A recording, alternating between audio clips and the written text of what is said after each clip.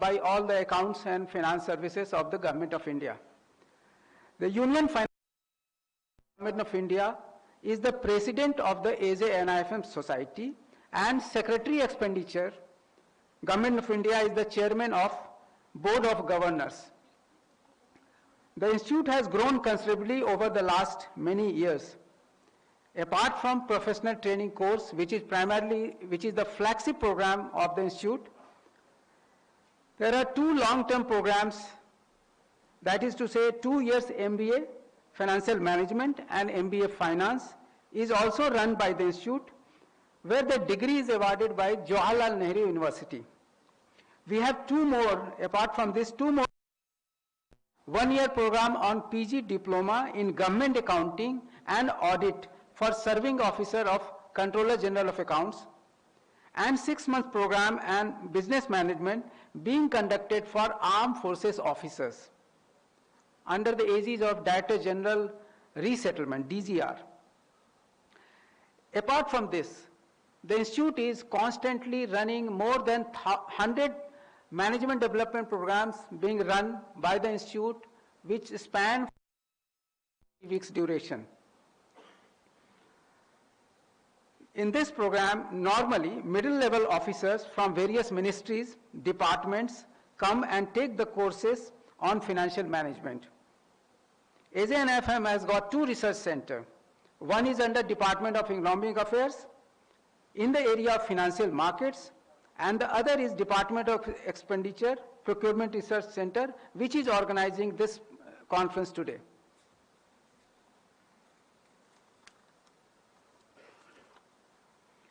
AJ-NIFM has been conducting a large number of procurement courses, and more than 14,000 officers have been trained so far, and in the coming year also, which is 24-25 financial year, there is a target to train 1,800 officers as per the mandate of Government of India. These courses are allocated to us by Department of Expenditure to train the officers who are basically handling the procurement subject in their concerned ministry.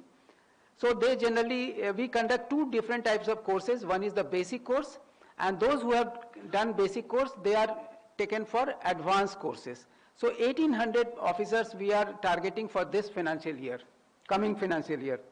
Another vertical we are operating in the institute is on the consultancy work and research work, and giving reports and analysis for policy or schemes which is being run by Government of India. One of the primary objectives of AJ-NIFM is to provide learning and creating opportunity for each civil servant to build as an agile and future-ready citizen-centric public servant, which is also the objective of Mission Karma Yogi. Coming back to PRC, during the last 2 years, we have done research on different domains of public procurement, which has been displayed in the foyer just outside the auditorium and also on the screen. Just to give some notable examples, we have carried out data analytics to assess the relative efficacies of reverse auction vis-a-vis traditional single bid advertised tender. We have reviewed the efficacy of new procurement methods like performance-based contracting and Swiss challenge. We assess the suitability of document-only arbitration, the impact of security deposit on timely performance of contract, and the current status of India in sustainable procurement. Procurement Research Center conducts research both in traditional areas of public procurement as well as the forefront of technologies which will influence public procurement in times to come. To further strengthen the knowledge base in public procurement at the cutting edge, we recently had the privilege of getting a book published titled Applications of Emerging Technology and AI/ML Algorithms in Public Procurement and Supply Chain.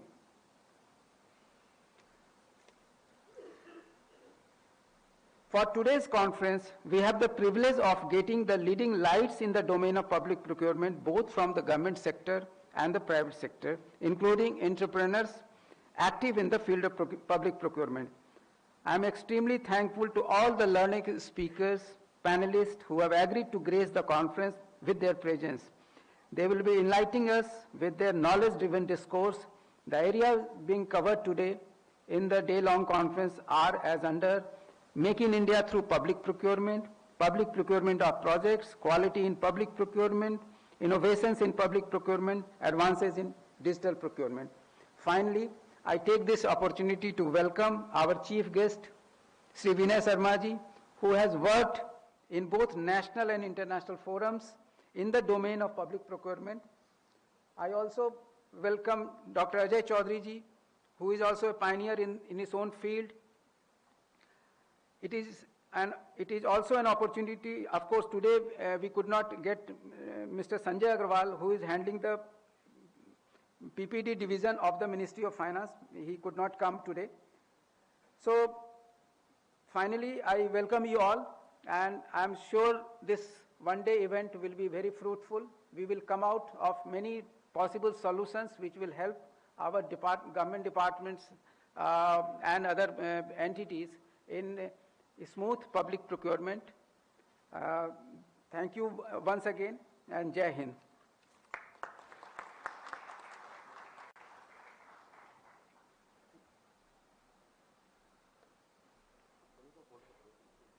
Thank you, sir, for the welcome address.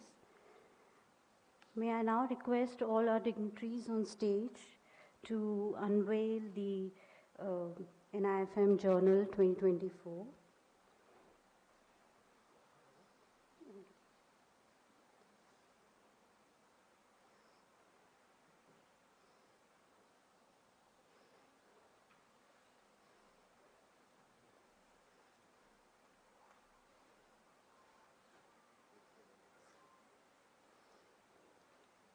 May I request Sri Vinay Sharma to unveil the NIFM Journal 2024, a special issue on public procurement.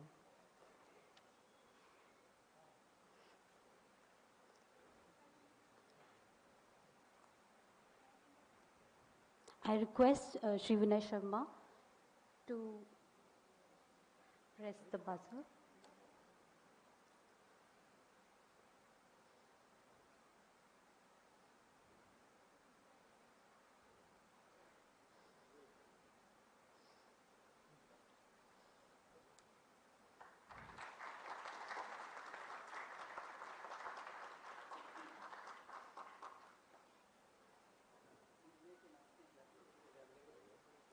Ladies and gentlemen, we have shared the journal with you. You may find a copy of this journal in respective kits. Now it's time to hear the chief guest address by Sri Vinay Sharma, former Director, World Bank. Sri Vinay Sharma of working in government sector, PSUs and multilateral development banks. He is a civil engineer from IIT Roorkee and started his career in Indian Railway Stores Service. He was handpicked by none other than and for Delhi Metro Railways. He worked in the African Development Bank. His last assignment was in the World Bank. Ladies and gentlemen, please welcome Sri Vinay Sharma.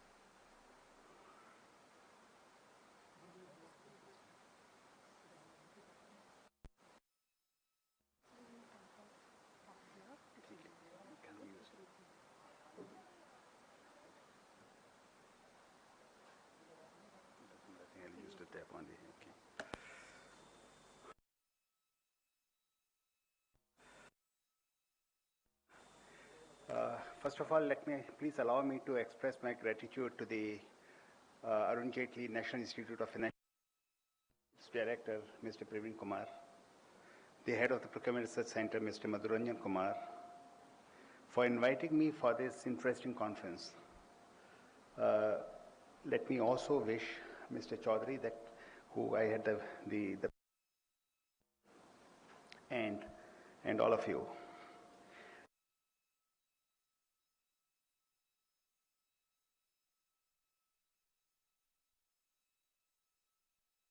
I should be talking about, okay. I didn't really know what the focus of my talk should be. Public procurement, as you know, has evolved into a field which is very different from it was a few years ago. Should I talk about the emphasis, for example, which is the talk of the town, talk of the day today, which is multi-stage, performance-based, quality-based procurement methods, which in my view very erroneously are considered to be a silver bullet. Should I talk about my reservations about these?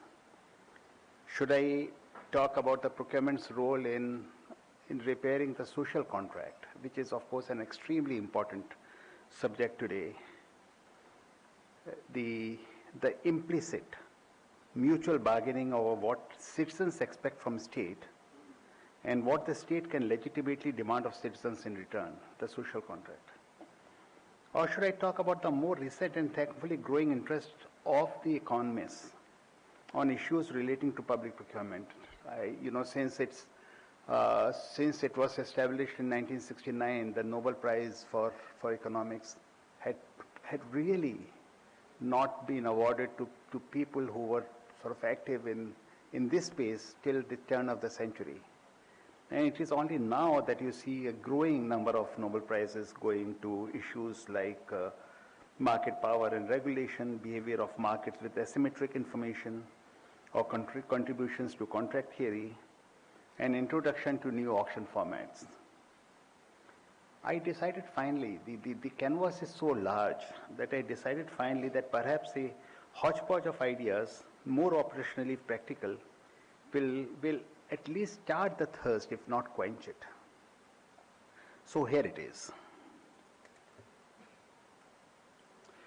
So what I am going to, the way I was sort of, I intend going about this is, first of all, let me talk a little bit about the global landscape, particularly in these trying times when we had COVID recently and, a number of wars subsequently.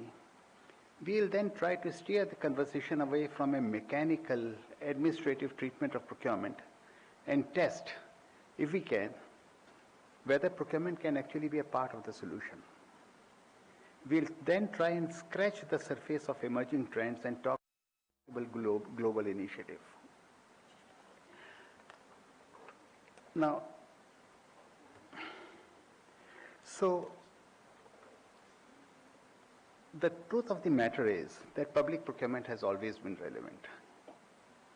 It has been one of the most dominant activity, one of the most dominant economic activity of the state. And today it accounts for almost $14 trillion of public expenditure. So of every $7 of spend that contributes to the GDP of the world, $1 comes through public procurement. You would see on the left side of this graph that the expenditure of public procurement as a share of the GDP varies from about 10% to 20% across all countries. And while the regions give you some ideas, the fact of the matter is that the distribution among the regions is actually statistically insignificant. So it is between 10 to 20% of the expenditure, of the GDP, about 50, 60, 70% of government expenditure in most countries. And in many countries, it actually exceeds the collection of taxes. It actually exceeds in many countries the total expenditure on salaries. At the same time, this is also an area which has a huge potential for growth. This is an area where the losses, both active losses and passive losses, are huge. What are active losses? Active losses are, corruption and leakages and so on. And passive losses are the losses because of bureaucracy, when far too many steps are taken that then are necessary. IMF has estimated that these losses can go from 10% to 25% in most economies. So we are really talking about trillions of dollars of money that's being wasted only through transactional inefficiencies. If you see the right-hand side, so OECD in 2015 had conducted a survey trying to find out which are the areas where foreign bribery cases are the most in OECD countries, in the large economies of the world, and they found that 57% of all cases actually related to public procurement. So we are talking about an issue that is huge, humongous. It has trillions of dollars of expenditure, and also one of those where the losses are the highest. So this was, of course, Stanford's Paul Milgrom and Robert Wilson, who now are with the MIT.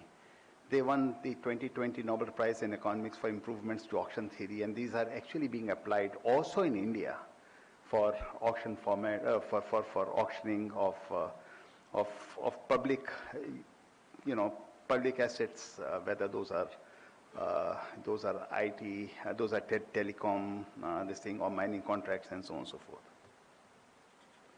Now, let's go back a few years. We know that COVID-19 spread with alarming speed. Millions, I think in a matter of weeks, the entire world was shut down. Millions of people were affected, and the economic activity was brought down to a near standstill.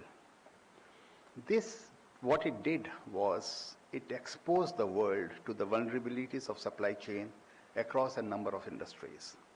And what has happened subsequently? We had not yet got over this, but then the Russia-Ukraine crisis has added to the series of supply shocks, and more recently, the problems in the Middle East have actually made it worse. So, for COVID, the impact has been much higher than the 2008 financial crisis. If you remember, 2008 financial crisis actually did a lot of damage to the world. But what had happened was that as a result of pre-COVID, even at the pre-COVID times, the government deficits across the world was about $4 trillion, which is about 4% of the global GDP. But post-COVID, the governments decided to inject a lot of capital in the industries, obviously, for obvious reasons. If the economic activities are going to come down, then the government has to intervene. So the governments across the world responded through unprecedented monetary and fiscal measures. And as you can see it's not very clear, but if you can see the bubbles on the chart, India, for example, had put 1.2% of its GDP as support in the 2008 financial crisis, and it put almost 10% during the COVID crisis. It also led to an unprecedented wave of protectionism across the world. So, the protectionism increased. The governments, most of the world, in more than 90% of the world, the government's economic response was, perhaps expectedly, to have to release measures that were specifically targeting the MSMEs. And that is also because MSMEs are the largest job creators in the market. And they included debt restructuring, cash bailouts, loan guarantees, equity infusions, sometimes use of public procurement, public purchasing coordination to stabilize supply chain costs, and so on.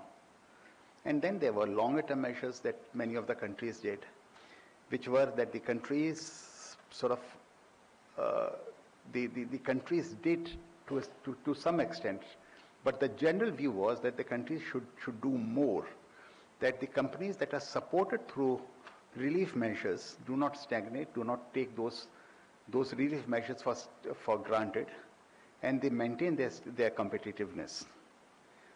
And that the trade-offs are addressed between buying supply chain stability, which was of course an imperative at that time, and competitiveness. So the focus of most governments, including the government of India, was green energy and sustainability, digitization, and supply chain resilience and security. And when we talk about supply chain resilience and security, it's not only intra-country. We're talking about global supply chains that let us accept were broken at that time. Now, this is the extent of the problems that we sort of faced.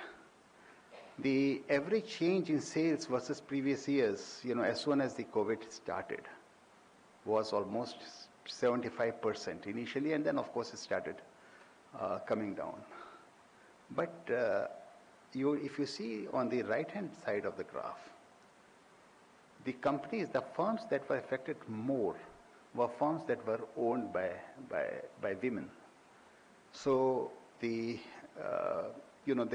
economic empowerment that normally women get through owning enterprises was actually lost to a very large extent, because they experienced a larger share of decline compared to, let's say, men-owned. And the same thing was for minority-owned enterprises or disadvantaged groups owned enterprises across the world. Whether it was in India, whether it was in South Africa or Southern Africa, whether it was in the US and so on. The trend was clear. But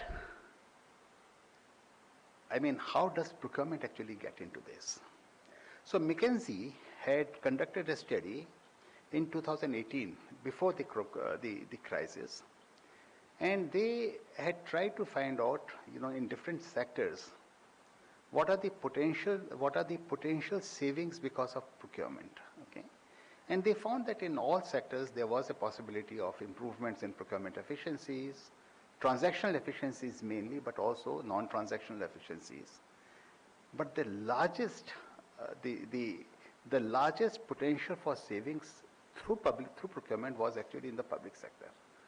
So they found that up to 28% of the procurement spend could actually be saved by better public procurement practices across the public sector. And we're talking about, when we know the volume to be $13-14 trillion, 28%, we are really talking about a humongous sum of money. It is by far many times the total amount of ODA that the world gives to poorer countries. So they called it a productivity opportunity, and they calculated that this productivity opportunity is $3.5 trillion. And this, if you see, this is the traditional way that management experts sort of say, on one side the time to impact, how long it's going to take, and then on the x-axis it's the disruptive effect on economic recovery. And they found that the optimization procurement actually was up there as one of the most potent sources where improvements could be made, fiscal deficits could come down. And they called it $3.5 trillion productivity opportunity, which is the potential savings from improvements in delivery of public services, including in relation to public procurement, equivalent to the cumulative public fiscal gap projected by the IMF for 2021. As a matter of fact, if these savings are to be realized, then the fiscal deficit across the world would disappear. I mean, on a macro basis, I mean, across the world, meaning the total amount of fiscal debt would be zero if, can be met by improvements in the productivity gains through public procurement savings. Now, we at the World Bank, when I was at the World Bank, we conducted a survey to try and find out how the structure of the public procurement offices, how the public procurement landscape affects, for example, COVID relief, affects the supply chain. And the results were dramatic, but yet not unexpected. We found, for example, the countries with a well-developed legislative framework for emergency procurement was better prepared to face the COVID-19 pandemic through very clear statistics. Countries with an existing e-procurement system faced COVID crisis far better than countries that did not invest in technology for procurement. And emergency procurement was often conducted with expedited modalities, and you know there have been cases in the US, in Canada, in England, in France, in Australia, and all that, where where inappropriate mechanisms for procurement have been audited and found, because there were fewer ex-ante oversights and reduced ex-ante transparency, such as direct contracting, which was needed, but then it also became an occasion for rent seeking by many people. Now, this is an interesting graph, and this is true not only for, this was done at the time of COVID, but this is actually true across the world otherwise. So, you know that in most cases in the governments, the contractual requirement is that after 45 days, within 45 days after submission of the invoice, the payment should be made. But it is very rarely made, except in few countries. And what it does is, it sort of sucks liquidity away from the system, because obviously the private sector that's not getting paid, they have to still bear costs and so on and so forth. So what this found, and this is not for any country, this is across the world, of the, I think 120 countries that we surveyed, that if the payment time sort of moved up to 400 weeks, and it is, let me tell you, it is not that there have not been any cases of people not getting paid for 10 years, 8 years, and so on and so forth. But that actually increased bankruptcy, if this thing went up. And the percentage of firms that did not need a loan actually came down as the average time for payment reduced. Now, this is self-evident, but we found evidence that instead of injecting a huge amount of liquidity, if the governments were actually if the governments actually paid the suppliers in time, you would actually achieve the same purpose. You didn't really need to inject in liquidity, because the firms would be able to obtain the liquid things by themselves. So what does it tell us? It tells us that with the volumes that we see, $13, $14 trillion, public procurement cannot be relegated to an administrative function, which it was for a very, very long time. Okay. A 7% saving, and you'll see in the subsequent slides that 7% savings are not unusual. A 7% saving means a 1% GDP growth, and you know how difficult it is to achieve a 1% GDP growth. So we have now been seeing for the last few years 3 visible trends. Okay? First is a focus on value for money. Okay? And how do we achieve value for money? Through processes that are fit for purpose, not vanilla processes. We don't have a single bullet for all problems. But then the definition of value for money is extremely important.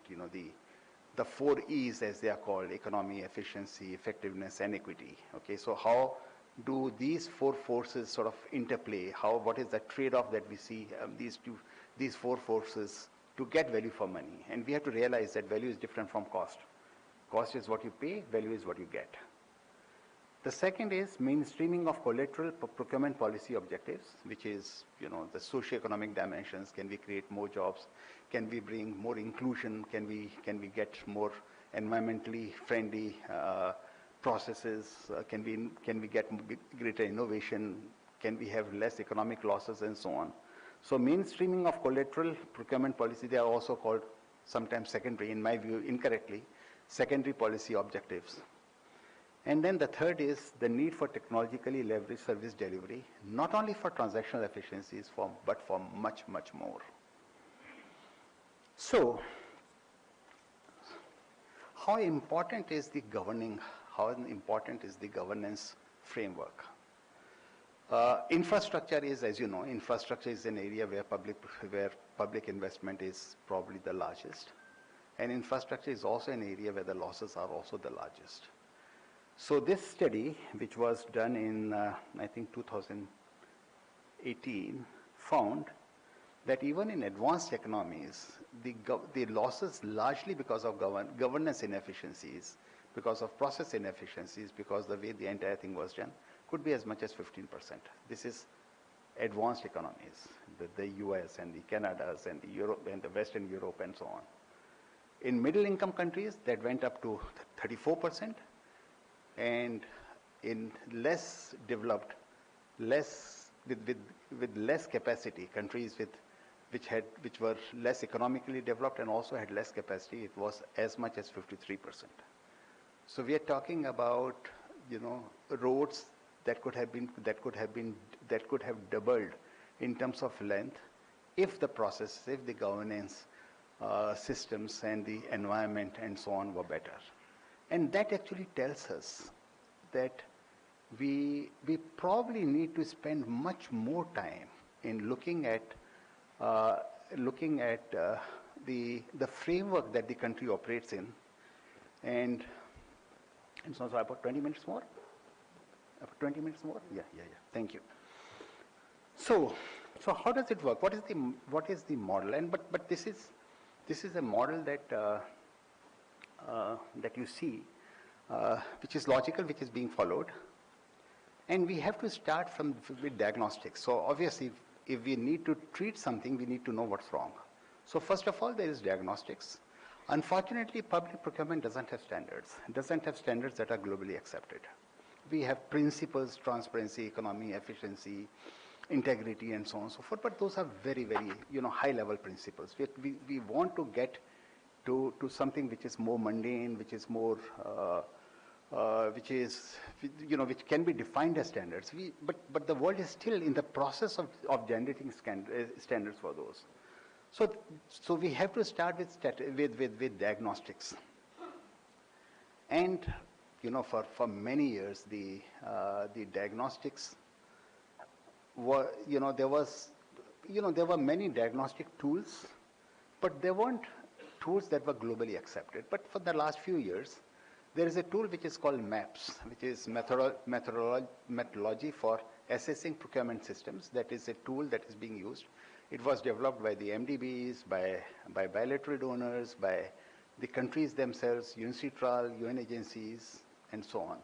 And this is a tool, the Secretariat of MAPS is actually hosted with OECD Paris. And this is a tool which actually tries to assess the country systems across 55 indicators, four pillars and 55 indicators. There have been a large number of countries. I think the last count, there were about 40 or 50 countries that had already been assessed, including India. And the reports for most of the countries are available on their website. So that is the diagnostic part. It tells you what part of the government is doing well, what part of the government is not doing well. And then, of course, once you do this, you do a gap analysis. You have a benchmark figure that maybe the direct procurement as a share of the total procurement is 20%. We say, well, 20% is too large. So what do? Let us try to see whether we can bridge this gap through something. So you develop a roadmap. The country does it by itself, or it works with the financing agencies, with the funding agencies, with the MDBs, bilateral donors, UNCITRAL, the civil society, and so on, and develops a roadmap. And that is what is engagement. And that could be, there are multiple tools. It could be through e-government procurement and technology. We find, for example, that the transaction costs are very heavy. The administrative costs are very heavy. Through data analytics, this is something which is extreme. It's the new oil, really. Openness and transparency. Can we do something? Can we put, a greater deal of scrutiny, public scrutiny in public procurement through openness and transparency, knowledge and capacity building, and so on. and then try to do that through, and try to measure, try to develop a monitoring and evaluation framework through global standards and evidence. And that is something that is still being developed. So this is, this is the process that is being used. But across, to get to this process, obviously we need capacity, we need professionalism, we need a cadre of people who'd be able to understand not only the part of diagnostics, but also of engagement and global standards and evidence. And multiple tools are there. There is, for example, there is a tool which is a global procurement risk tool. There is a global procurement database to try and see how you are doing, for example, compared to some other countries and so on. And then there are certain reports that are available in the public domain. So this is a schema of how a process of reform, of country reforms actually happens. And this because, this talks about the environment. You have the policy and regulatory environment, the system and infrastructure on one side, which sort of defines the ecosystem. And then you have the contracting entities, which has the inputs, outputs, norms and behavior, and the private market. As a matter of fact, I must at this stage perhaps also talk about the value chain. You know that whenever there is a process, it starts with an input, comes to output, and then we have got outcomes, results, and finally impact. For a very, very long time, public procurement has been concentrating on, the first two, the inputs and the outputs. Not really concentrating a great deal on the outcomes. It's not been concentrating on results, and certainly not on impact. And this is perhaps the time that we need to change and move from outputs to outcomes, perhaps to results, and certainly over a period of time to impact as well. Now, this is an interesting document, and this I prepared by Niti Aayog. It is the strategy for a new India at 75, and it's an aspirational document. It has clearly identified drivers, as you can see: growth and employment, doubling farmers' income, make in India, science, technology and innovation, fintech and tourism, and then it has infrastructure, inclusion, and governance.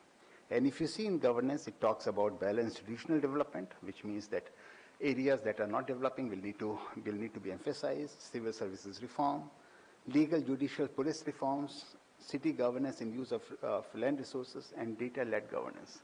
So it's a very interesting aspirational document. In my view, this should be the Bible. This should be the light that should sort of help us decide on our policies, on how we should, and it should be a must-read for all public procurement officials. Now, we saw what the country wants. We saw the aspirations of the country being reflected in that document. But then, how can public procurement help? And this only tells you a bit of what public procurement does. So public procurement, if it is done correctly, and as I said, there are 4 dimensions: economy, efficiency, effectiveness, and equity. And depending on what dimension you are using, you actually can do significant reforms in this particular area. For example, through transactional savings, you can have fiscal savings and efficiency in public expenditures. So let me give you an example. The total volume of public procurement in India is sort of said to be about $600 billion. Now, in the railways where I come from, where I was a part many years ago, at that time when manual processes were being used, the cost of procurement, which is the administrative cost of procurement, which is how much of money do we use for buying 100 rupees of goods, was 2 rupees, approximately 2 rupees, so 2%. Now, 2% is actually very good. At that time, it used to be the top quartile of best performing firms in the world. But then, through technology and all that, it has come down. I'm sure in India, with huge digitization through GEM and so on and so forth, it is a fraction of what it was earlier. But it used to be, the SAP sort of figures that the best in the group today is actually doing 0.25%. So for spending 100 rupees, you spend 25 paisa on yourself. But in many countries, and perhaps many parts of India, it's as much as 10%. So you have potential for huge savings even there. Procurement can also lead to environmental sustainability through innovation, through promoting firms that use, for example, a circular part of a circular economy, or through processes that are circular rather than linear, through equitable economic growth. So, by promoting MSMEs, can we get greater or better quality jobs or more jobs? Or by concentrating on disadvantaged groups owned companies and women owned companies, can we get a greater share of equity, of inclusion, of shared prosperity, and expansion of supplier market? What can be the development outcomes? Can we increase, for example, the share or the cost of transport through better procurement practices? Can we improve the cost of healthcare through better procurement practices? Because, as I said, the value chain sort of is out there.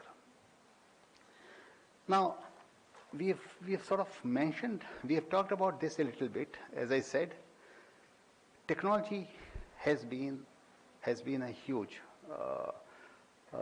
It has actually benefited the public procurement field a great deal. And those of you who are interested in public procurement know this already. I mean, markets have been shaped because of technology.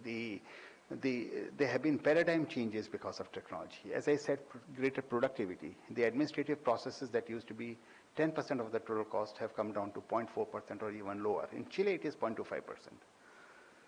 The processes can be more transparent. I mean, if these are done through technology, and at important points these are displayed or these are made public, then it has greater transparency, and it can lead to better engagement of citizens and stakeholders. I mean, we know that in many places it is possible for citizen groups to participate in contract management, to actually tell the employers, the state, and that is the best part of the social contract that I was talking about. That, the roads are not getting constructed, to upload pictures of roads that are being constructed and saying that, the quality is not very good and so on. So better engagement of citizens and stakeholders. Greater access by firms to procurement opportunities. The best example is next door in Bangladesh. Bangladesh spent $90 million to create an e-procurement system, and the savings have already exceeded $1.2 billion. The firms in a particular region that had only that particular market to themselves have now the entire country to quote, and the inter-regional sort of movement of contractors and all that is going up. The number of the prices is coming down. The average number of bidders is going up, and so on. As I said, increased competition happens. The trust of the bidding community in the government increases. Availability of data for analysis. So data it is not only that you are not using manual processes. The technologically enabled processes or e-procurement systems actually mean that data is now available. And then, of course, increase of technology. You can use drones for remote sensing techniques and so on for better contract management. So let us now move to something which is, I have just about 8 or 9 minutes here. So let us move to something which is, which I think is something that we'll be seeing more and more of in coming years, which is data analytics. So you are generating a lot of data. As I said, $13-14 trillion is what is being bought, but the total amount of data which is available through these processes is very small. It's only about 3%. So we have only about $400 billion of data which is available. But even that is actually leading to huge impact. So the use of procurement-related data analytics and research. The questions are, how can we improve access, efficiency, and economy of the procurement part? So this is the first part of the value chain, inputs and outputs. Can we can we improve transactional efficiencies? Secondly, which is very important, how can we create an environment of evidence-based decision-making in procurement? So are the processes that we're following, are those the right processes? Can we get evidence whether those processes are doing well?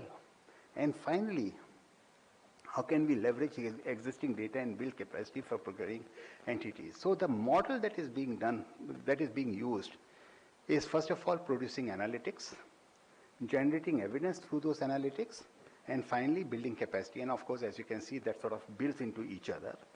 And so we are moving from data to information. You have large sums of data, but can we use data for meaningful information? Then from information to evidence, and finally from evidence to capacity. So this is the model that is being followed. And this is, we have, at least in India, we have huge amount of data, and I suspect that there would be an increasing demand from the citizens to use this data for meaningful results. Now, let me give, some certain things that have where data or where technology has actually led to growth and development. In Ukraine, EGP has, and these are demonstrated, these are evidenced. EGP has seen prices come down by 6%. In Korea, EGP has provided $6 billion of economic benefits through cost savings. In Bangladesh, EGP's increased savings of $1.1 billion, and this was, I think, 3 years ago that we did this analysis. Reduced procurement time and increased citizens' oversight, and climate benefits themselves have averaged $20 million a year. In India, EGP, through use of e-marketplace, has resulted in savings of over 26%. There is an evidence about this as well. In Uruguay, the EGP, through data analytics and framework, anticipates 5% savings in public procurement expenditures. In Mexico, about 20%. In Senegal, better procurement practices. Women Entrepreneurs Finance Initiative is operationalizing targeted preferences for women-owned enterprises. That is the second part, the collateral part. In West Bank and Gaza, in Palestine, World Bank Group has supported a single procurement portal that promotes transparency through public disclosures, procurement information, and so on. Now, I am just giving a couple of examples. These are only illustrative. Please don't go by this being comprehensive. These are not by no stretch are they comprehensive. They are only illustrative of what data analytics can do. So in Bangladesh, they have a bracketing system which most countries don't use, which is basically that any offers less than or more than 10% of their budgeted figures will be rejected. Okay, so there was no means of knowing what is the impact that it is having on whether it's a good process or not. But after procurement, after the system, the electronic system that was done, it was easy to find out, for example, how many firms were participating, and they found that when this this policy was put in, the average number of supplies actually dropped, and they dropped for various reasons, because they could supply at a lower rate, or they felt that 10% was too little. So as a result of this, the number of supplies dropped, and this was an input that was fed to the policy divisions that there is a problem with the policy. If you continue with this, you are going to see reduced competition and so on, and they removed the policy. So this was an input that went to this thing. This was also an input where bunching of contracts below thresholds, and this is not Bangladesh, this is Czechoslovakia, Czech Republic. And here they found, which I think is instinctive, everyone knows that there is a bunching of contracts around the threshold. So if there is a threshold between, let's say, shopping, which is limited tender, I think in Indian parlance, and more competitive methods, then there is, and if let us say the threshold is, 5 lakh rupees, then around 5 lakh there is a sudden spike, because people would like, not to go to a more competitive tender. So around 5 lakh there would be a spike, and this is something that they found, and this sort of led to some investigations, whether there was splitting of contracts, whether this was being done in a way to reduce competition and so on. And therefore, this kind of a data is actually helpful not only for procurement policy reviews, but also overall policy reviews, whether the preferential margins that you're putting in, whether the offsets, whether the set-asides and all that are actually working in practice, whether they are making the system less competitive or more competitive, and so on. So, as I said, what is important? What ultimately, how do we see whether this is functioning properly or not? Clearly, we need a monitoring and evaluation framework. And this is the The procurement monitoring and evaluation, this is the complexity ladder. It's very easy, for example, to see spend analysis. You know, it's a simple Pareto's curve. You find out which sectors we are putting more money in. Then ad hoc review of key public procurement indicators. So the input and the output part is very easy to measure. What is more difficult, and that sort of talks about causality. If you are seeing certain things happening, if suddenly you are seeing an increase in women-led enterprises, is it because of better procurement practices or something else? So, is it are we really finding the right cause or so on? So, as we move up, we actually should be attempting to see, for example, real-time procurement monitoring, data integration surveys. So now, ladies and gentlemen, let me talk about a little bit rapidly about a platform. When we talk about procurement integrity, there is a platform, there is an initiative which is going on globally, which is called ProAct, Procurement Anti-Corruption and Transparency Initiative, which is sort of led by the World Bank, but also includes the government of the University of Sussex and the GTI, the Government Transparency Initiative, and that takes data from various countries, suppliers and all that, uses various methods, you know, red flags and so on, including what is called the Benford law, you know, to try and see whether you can see certain patterns that indicate, you know, bad behavior and so on. Now this is something which is going on. You know, I think the beta version is ready, but it is still sort of going on.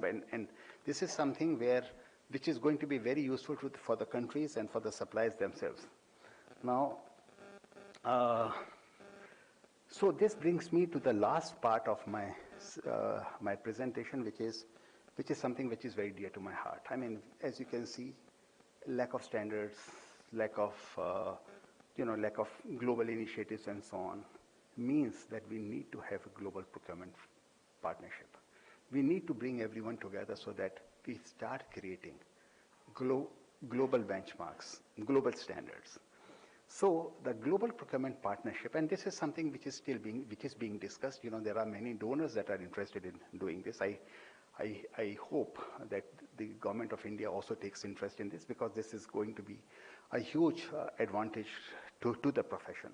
So this is to strengthen procurement function through modernization, professionalization, and to improve strategic governance and sector linkages, and then to try and build consensus around global procurement standards. As I said, it is right now what has been agreed are principles at the highest level, but frankly, unless the rubber hits the ground, you really don't know what these are. Credible assessment methodologies, you know, going beyond maps, performance evaluation monitoring, evidence-based research agenda, addressing global emergencies, and the Procurement Research Center, of course, is an important, will need to be an important stakeholder in this initiative. And the GPP platform can facilitate focused engagement of policymakers and so on, because we are really talking about how public procurement can help policy determination. Coordination and networking, it's a huge, it's an aspirational, it is mind-boggling in terms of what it can achieve, but how complex the initiative is. And then creation and exchange of knowledge and experience, building capacity.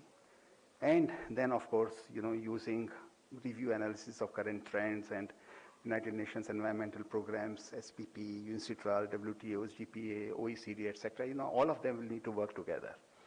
Finally, a GPP platform can facilitate strengthening strategic governance and sector linkages, improved governance, standardization, professionalization, continuing development and dissemination of effective tools and solutions for public procurement, etc. So this, I believe, is something that, you know, there is some work which is going on, and I'm privileged to be, you know, a part of this initiative. But I also hope that, you know, that this becomes a mainstreamed activity across many countries, particularly across the developing countries of the world. Thank you, ladies and gentlemen, for your time and patience.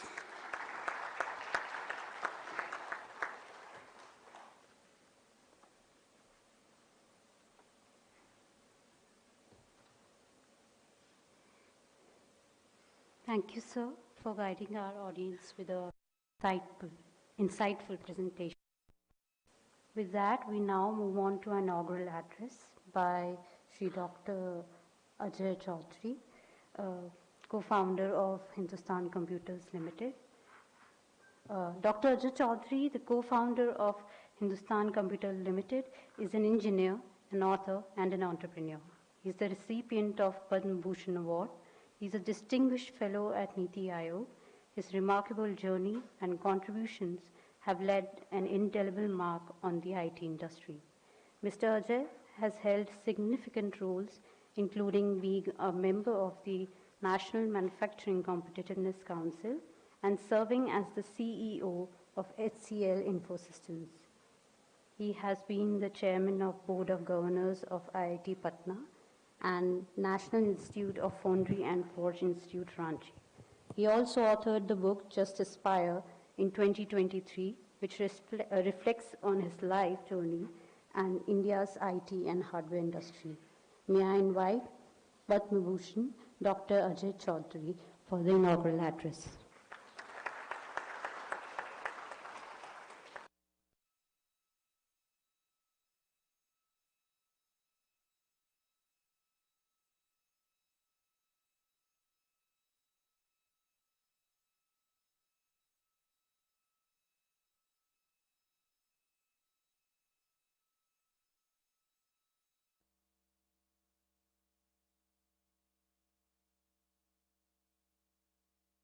Procurement brought together. And I do very strongly believe that procurement can actually create businesses. So I think I'll just, before that, I would like to talk about an industry that I've been very deeply involved in for the last 40, 50 years.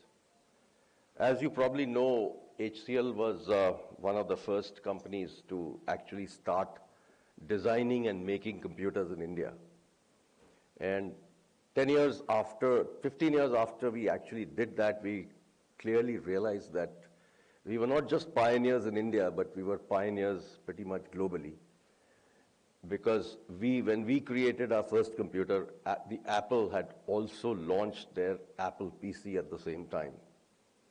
So going back to the electronics industry, which is really going to be a very critical aspect of the growth of the country. And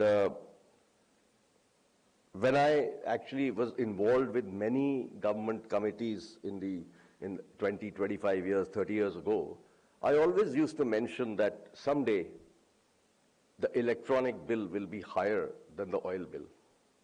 And it's pretty much happening. And the key issue that I've always emphasized about electronics is that electronics is not a vertical. Electronics is a horizontal. You can't really find a single product out there which doesn't have electronics. And if you look at what happened during COVID, there was a huge shortage of semiconductors. For 20 odd years, I've been an advocate of having our own semiconductors. Finally, the good news is that it's happening. And it's happening in my lifetime. I hope, I'm happy to see that happen. Now, electronics is something that most people associate with having gadgets alone, but that's not real. The real issue is that electronics goes through literally every part of every product that you can think of. When you look at a car, today a car has 200 to 500 to 1,000 chips inside it. And in addition, a lot of electronics. And as we move from current technology, the ICE technology of automobiles, to electric vehicles, 70% of electric vehicle is electronics. So I think it's very critical that the country and the government and everybody starts to look at electronics more and more seriously. A lot of the industries in the country in the last 30 years of our economy have been very much based on services. And Therefore, there has been a phenomenal growth, for example, of IT services and other services. But even when I start to see the electronics growth in the last 8 to 10 years, what has really happened is that we are still in the services era. So when I talk about electronics manufacturing, it is electronic manufacturing services that's happening today.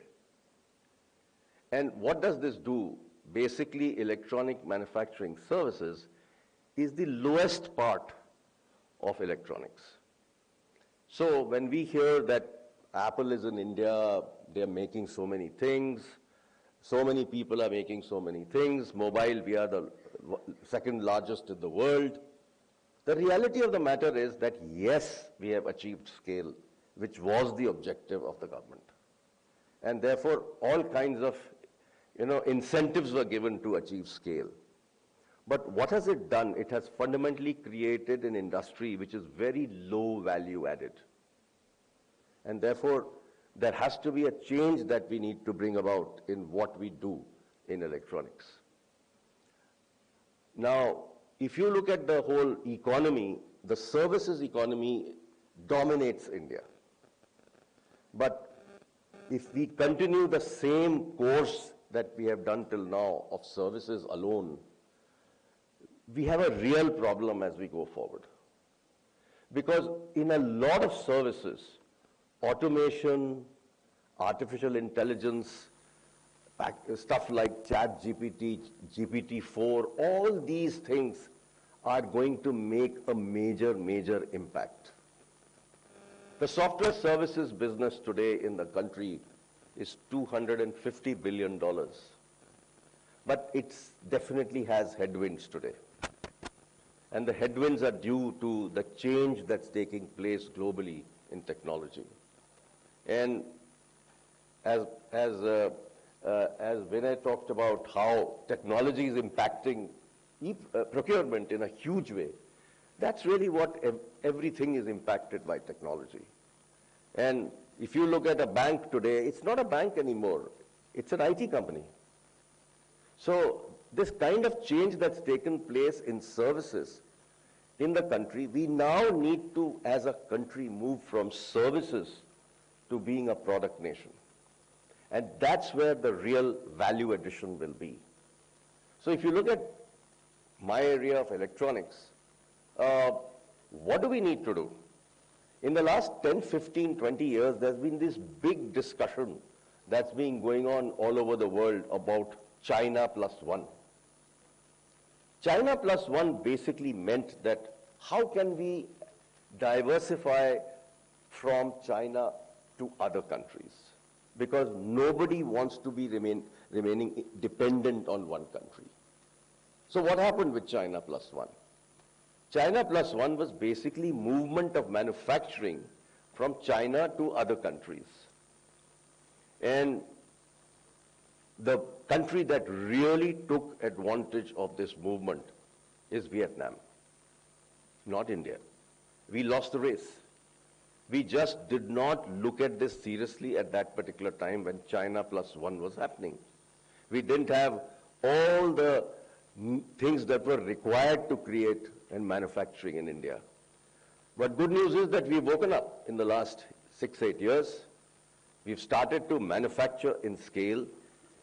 But all this scale has been prompted through tremendous incentives that the government, and I'm sure Ministry of Finance has been deeply involved in this whole issue. They actually created incentives which were able to bring scale manufacturing to India. And therefore, there's a huge role that the government and the finance departments of the country play in making industries happen. So if you look at the mobile phone business, what did the country do 5 years ago, introducing the PLI scheme? We just did not introduce the PLI scheme to give additional incentives for a very specific purpose. The purpose was that there are many disabilities in India. And to cover these disabilities, the government came up with the PLI program.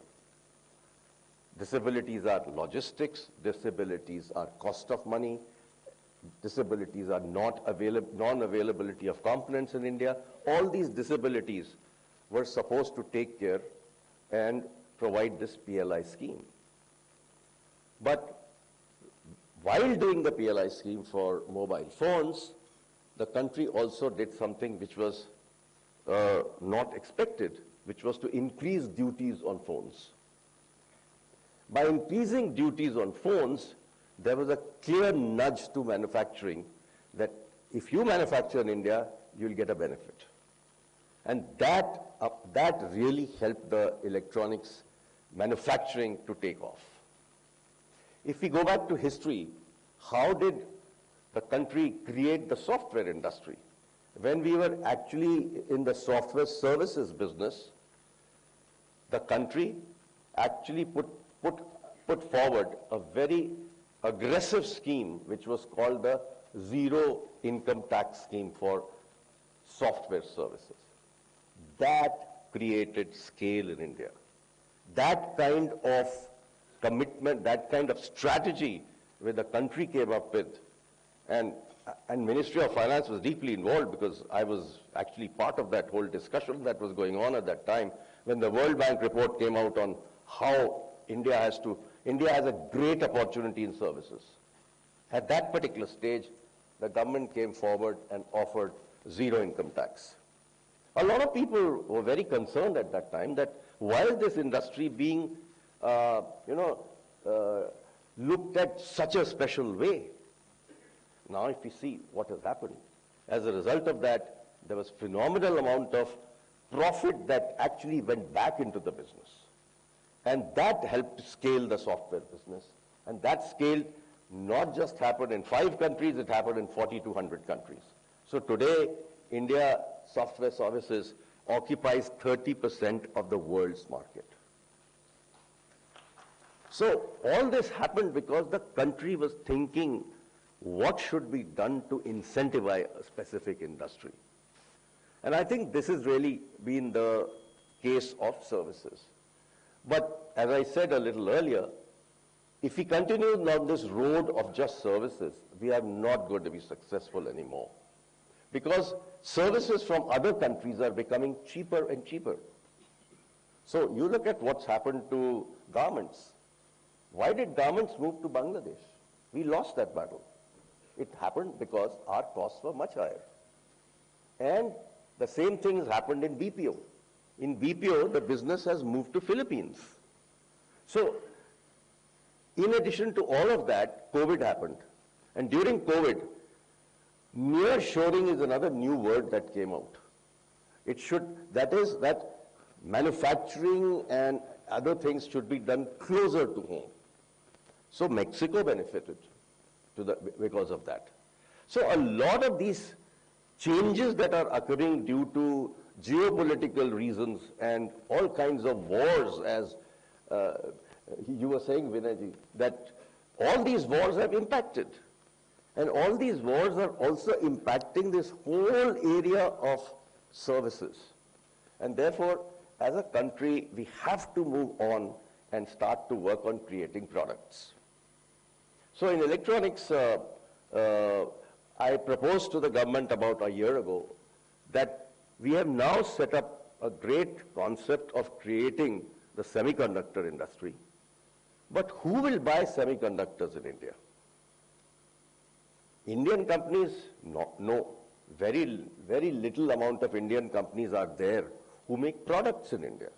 And unless products are made in India, who will buy semiconductors? So I think this whole thinking that we need to be a product country has to move forward in every area that we can think of.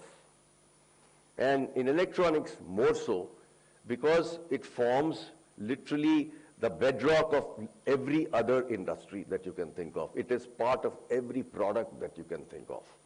So it's very critical that we move forward and make our own products. China, from China plus one initially, why did China allow manufacturing to go away? Because it was low value added. They then started to become the product nation to the world. And today, if you look at any electronic product, it's designed and made in China. And people go to China, go to a design house, get the product made, get it manufactured, bring it to their country, and put a logo on it which says Havells or Usha or any other brand, Westinghouse. All over the world, this is happening. Products are being made in China, but branding is being done, marketing is being done in other countries. This is what's happening in India. From a manufacturing country, which we were very strong in electronics 40, 50 years ago, we've become a trading country. And this is a great disservice that we are doing to ourselves because we are not creating products which have value. So I think this is something that I very specifically wanted to talk to all of you today, that here is where the procurement organizations can play a major role, and that's something that I will talk in my next subject. But one thing definitely I would like to mention is that with the announcement a few days ago of the semiconductor plants, the good news is that we will be able to add more value in India. And this value addition is something that we have to do. We can't just remain a screwdriver country. So I think that's something that will enable higher value addition, because semiconductors form close to 25 to 30% of our electronic product. And if you actually add packaging, it's another 5 to 10%. So depends on the product, of course. Certain products will have less, certain products will have more. But this will help us in the next 5 years, because by the time actual fabrication unit starts in India will be not less than 3 to 5 years. Packaging units, which are basically the follow-on of fabrication, will start to happen in the next 1 year. So, yes, we will need to therefore look at global customers to make money from the business. And therefore, it will also spur exports. But in the meantime, for us, we need to create a product economy. So the good news is that the government has set up a task force, which I am part of, which is looking at how to make India a hardware electronics nation. And the whole idea behind that is what is required, what kind of products should we make, what kind of products we should not import, what kind of products are there in the future, and what kind of products, both in chips as well as systems, as I call it. All these products we need to make in India.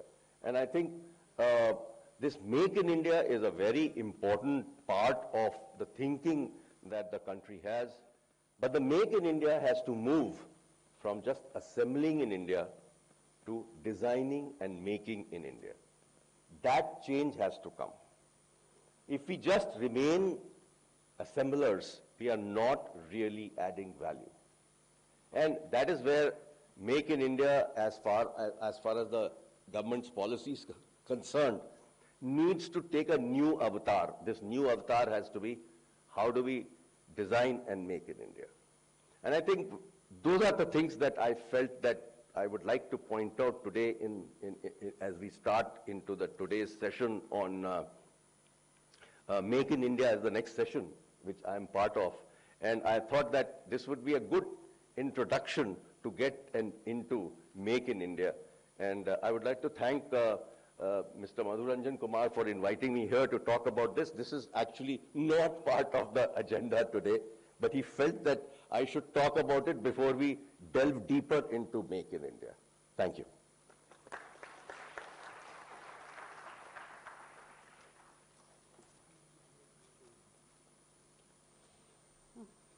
Thank you, sir, for the inaugural address. I now request Shri Praveen Kumar, Director, AGNI IFM, to present the memento to Shri Vinay Sharma, former Director, World Bank, and to Shri Ajay Chaudhary, Padma Bhushan and co-founder of HCL Limited.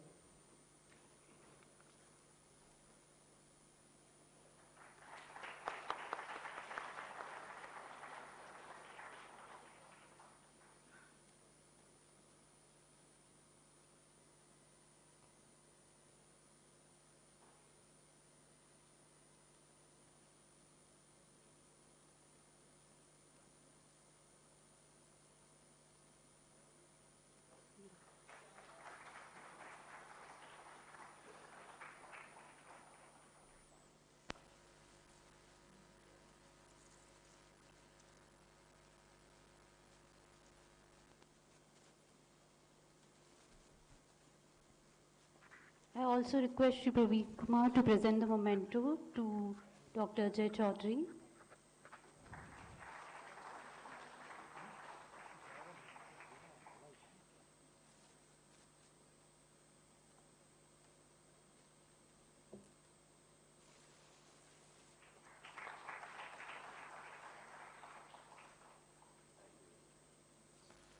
We may now request our dignitaries on stage to take seats on the front row.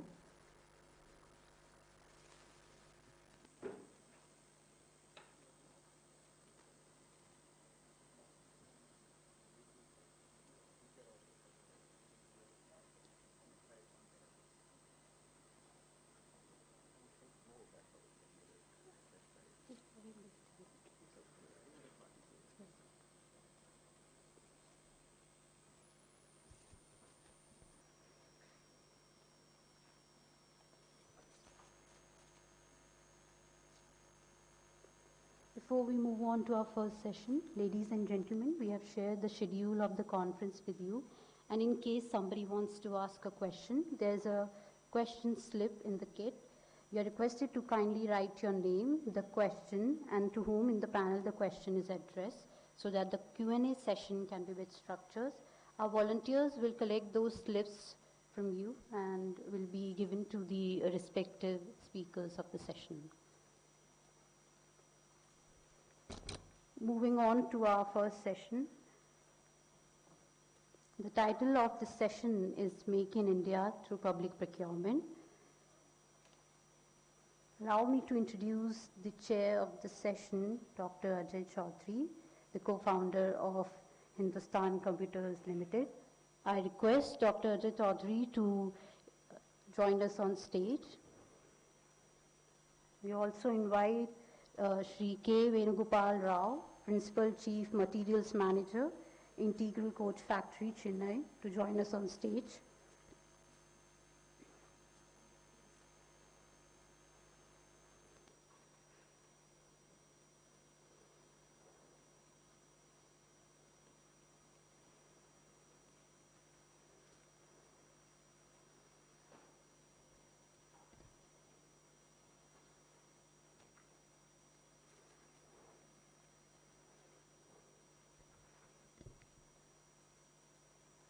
Ladies and gentlemen, we have Dr. Ajay Chaudhary as the chair of the session.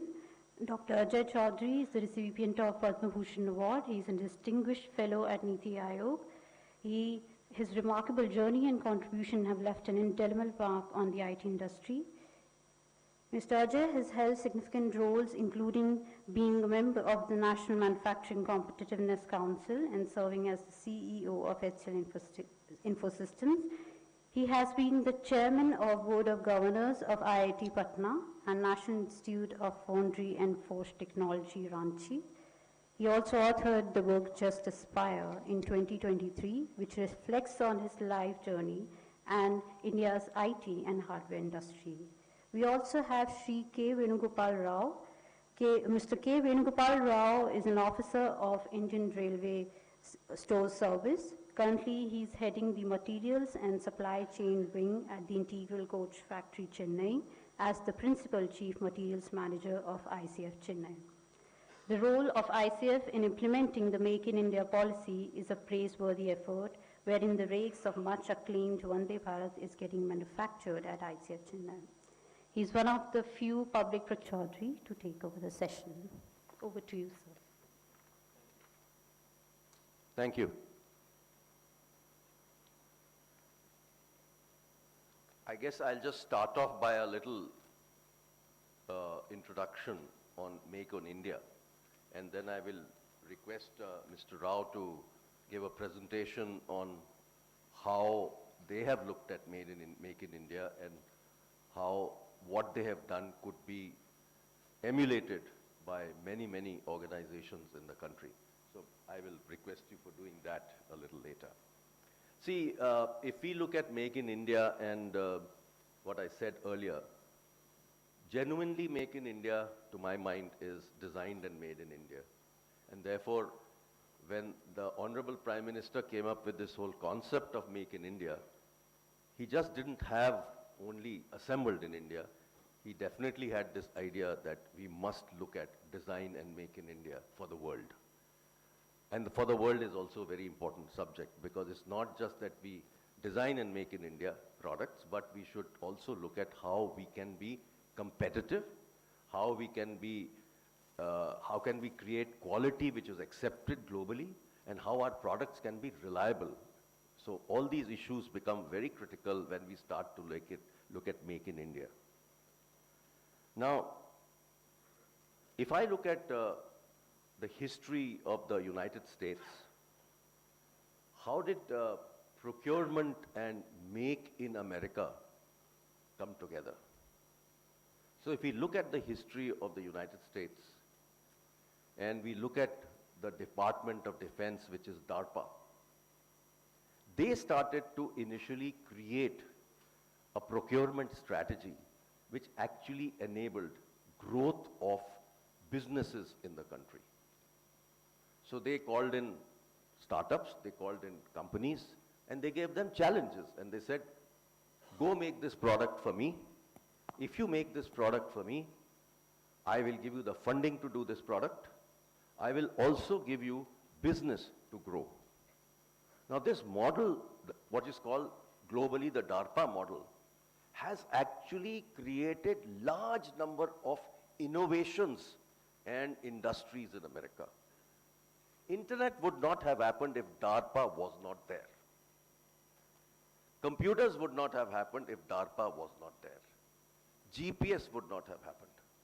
So a lot of these inventions that happened in America were due to this procurement policy of DARPA, which encouraged young companies, innovations, and large companies to scale.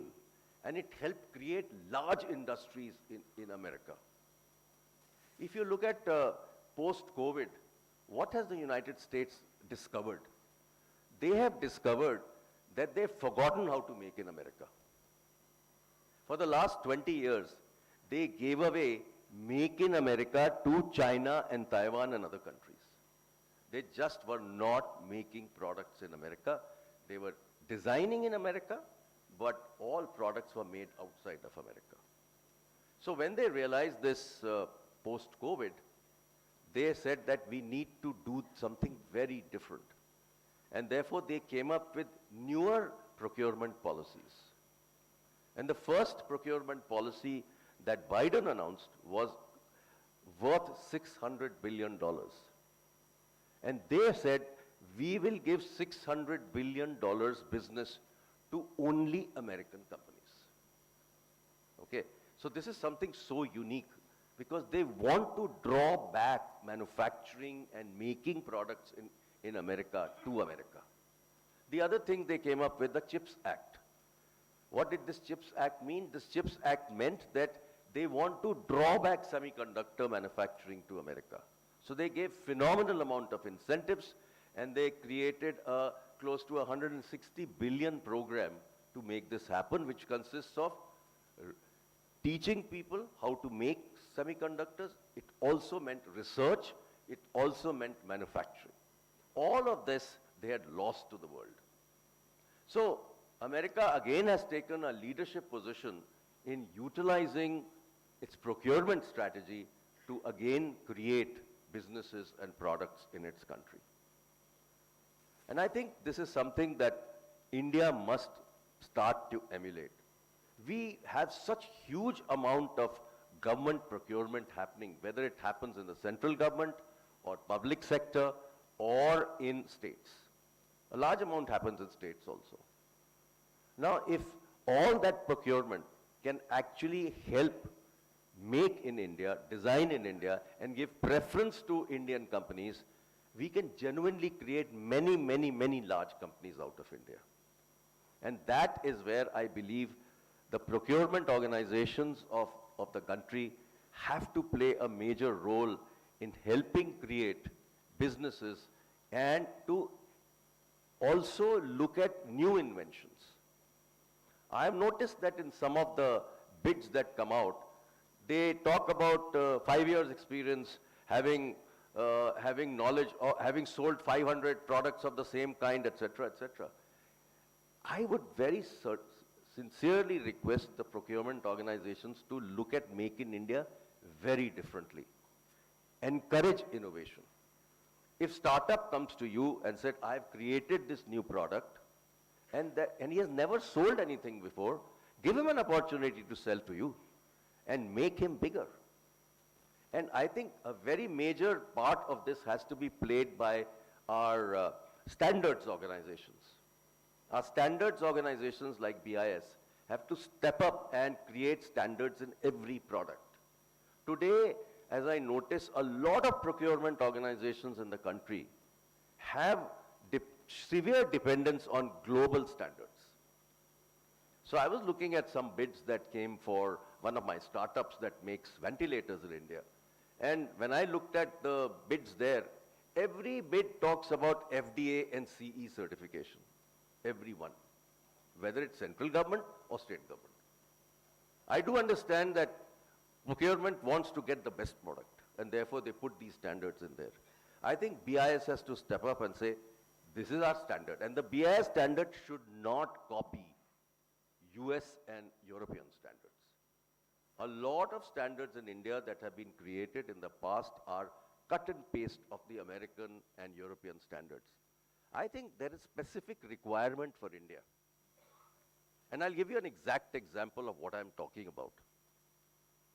Look at the way large number of electronic tablets are bought for the schools. What happens to these tablets? I did some research on this and I found that 2 years later, a lot of these products don't work. They cannot even be opened or serviced. When the Prime Minister talked about the life concept, the sustainability concept, he also talked about reuse, repair, etc., etc. A lot of these products can't even be repaired or opened because they are all imported. And the concept in the global markets is not anymore built to last. The concept is built to fail.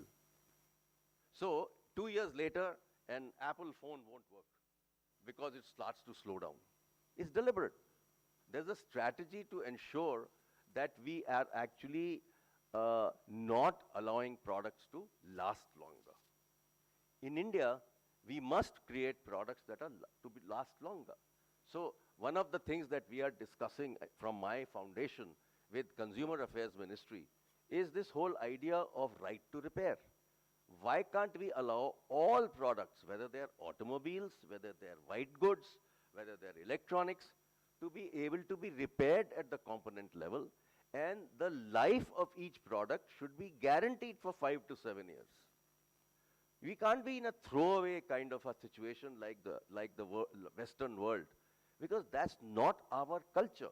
In our culture, we use the same toothbrush for 5 different things. You know, जूता भी polish कर लेंगे, सब कुछ कर लेंगे उसी brush से. That brush is never thrown.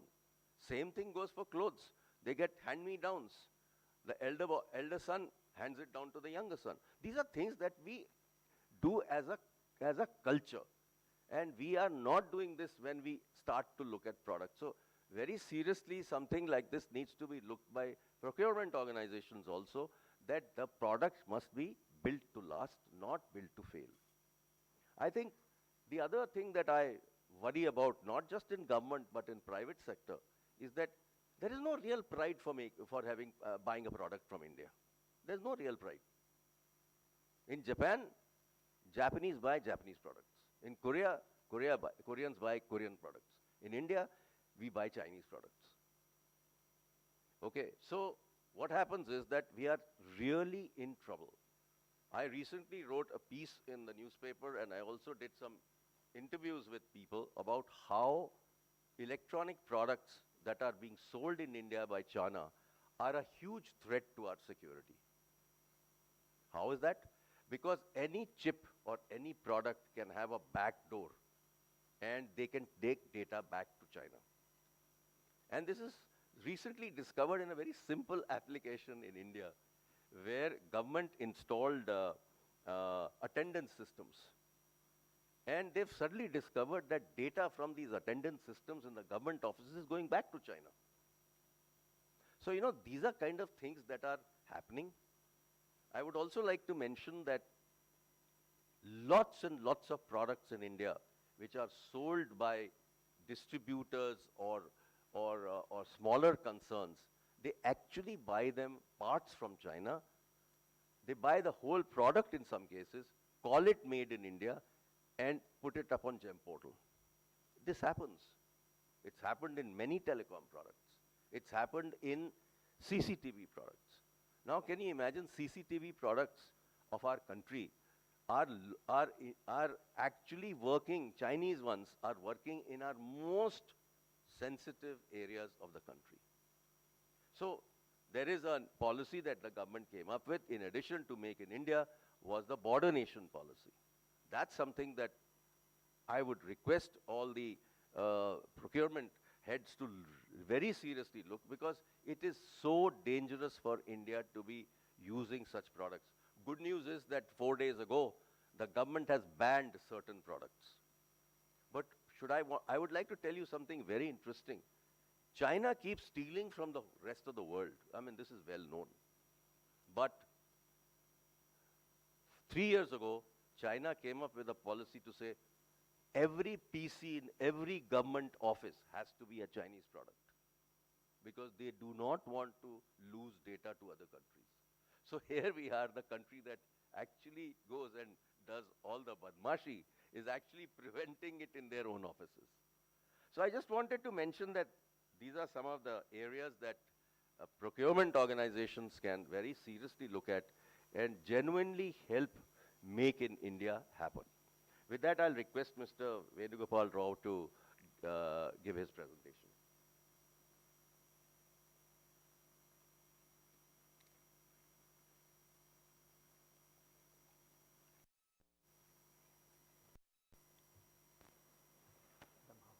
Presentation.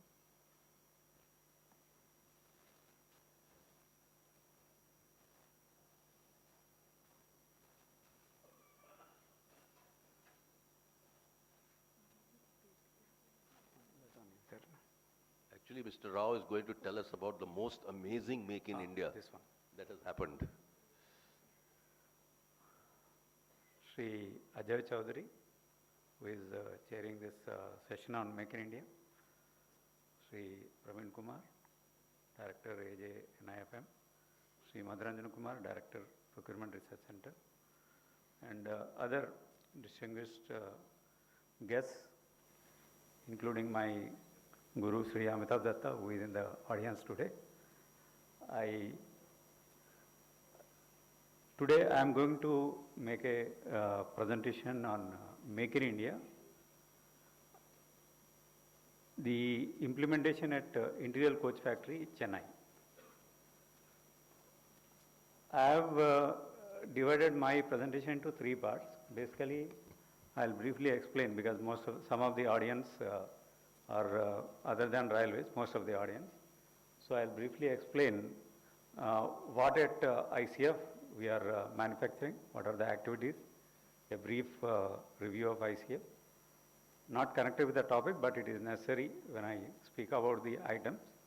And the Make in India policy, just a brief overview of Make in India policy, what are the government directives on that, and what we have done at ICF to indigenize the items which we were importing earlier through the proper usage of this policy, and how preference was given to the firms who are manufacturing in India and supplying in India.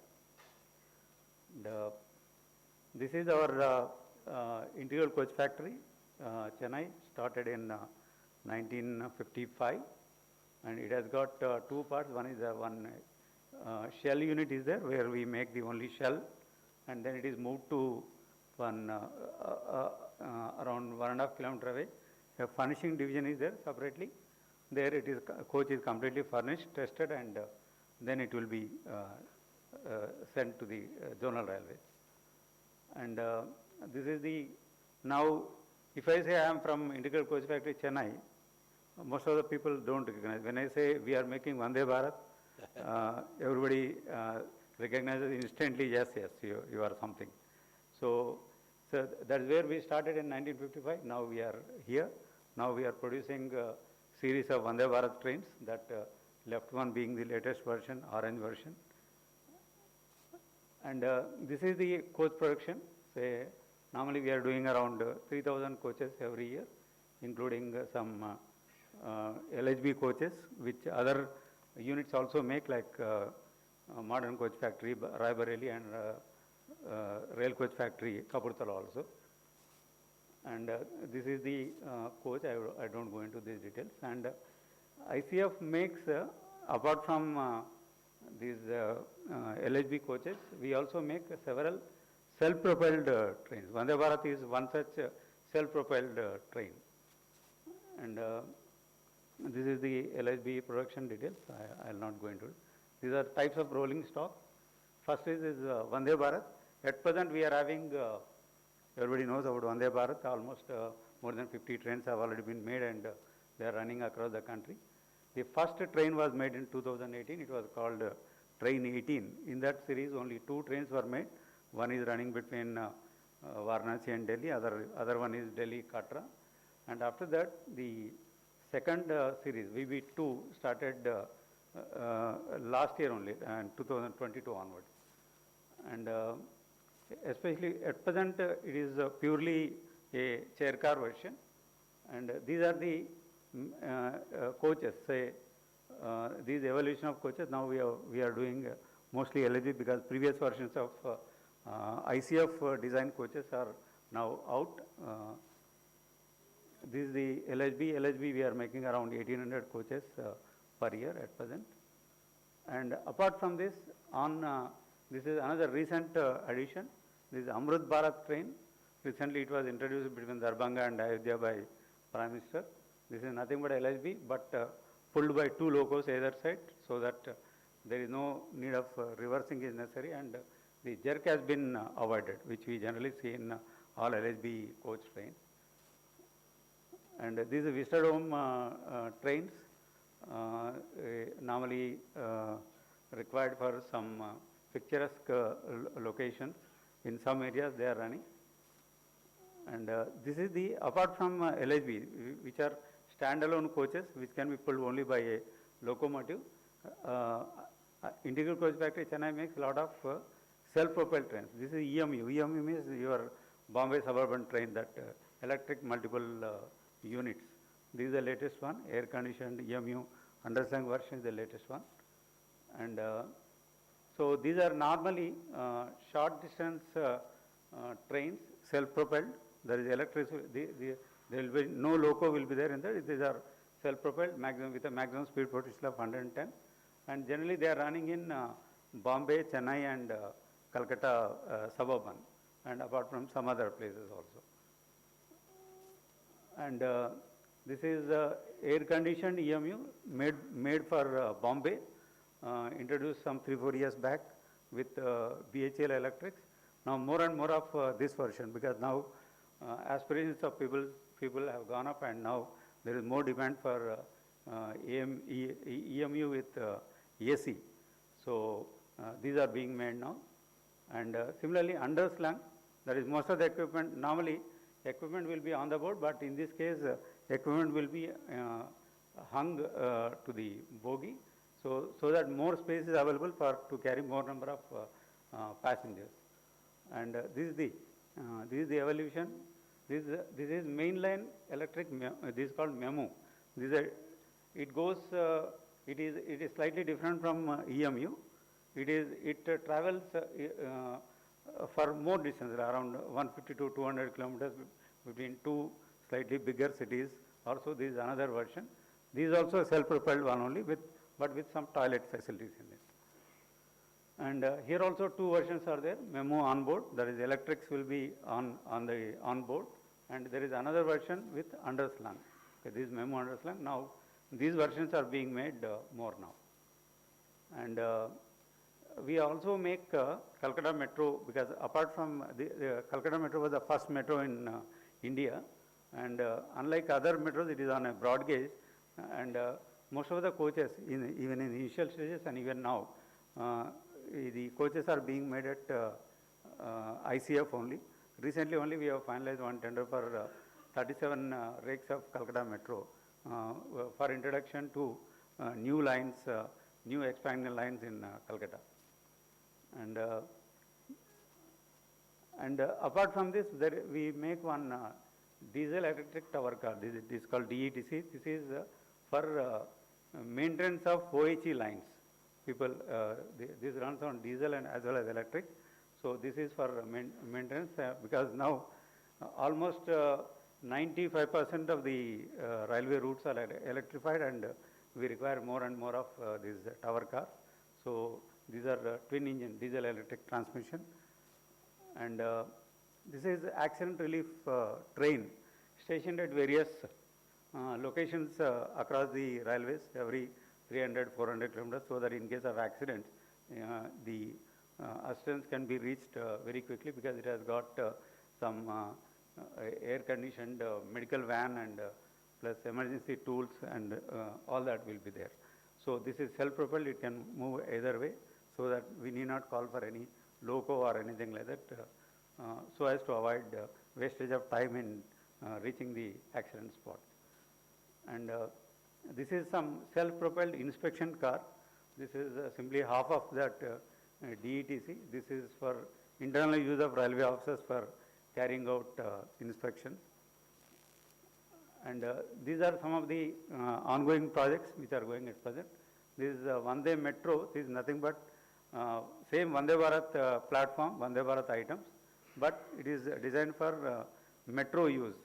So this is Vande Metro. First rake we are expecting to roll out by March 31st.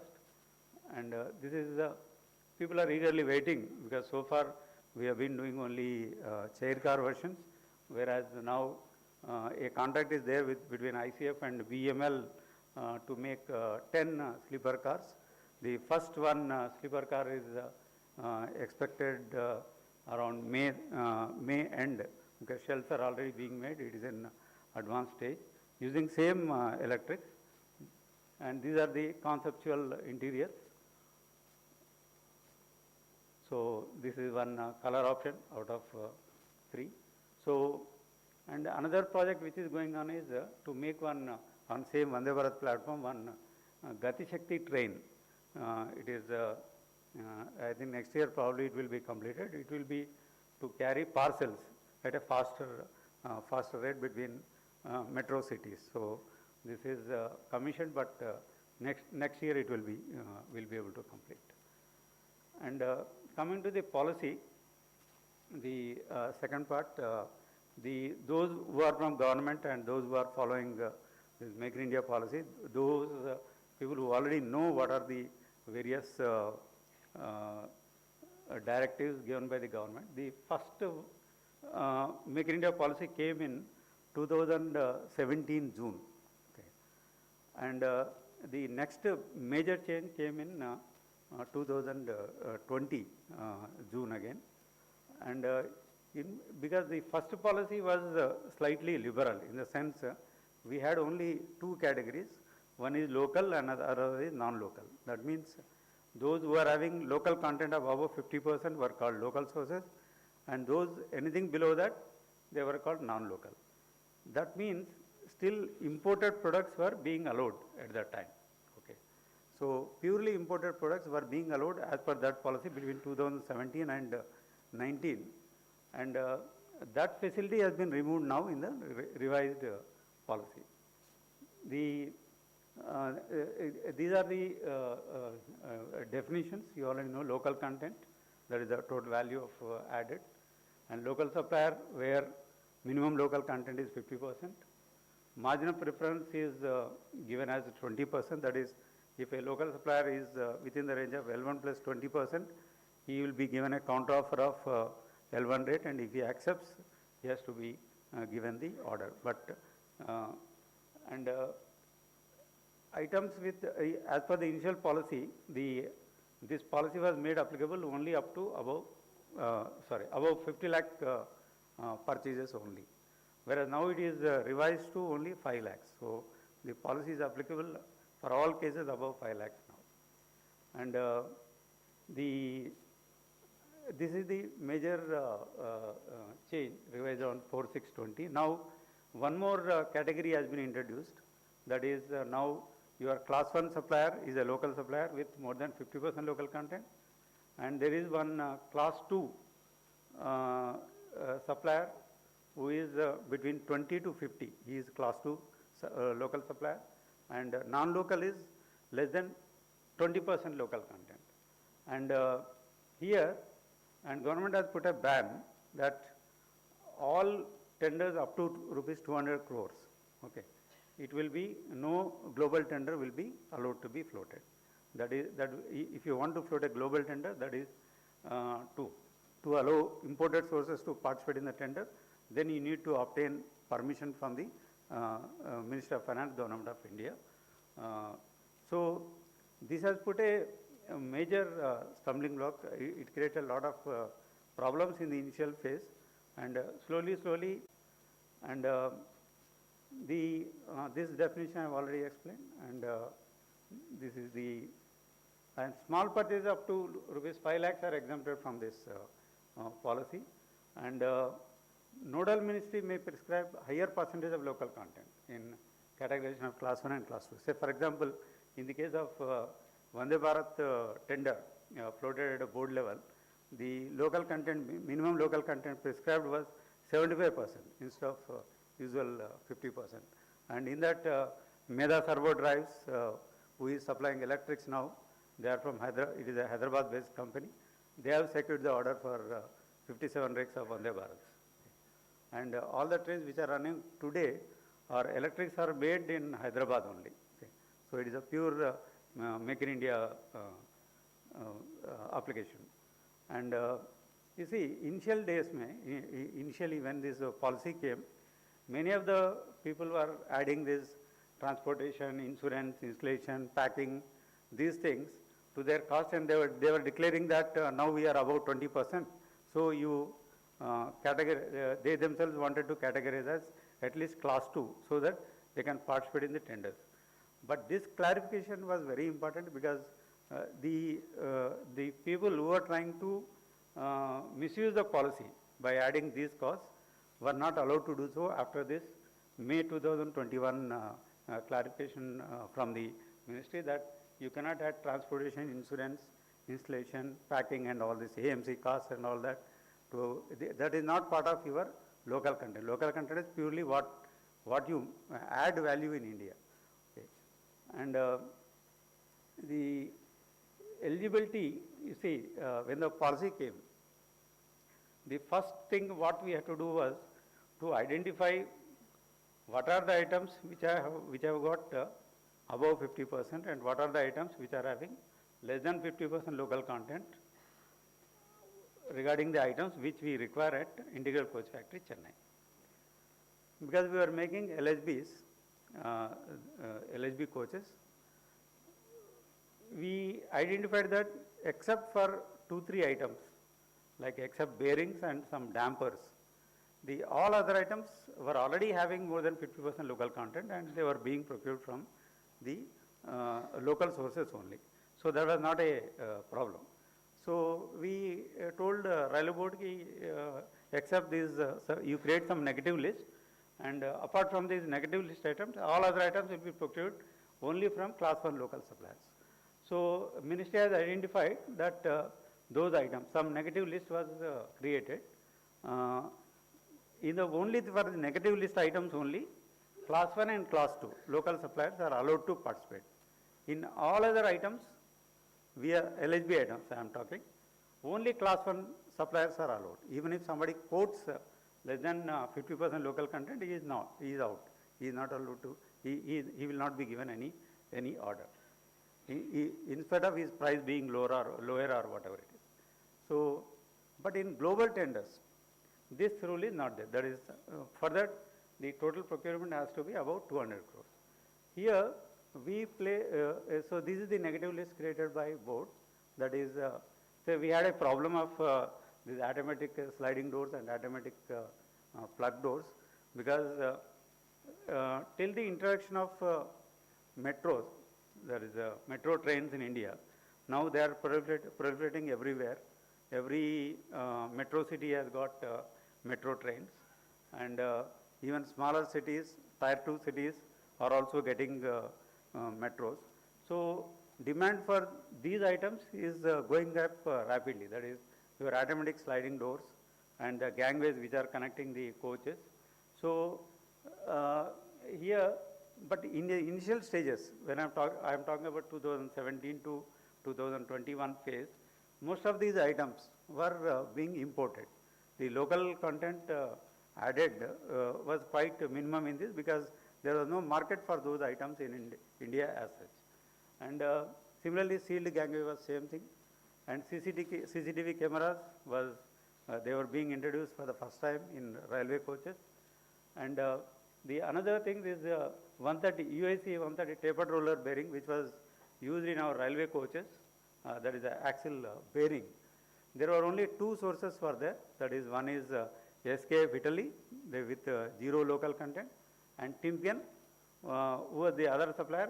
He was, of course, Make in India, because he had a local content of over 50%, 57% was his local content.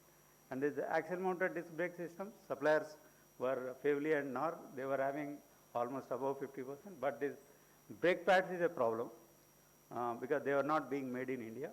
These air springs were also a problem, because some of the firms were getting the main item, that bellows and steel plates and other important items from China or Germany, like that.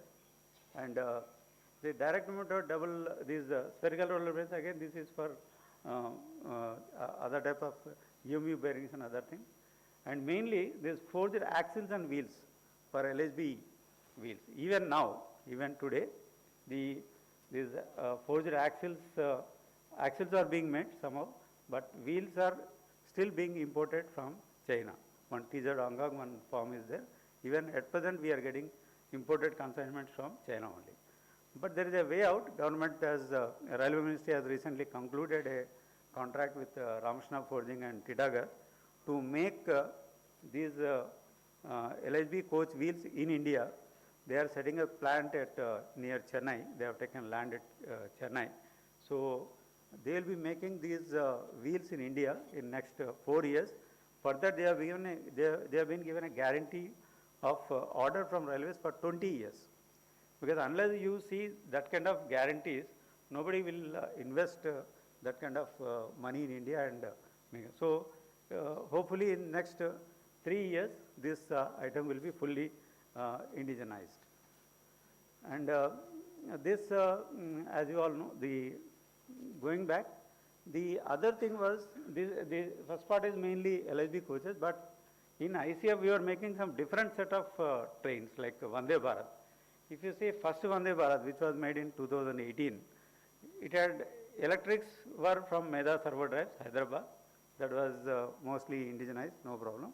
And but as I told you, many of the items like gangways, sealed gangways, and many of the undergear items, safety, air springs and the dampers, etc., most of them were imported, because they are all connected with very high safety, because and this kind of speed trains were not being made in India, therefore there was no market for them to make in India and supply. So for the first train, most of the items were imported. Most of the items were imported, including even the gangways, even seats, most of the furnishing items. But slowly now, as the things stand today, most of these items have been already indigenized, and now is almost 90% to 95% are indigenized only. And these items, actually, Railway Ministry did not give this, but later on, power was delegated to individual general managers to create their own list. So based on our experience at Integral Coach Factory, Chennai, we identified certain items to be procured from class 2 suppliers. Not, again, I am telling you, it is not non-local. Non-local is still banned. So, and so these were some of the items like brake disc and dampers and these things. We created a list with the approval of our general manager to purchase from the sources who are giving at least 20% local content. So this is the purchase preference. As I told you earlier, the margin of preference is 20%, and minimum, say when the item is divisible in nature, the class 1 local supplier should be given minimum 50% of the quantity, provided that he accepts the counter offer, okay, that he matches the price. And if he doesn't match the price, then we are free to place order on class 2 local supplier. And this is what, if it is non-divisible, if the, say for example, only I am buying only one system or one assembly, let us say, then in that case, L1 is a class 2 supplier, L2 is a class 1 supplier with a margin of 20%, then entire order quantity has to be placed on class 1 source as per this policy, provided he accepts the counter offer, of course. So, but in ICF generally we are splitting the quantities. Split clause is there, and we are splitting on minimum 3 or 4 sources to meet our production requirements. The other thing is the major problem, of course even other ministries also might have faced this problem, this is verification of local content. What is the basis? As per the policy, it is self-certification up to 10 crores. And for tenders about 10 crore, the suppliers are required to submit a certificate from the cost accountant or a chartered accountant, saying that their local content is above 50%. So here all sorts of certificates were being submitted initially. Somebody will simply say my local content above 50%. Some chartered accountant simply puts a stamps and signs.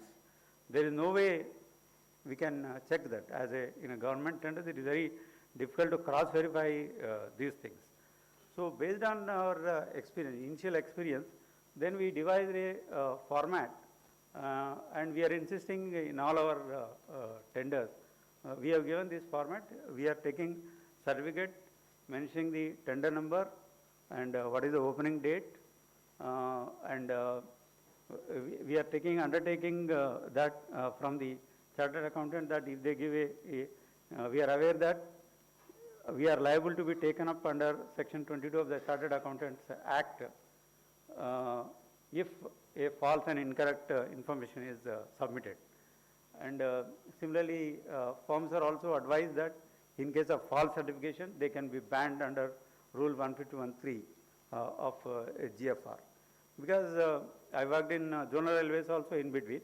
There is zonal railway, very few items will be coming up, but certificate submission is must everywhere.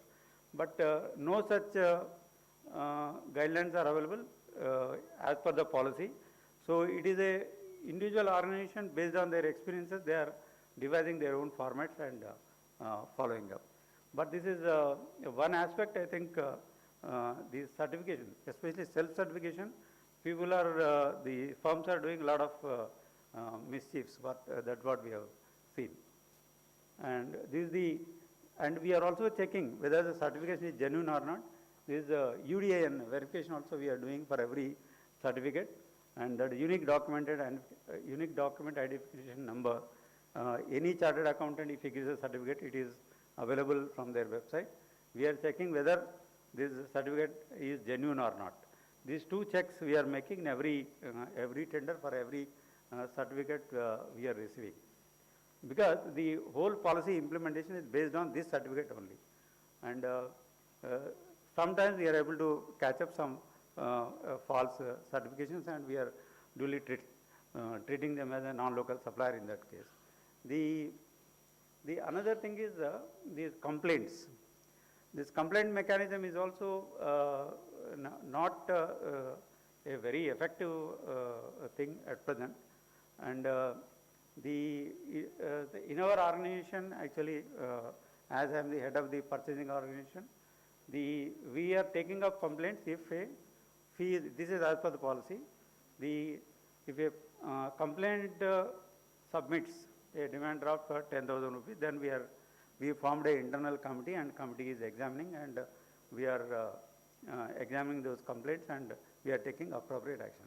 Later on, I will present one case study about one case where we have resorted to banning of one firm for 2 years to claim this local status.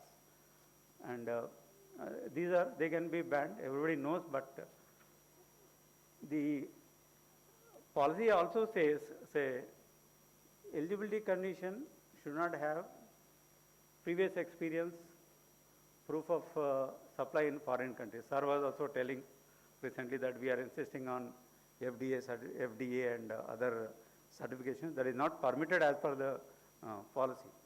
And similarly, turnover, production capability, all these things they should not result in unreasonable exclusion of local suppliers.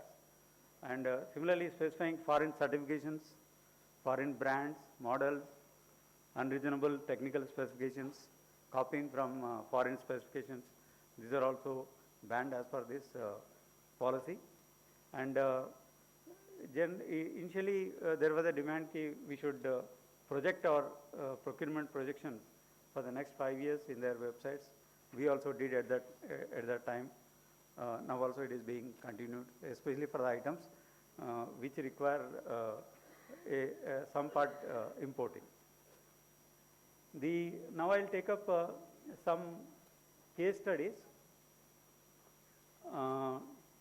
This is the fully sealed gangway, because this is what I'm going to take up. This basically connects the two coaches, normally in Vande Bharat or even metro coaches.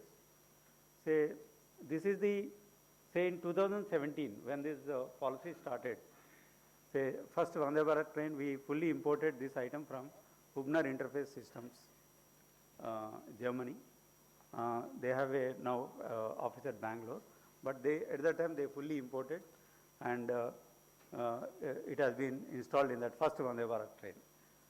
And now, as of now, because of the several metro projects coming up, this Hubner and Delner, they are the major suppliers to metro projects in India at present. These two are very good suppliers of this item, and this we could place order. These Hubner is having now at present local content of 58%, and Delner,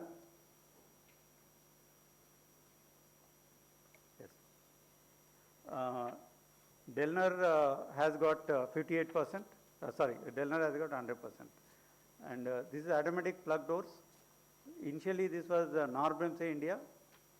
This was fully imported, and now we are having Norbremse same Germany 59% local content through their factory at Delhi, and Favely is also manufacturing near Hosur with 22% local content. And this is automatic sliding doors. Initially, it was purely imported from Paras Componenti, Czech Republic. Now, these three firms are supplying with some local partnership with those firms. And this is our LHB bogie, and in this, the dampers were initially imported, but now it is fully indigenized with 100% local content. Similarly, wheel set bearing, I was giving example, SKF India and Timken were the suppliers. SKF purely we are getting from Italy. Now this air spring also we were getting from with some local content less than 40%. Now they are all purely we are getting in India, especially for wheel set bearing. Now we have got 3 suppliers. SKF India is also making, NEI Jaipur is making, and Schaeffler is also making, Timken is also making. We have now 4 indigenous suppliers. And this is the Vande Bharat bogie. So in this, even now, lot of items are there which require, still they are imported. And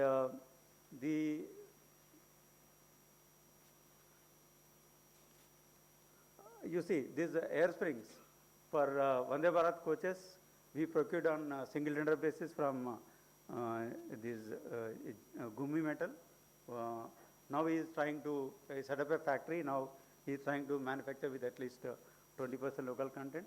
And this to overcome these things, so since most of the undercarriage items are still imported, instead of buying as individual items, we we started purchasing as a complete assembly.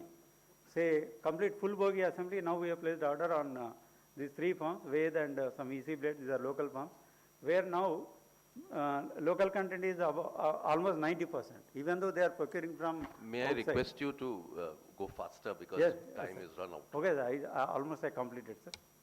And coming to this complaint, this is my last slide. So this Punjab Radios was the complainant regarding the CCTV cameras, and here he has quoted some. He also quoted some Chinese brand only, and most of the fellows have quoted this Equivision, and the complaint was that it was imported, but people have claimed local content is above 50%. So they were given a chance to rectify, but one fellow has not rectified. So we have banned him for 2 years as per the policy guidelines. Okay. So thank you very much for patient hearing.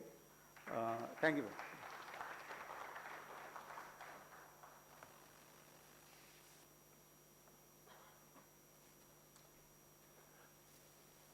Thank you, Mr. Venugopal Rao, for an outstanding presentation. And what I was very impressed to see is the kind of indigenization that you achieved in Vande Bharat. And I think this is absolutely admirable.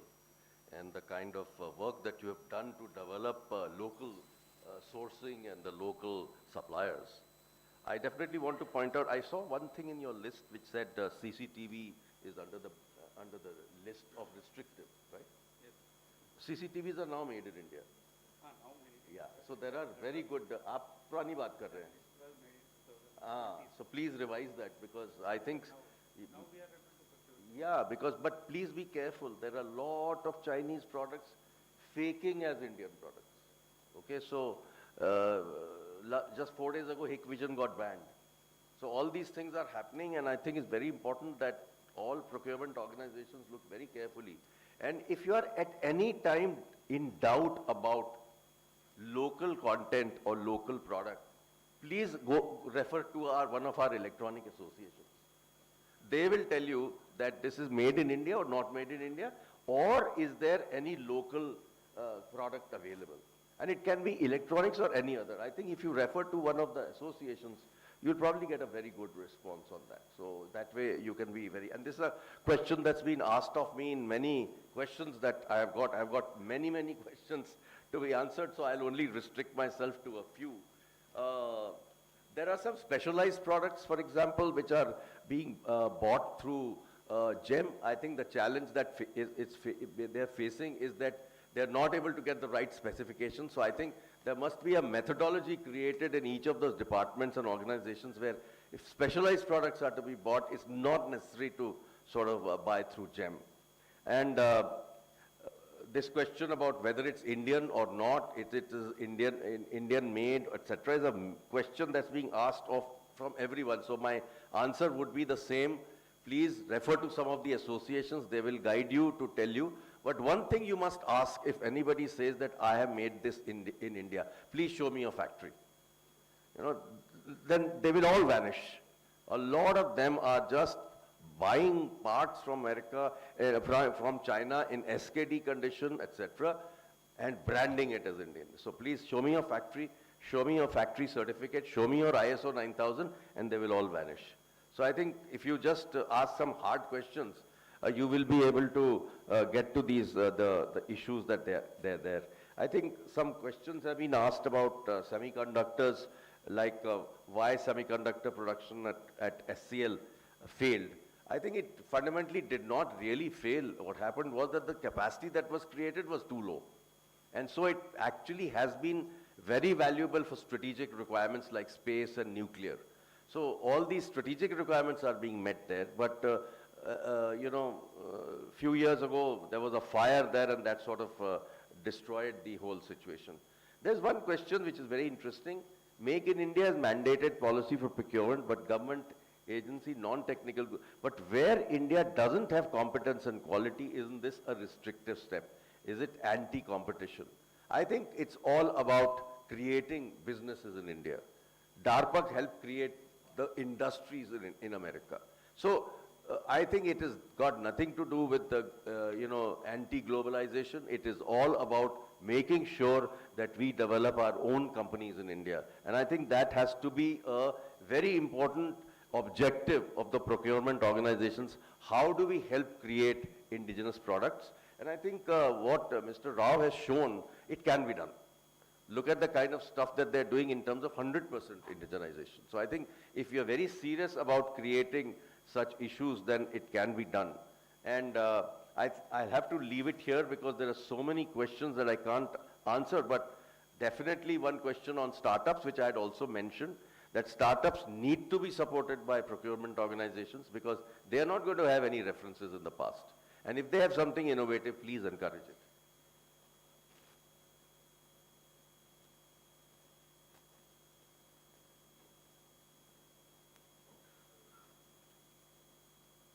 I think I'll have to stop here because we have overshot the time, so I like to keep it here. I'm sorry I can't answer all the questions, but maybe you may want to answer a few questions. Regarding medical equipment, I had got one question from AMS partner. Yes, there is a problem of procurement of quality life-saving equipment.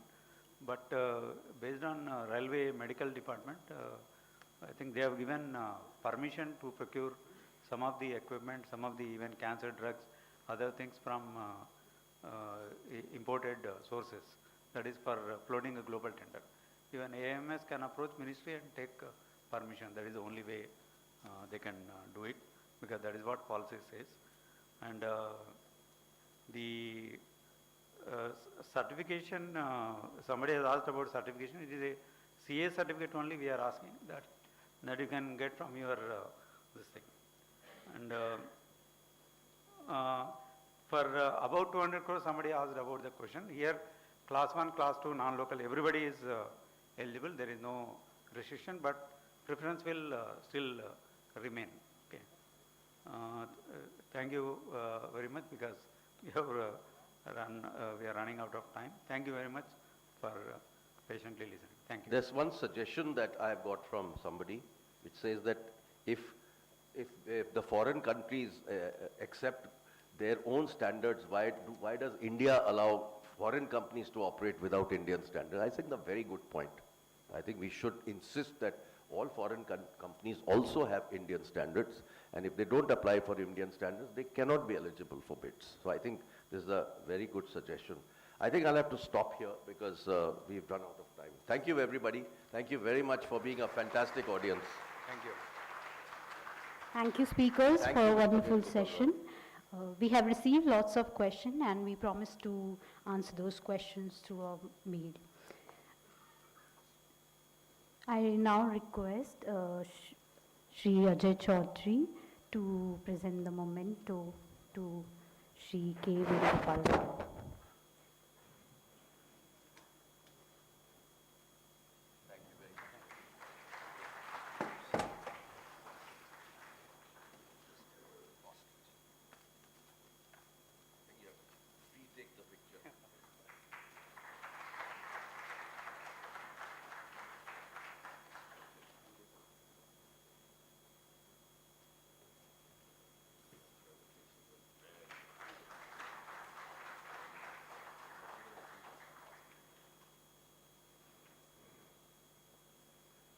I think I'd like to end up by saying, let's all clap for what they have achieved.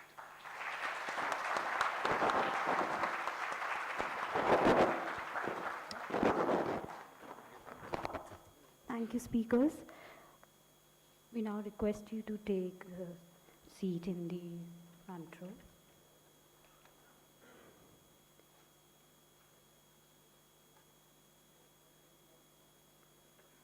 We now move on to our next session. The title of the second session is Public Procurement of Project. May I now invite on stage Shri Rajiv Mondal, Director Projects, Tata Projects Limited. So please join us on stage.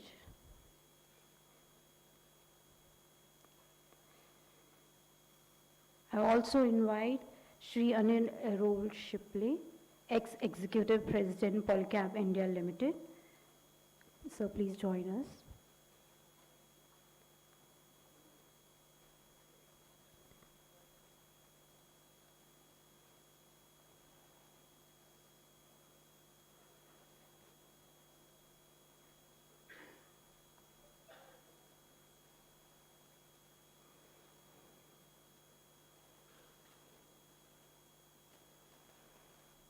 Allow me to introduce our speakers of the session to you. We have Shri Rajiv Mondal, Director Projects, Tata Project Limited, as the chair of the session. Mr. Rajiv Mondal, a civil engineer, also holds an MBA degree in construction management from National Institute of Construction Management and Research. He is the project director at Tata Projects Limited. It was under his leadership that the new Parliament building was constructed by Mr. Tata Projects Limited within time, Corona lockdown notwithstanding. Prior to joining Tata Projects, he worked as a project manager for Larsen & Toubro UAE. We also have panelists Shri Anil Roll Shipley, ex-executive president Polycab India Limited. Mr. Anil Shipley is the ex-executive president and chief supply chain officer at Polycab India Limited. He holds a BTech in mechanical engineering from IIT BHU and postgraduate diploma in management from IIM Kolkata. His career spans a good blend of private sector and public sector. He has worked in Tata Motors in Ministry of Finance. He switched to private sector and specialized in the domain of supply chain and project execution. He was the head of supply chain at Bajaj Electricals Limited, Blue Star Limited, and Escorts Limited. Thus, his expertise and leadership have significantly impacted the supply chain domain. May I now request Shri Rajiv Mondal to take over the session.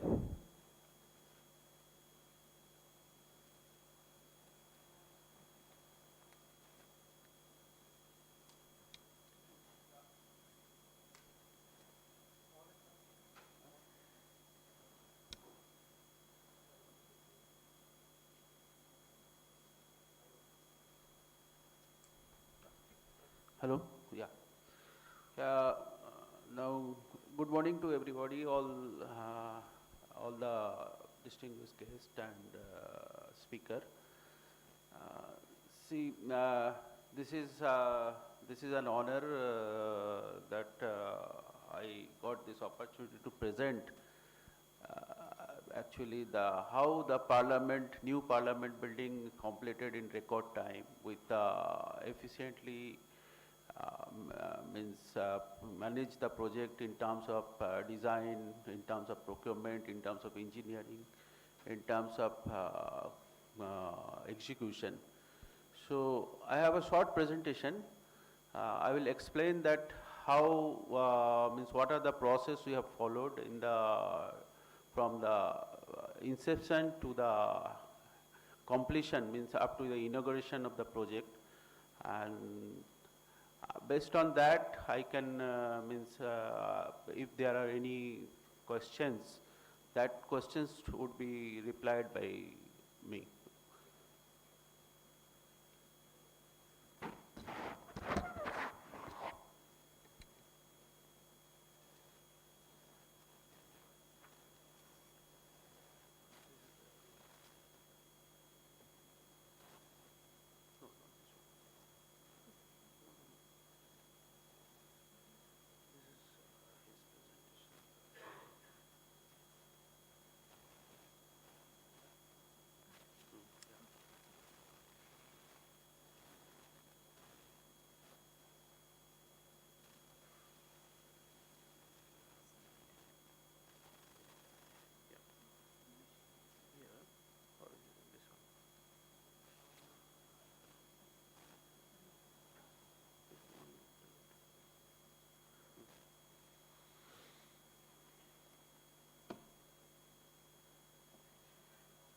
So we Tata Projects actually doing all kind of infrastructure and process-oriented projects like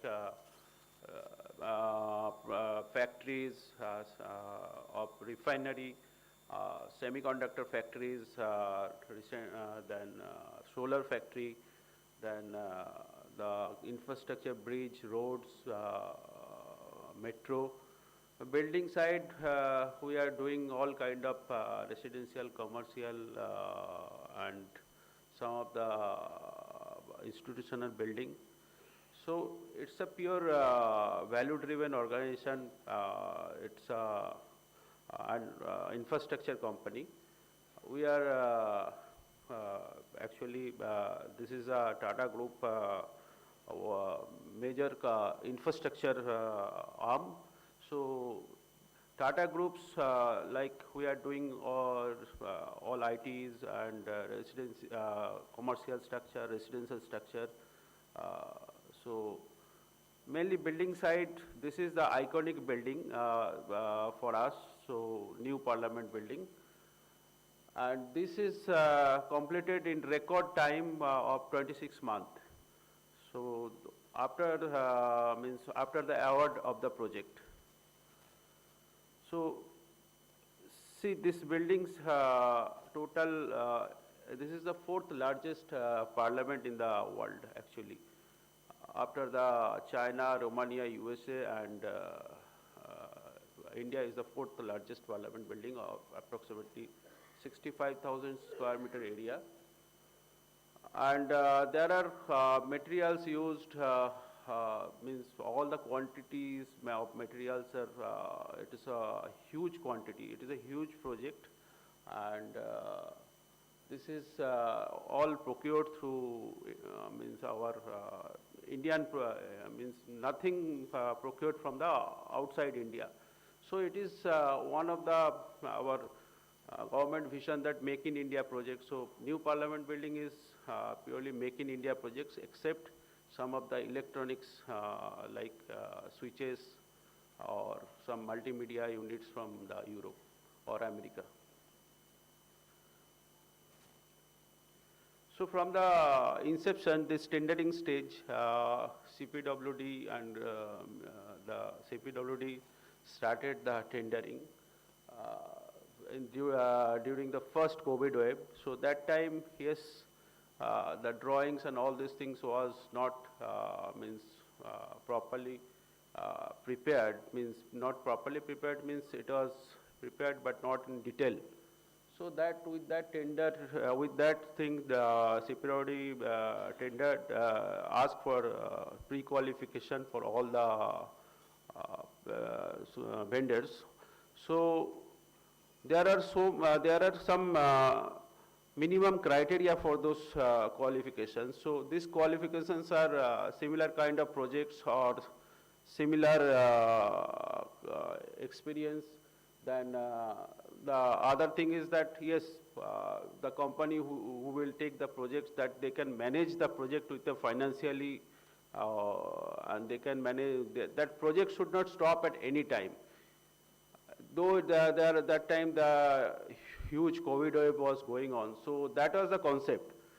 So it was a very stringent condition for participating in this project, and only 3 companies is pre-qualified in this tender. That is Tata Projects, Larsen & Toubro, and SPCL.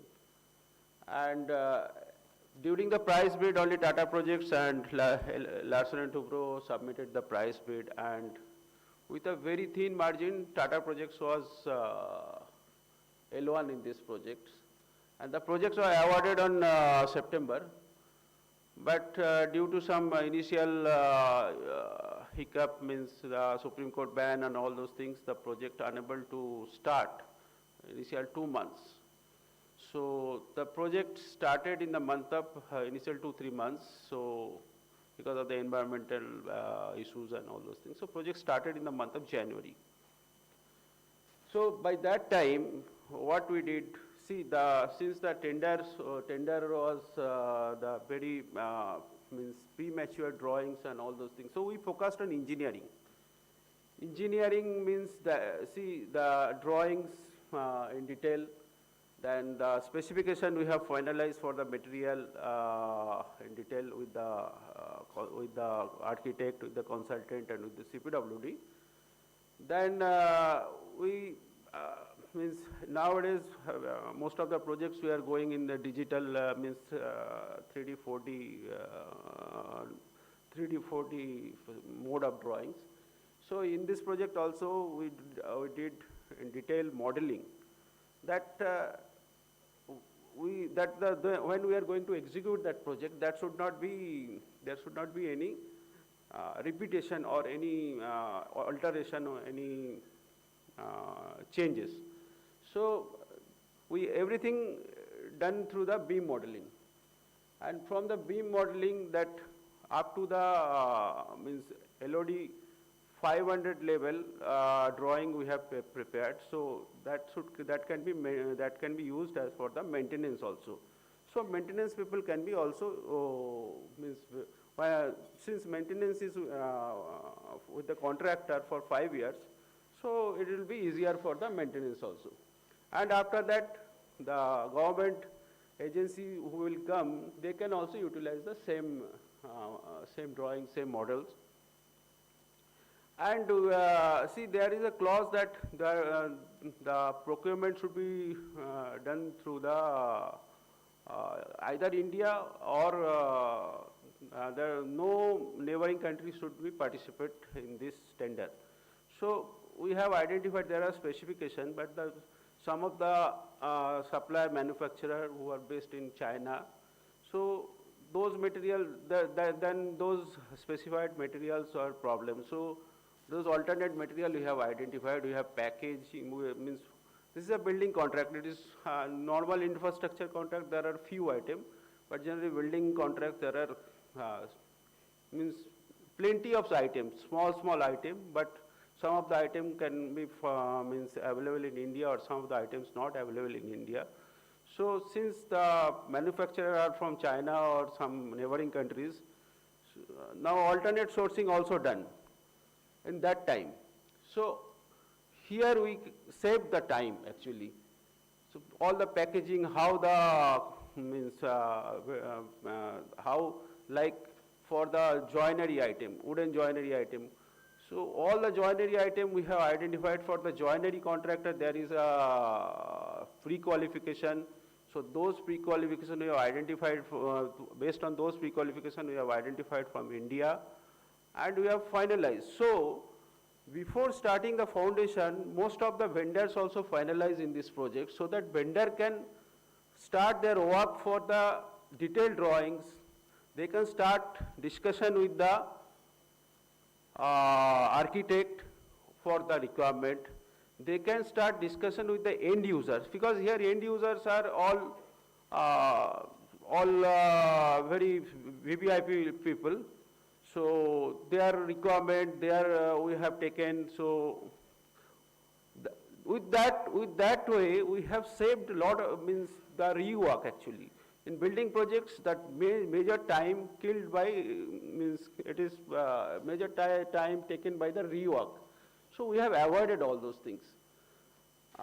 Then, as I said, that long lead item first identified, and we have finalized the vendor. So that long lead items also means the detailed designing started. There are a lot of equipments, like all those means we have saved the time. Now, so early finalization of all those things, at least we have saved minimum means 6 months time for this project. So if we are not using this time, we could means this project could go up to the 32, 34 months. But I would like to request everybody that if we do the engineering and procurement exercise properly before starting the project, it will save the time and it will save the cost also. So then in the time we have detailed, we have done the planning also. Here also we have used the Primavera, and it is a 4D monitoring. Actually, all those things are not mentioned in the contract, But since, see, Tata Projects or any competitor like who means the vendor selected like Larsen and Toubro, Tata Projects, all are nowadays using the 4D monitoring. So 4D monitoring is that the program the schedule what we are preparing in Primavera, it is linked to the model. So that monitoring can be means it will give the pictorial or visual feelings to the people who are, suppose if we are doing something, it will update, if once we update in the Primavera schedule, it will update in the model. So it will be easier for people to monitor also, those who are monitoring from the top level. So first we have done the scope of work in detail, and then this project has been divided in the so many work breakdown structure. Then site mobilization, another thing, this is since inside the parliament, very carefully we have done the pre-mobilization, because there are a lot of services, a lot of security gadgets are there, so saved all those things. And then how we are going to do this work? Before, if we do before starting of the project, if we sequence the work, but what item means predecessor, successor, and based on that predecessor, successor items, all the materials, all the resources are at site, we can save some time. So here also that method is that from the overall sequence to the sourcing of the material, and another thing is project safety and quality.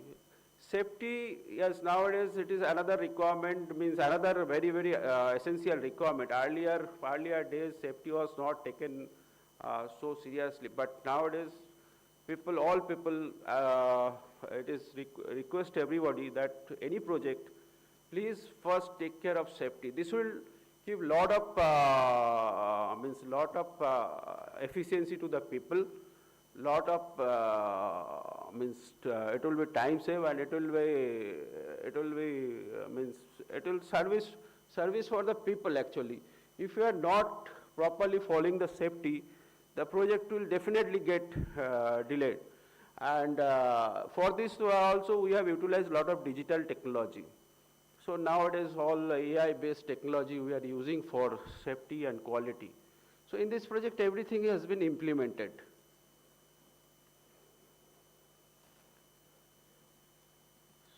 So how this procurement is tracking? There are two, actually in this slide I have just put two items, one is carpet and one is furniture. So suppose if we are weaving the carpet, there are so many requirements. So those material like procurement from the wool to the dyeing, means maybe it has been procured from the Jaipur or somewhere, and then it will go to the Badui, Mirzapur. So then from there it will be dyeing, then weaving.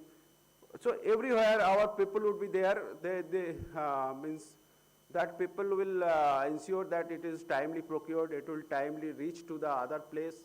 Then they are properly means on time, that other activities are happening. So like that we have monitored that. Similarly for furniture, see the wood has been procured from the Nagpur forest. So we have requested government to give the letter to the forest that during the auction they should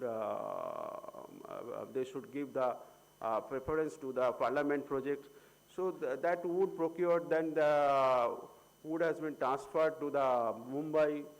So all those things, means every step we have monitored this project means very, very rigorously.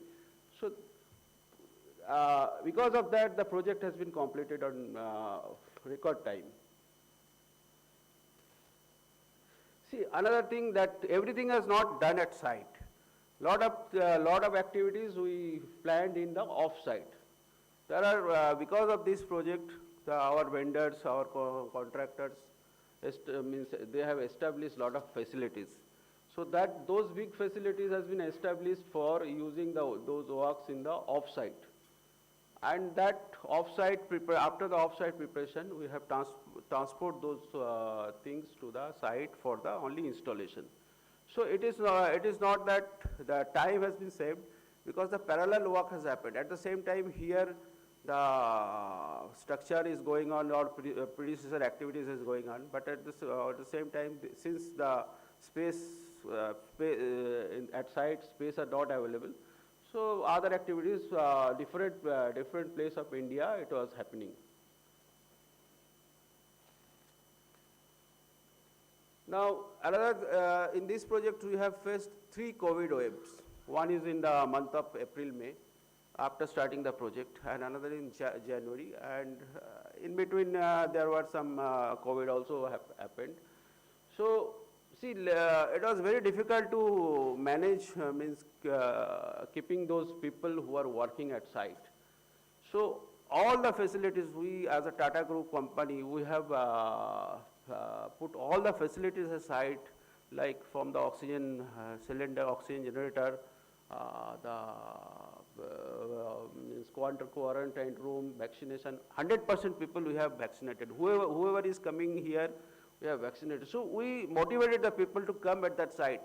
That time in Delhi, there are no people who are coming at for this work. But only Parliament, we have managed 6,000 plus people during the COVID also.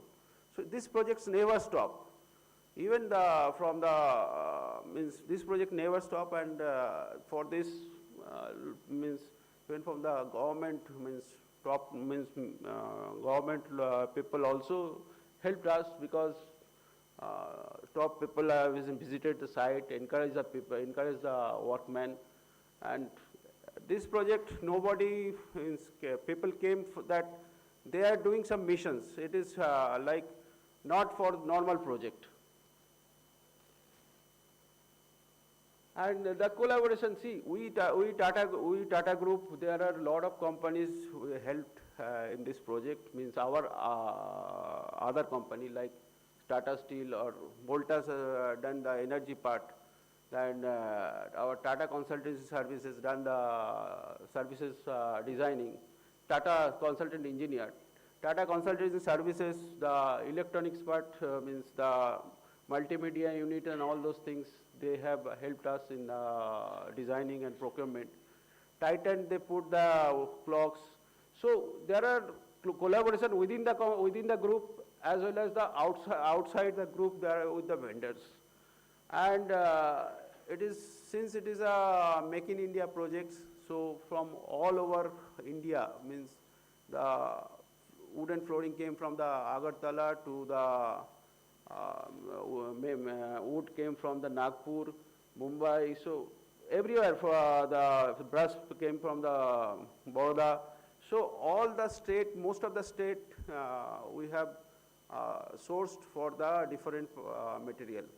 So this is a fully indigenous project, other than few means that is the related to semiconductor and the multimedia.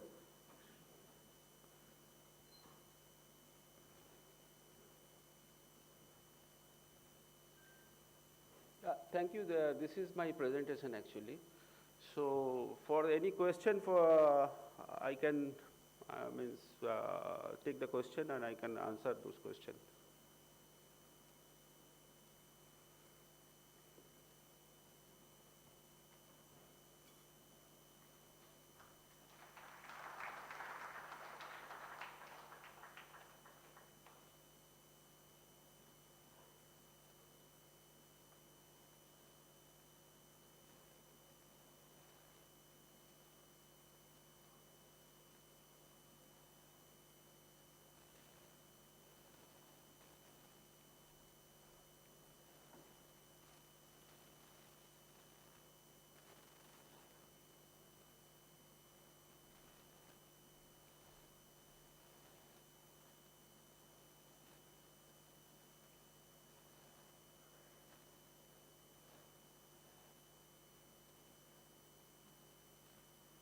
We have a next presentation by Mr. Anil Shiple.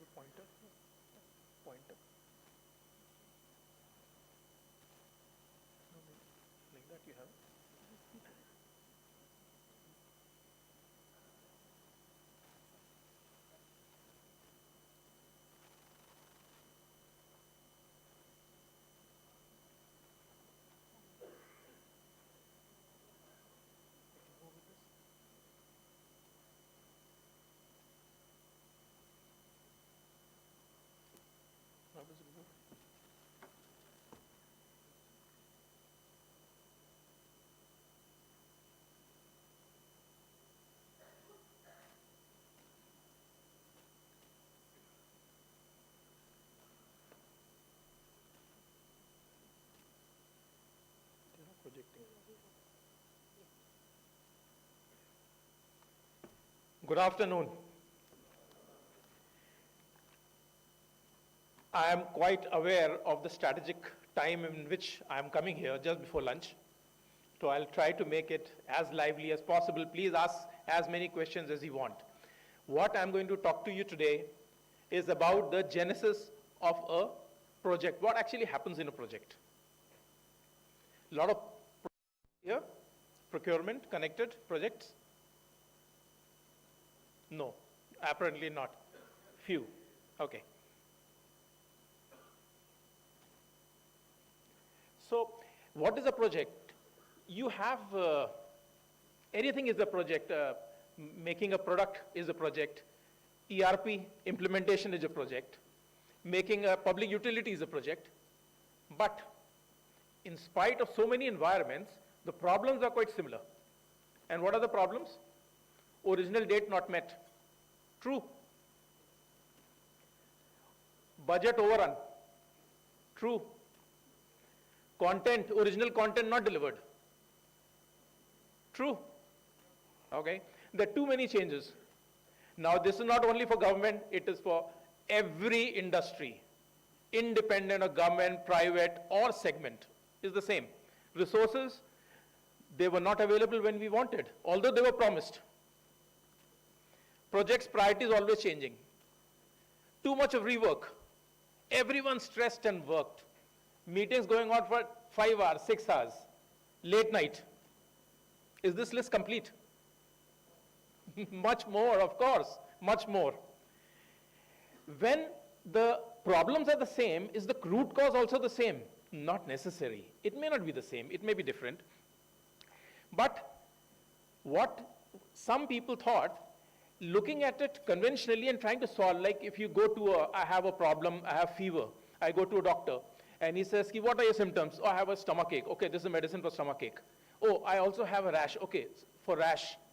And I have also some body pain. One more medicine for body pain. Another doctor, what it does, it takes your pathological report. It says you have a bacterial infection, gives you one antibiotic, and all these effects go away. So that is the difference in treating a root cause and treating the undesirable effects or the effects manifestations. Normally, we get stuck to solving the manifestations and not the root cause. And it's like a leaking boat. You keep plugging and don't address the root cause. So somebody thought, why not these scientific ideas can be implemented in projects also? So here goes. And why it is. So I've drawn one conflict diagram here. It may look a little scary, but I'll tell you it's not that scary. If you look at it, meet the original content is the first A, the block. Meet the original content or the original commitment is the objective of everyone, whoever is working in the project. Original commitment is not one. It is at least made of 3 things. That means it should be on time, it should be within the money, and it should be the original content. At least these 3, at least. So there's a project manager, he finds there's an overrun. Now everything is delayed. So what he does, he goes to his boss, I need more people. And boss says, no. You have to do with this only. Why? The boss doesn't want the project to be on time. He wants the project to be in time, but he is guarding the other objective of the budget overrun. So he is in a conflict. Should I allow more men or should I allow budget overrun? And normally what you do when a project is delayed, you say, okay, I will have more people, and also the original ye bola tha, these things if you can allow not to have. That means original content, I water down. Now, this is not a solution, it's a compromise. And compromise has various terms we use in compromise. And what are the terms? Practical approach, a lot of such things. But a good solution is all one and only, which will address all 3. It has to be on time, it has to be within budget, and it has to be original content. Then only it's a solution, otherwise it's a compromise. So here goes. And I will not delve deep into this conflict, but on the either side, if you see, original content to be met. On the top side are people who are trying to push, and these are the control people. They are not against the project, but they have other objectives to meet. They have other objectives to meet. And why this apparent conflict? Because there are some assumptions. If you see, I put some assumptions. There are some assumptions. The first assumption, original commitment is realistic, and we must start as early as possible. Wrong, you must start as late as possible, when everything is together. If you remember, he gave an example that we finish in 26 months. And before starting, we used to do everything. That means a full kit. Yes, please don't start until a full kit is there. Most of the time, under pressure, we start things. And halfway, you can't finish it. And what happens? Priority change. Okay, keep this, start something else. And you are always doing, and obviously we know the environment is multi-project environment. It's not one project. Multi-project, and it is going to be multi-project. And you keep hopping from one project to the other. What will happen? It will get delayed, obviously. Yeah. So, some more examples of the same thing. Now you look at this. One more thing I'm trying to challenge is that if I do everything correctly in a chain, the objective will be met. No, it will not be met. The individual department objectives are in conflict with the project. I'll show you how. You see one example. I have given an example of say a company or a factory. They want a profitable growth. So one side you say by increasing the sales. You can do by increasing the sales or by decreasing the cost. You can do by both. Okay? So marketing will say reduce lead time, while at the same time finance will say reduce inventory. Conflict. Quality, improve quality, reduce raw material cost. Conflict. Increase production, reduce manpower, HR. Conflict. Marketing, small lots, lot of variety, and production will say large lots and less variety. Always conflicts. So the moment you do individual departments, make KRAs, and try to get that, what will be the result? People will be individual. What they will do? They will maximize the individual. We don't want the individual maxima, we want the global maxima. If you want to look at the project, look at the global maxima, not the local maxima. Does it make sense? Yes, no, maybe? Yeah, thank you. So now, I want to challenge these three, because every local improvement is an improvement of the system as a whole. Not true. Every possible needs to be directly addressed, independent, improve the system as a whole. Not true. Every order, in order to have one part to win, other must lose. Not true, because you need to deliver in totality, not one over the other. Another example. Look at this example. Now, the first top, I've put some boxes. It could be used for anything. Task 1, task 2 till task 5. The numbers written there, 100 units per day, 135 units per day, and like that. All those numbers are units per day. A fictitious example just to show you how it works. What will be the system output? Absolutely. So, हर चीज का बदल डालू का is incorrect. Don't make improvement other places. Only make improvement in 85. 85 becomes 100, system output becomes 100. So individual improvement do not add up like that. You look at the place where there's a squeeze. So you are what you're looking at, flow of business. It's like you are the plumber of the business. Jahan pe squeeze hai, wherever the blockage is, unblock. So most of your meetings should be what? Reducing the obstacles, not taking information. And what happens in most of the meetings? Meeting for 8 hours, 7 hours you take only status. And by 7 hours you're so tired that you put another meeting, next meeting. Right? Just flip it. First hour, only obstacle removal. So when I meet my boss, the main job of the boss, any boss, whichever level, each level has a boss, the main task of a boss is remove obstacles. If you remove obstacles, the flow will go. This is another example I've given of parallel working and this thing. This is a fictitious example. There are 4 ships, 4 workers, 4 days. It takes 4 man days to unload a ship. You have 2 ways to work. One is you put one guy in each ship. They all will be WIP. Work will be done 25% each, and everybody will finish at 4th day. You can put all 4 guys in one place. On the first day, one customer solved, second day, second customer solved, and you monetize that much. Okay? And when they are the group, somebody absent, you can take the place. Where if there's one person, somebody is absent, it will stop. Just an example how serial working works sometimes better.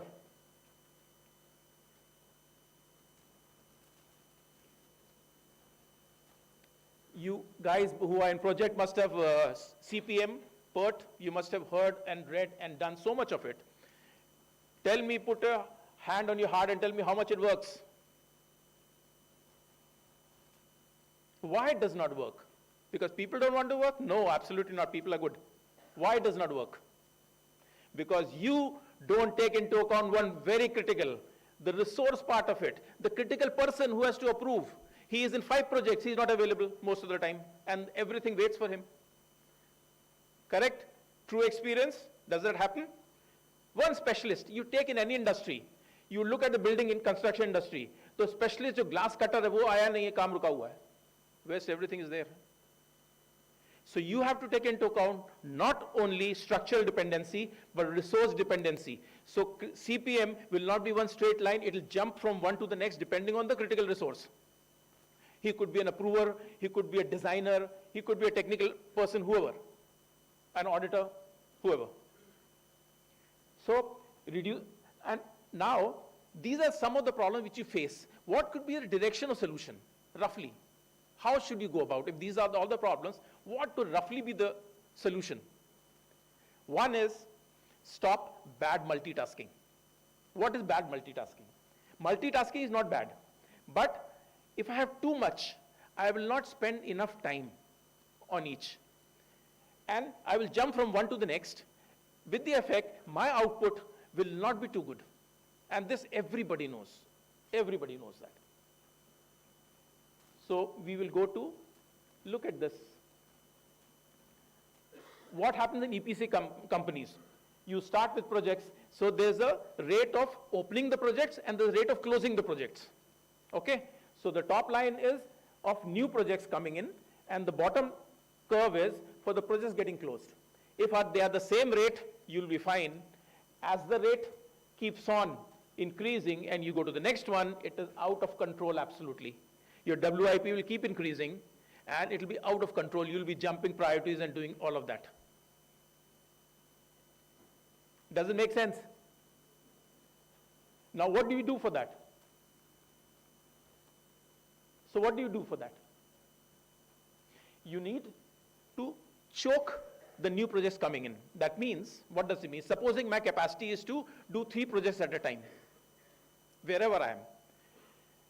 Until unless you finished one of them, the 4th cannot come in, it has to wait.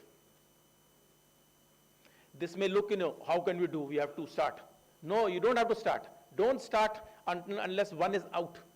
And this experiment has been done hundreds of times in every situation and found always an orderly way is the best way. I come from Mumbai, so there they did one experiment on how many people get in and get out of the local trains. It's a fight. So what they say, one condition is as they do, so they're pushing and jostling and X number of people get in. Then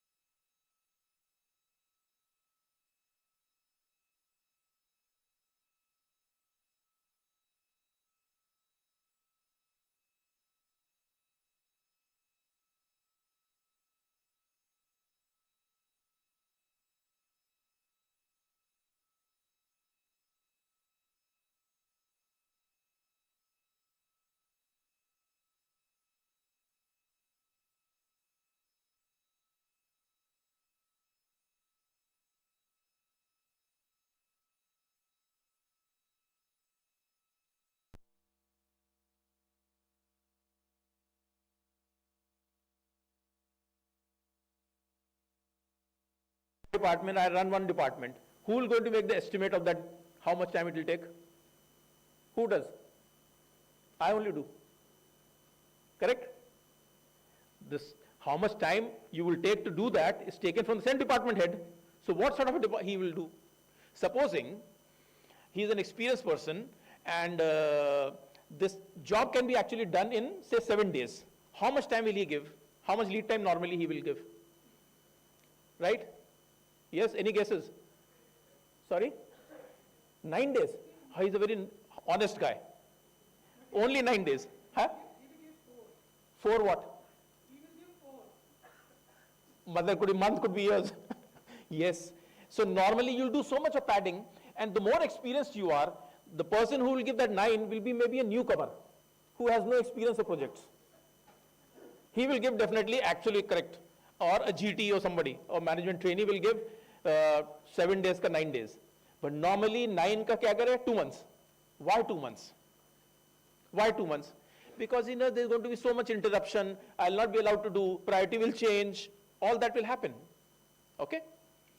Okay. Now supposing he knows it'll take only 1 week, and he has given 4 weeks. Okay? And it has been accepted. Do you think he's going to start immediately? When will he start? Huh? All of us were students. जब an exam postpone होता था, immediately पढ़ते थे कि आगे पढ़ते थे? So it is called student syndrome. The name of this is called student syndrome.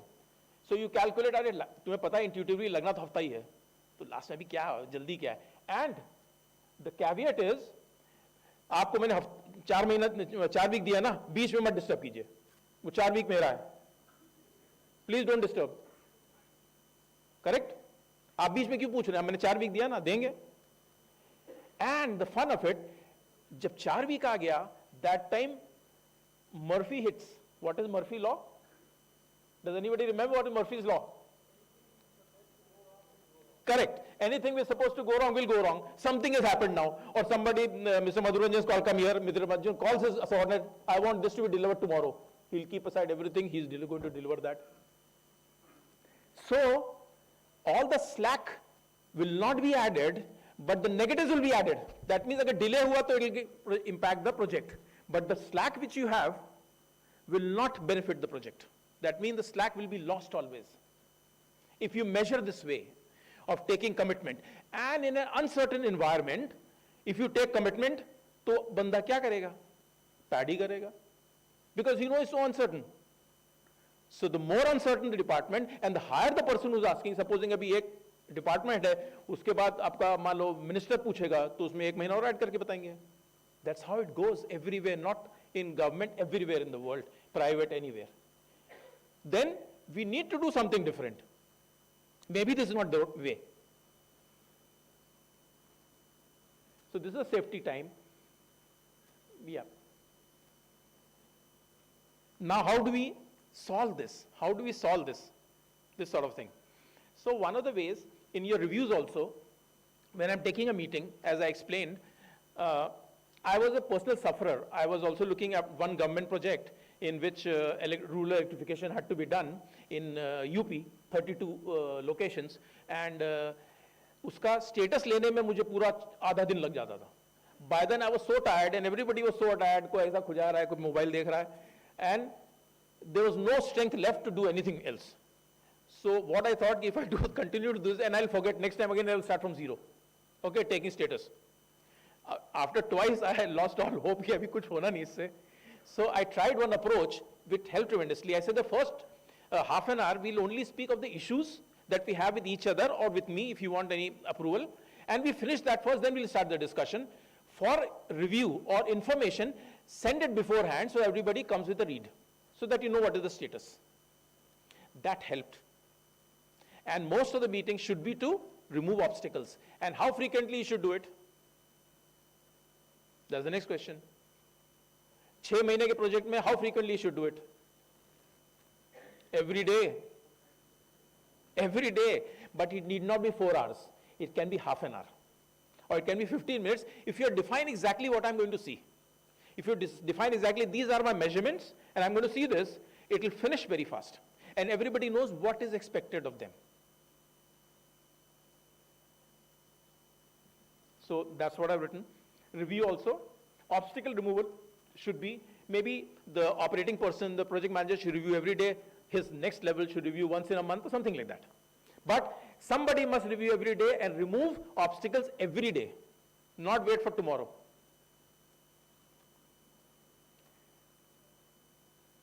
Do you get this? Calendar not free of 3 experts. Meeting set karna hai. How many times it gets postponed because some expert is not available? And you need all 3. Hota hai? Meeting. Hamesha. So what do you do for that? Important meetings, fix the calendar, it will happen Tuesday 2 to 3. So everybody now knows there's no, I travel kar raha hu, aisa kuch nahi. You know beforehand, I have declared for 1 year now.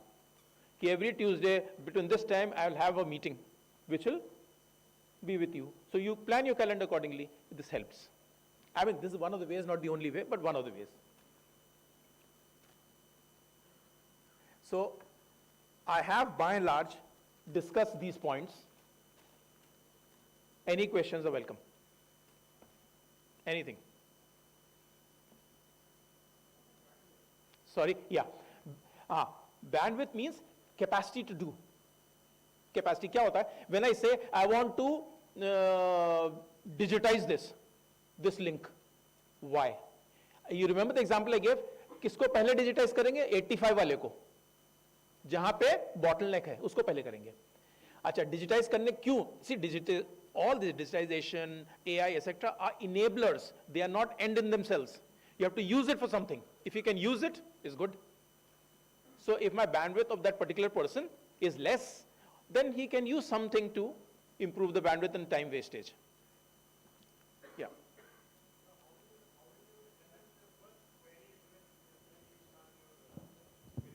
First query means, say it again. My query is, the deadline is expiring and you have, I think, less 50% of the work is yet to be done and your boss is not ready to take up within the resources available with you. So how will you manage that? Okay. If you remember, I had not put enough time because of paucity of time. I had given a conflict diagram there. Yeah. Now what it means, you have, as a manager, you want to finish on time. Your boss also wants to finish on time. Yes. Okay, but he has he's looking at the bigger picture, he's looking at the cost, he's looking at all other things. So and there are some assumptions, he has some assumptions, you have some assumptions. Definitely. You need to sit down together and invalidate those assumptions, the conflict goes. There's a methodology to do it. Okay. And that's how we really do. See, most of these conflicts, apparent conflicts, because of some assumption. If you invalidate the assumption, there's no conflict. So, for example, आप उनको समझाओ, मैं just example बोल रहा हूँ, whether it is suitable, I don't know. ये 10 आदमी add करना is no cost as compared to the project of a delay by 1 month. The cost will be so much. I'm just one example. Yes, that will definitely increase the cost. Oh, just one example. Yes. So, although it's impacting cost, but if I don't do it, then the cost आएगी will be 10 times of this, maybe. So, now he understands कि okay, cost is actually, he's controlling cost also. Yes. So all the objectives have to be met, not one over the other. So all 3 objectives, the original content, original time, and original budget have to be met. And it is possible, yeah.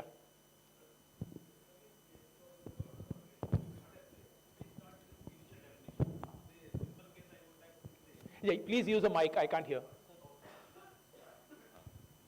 Sir, in particular government organization or PSU, with of the work, but to make the case very simple, I would like to say that we have to procure some material, but the list of vendors, say 8 or 6 vendors are there. What happens with the implementation or ongoing of the system, those vendors or 2, 3, 4 vendors are available, or you can say the bidder want to add those bids. But it is becomes a with government guidelines.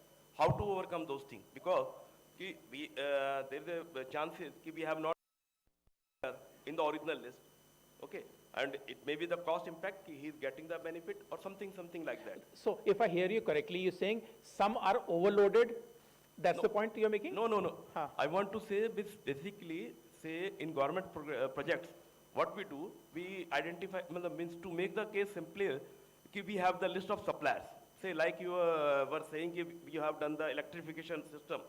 Certainly there will be list of the vendors Correct. from you have to procure. Yes. What happened when you promised, you agreed everything, but when the project was to be implemented, you found that these vendors are not applicable or not practicable because of time run, cost run, anything else, and you offer some other list of vendors. Now the question, because until unless someone give you clearance, okay, you go ahead with it, you cannot start the things. Again, it is a deadlock. I understand. How to overcome in this? I understand. Now, I need a little depth more to understand, but I will try to answer this. Whenever I'm loading, I have 10 suppliers. 10 suppliers for me are like my 10 factories, my own 10 factories. How do I load which one how? So I'll give you one example. I'm coming from, my last company was Polycab. They have about 15, 20 factories producing cables. Several factories can do the same thing. So you can load here, here, here, everywhere. We calculate something called front of load. That means, इसके पास load कितने दिन का है और? मान लो एक के पास 5 दिन का लोड है, एक के पास 10 दिन का, एक के दिन 12 दिन का, किसको लोड करना है हमको? So in suppliers also, you need to calculate the front of load उनका कितना है, who's more suitable, who can finish in time. Now, supposing in your list, you don't have such vendors at all. That means this homework should have been done a little earlier, not now. Should have been done. Now, don't do a shortcut here also. कि किसी को देगा जल्दीबाजी में. No, it will cost you much more. Again, do the due diligence, do it a little quickly, focused way. But if you see this cannot, they are already full, they cannot allocate anymore, get a new vendor, but do the full due diligence. No shortcut. The moment you do a shortcut, in the hurry, you bring something under pressure, is going to bomb. The greatest decision that you can take, selecting a correct partner. If you have not selected a correct partner under pressure, you are sunk. Not in your professional life, in personal life, anywhere. Thank you.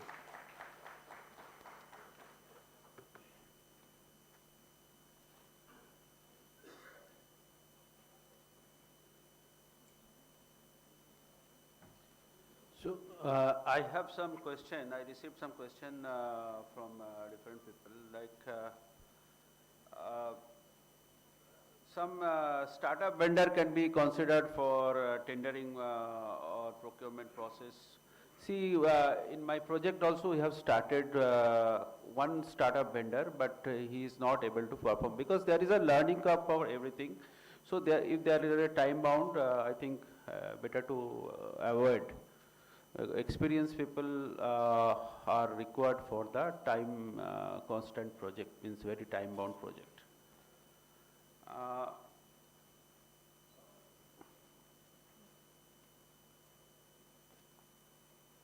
Another question is regarding the estimate, how accurate your estimate are after the finalizing of the project,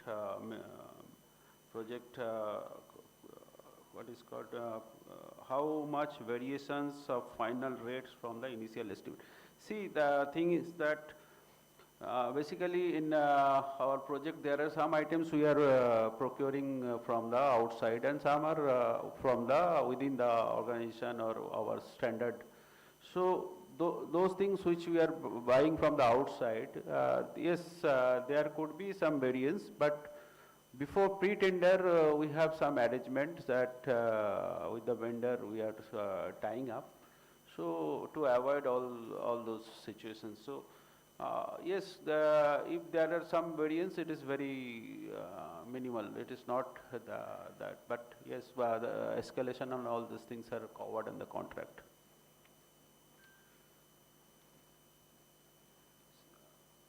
See, most of the R&D contract are development, R&D or development contracts which do not meet delivery schedule. So see, to meet the delivery schedule, only thing is that, as I explained, that first of all we have to finalize the requirement, we have to detail the process, and we have to monitor.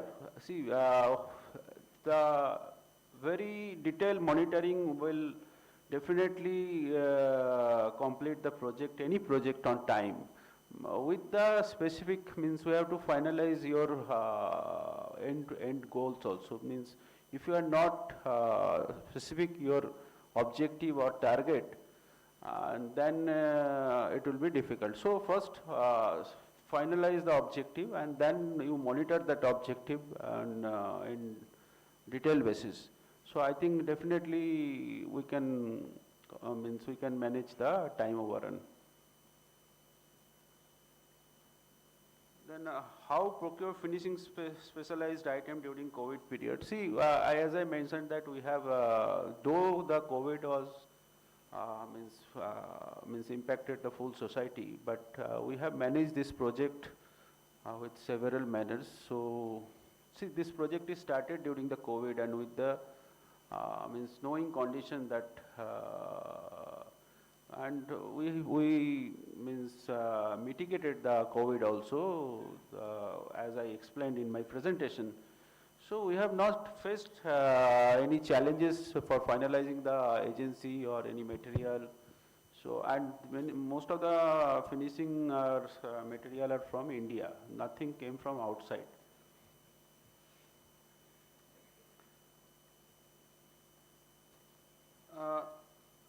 See, now there are some medical regarding question about some medical equipment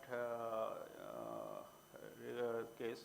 So I think the question is that GT should floated to procure the said items as the value may be less than 200 crores.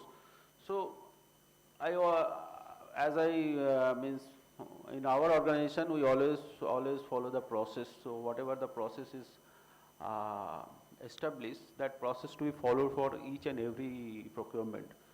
So there are no harm to follow the process, so we should follow the process.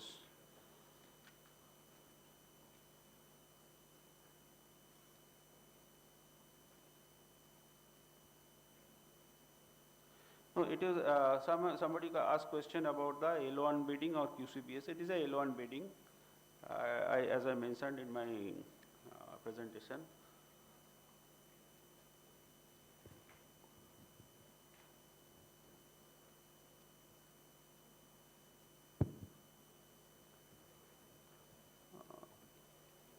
I am unable to understand the second point.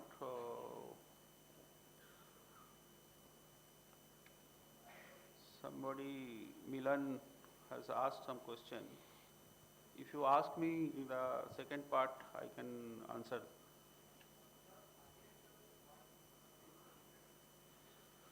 Architecture. See, architect is Mr. Bimal Patel for this ICP. So he is the designer actually. So that he has done the design, but we have done the detailed design along with him. But the building means architect is Mr. Bimal Patel. Sir, one query to Anil sir.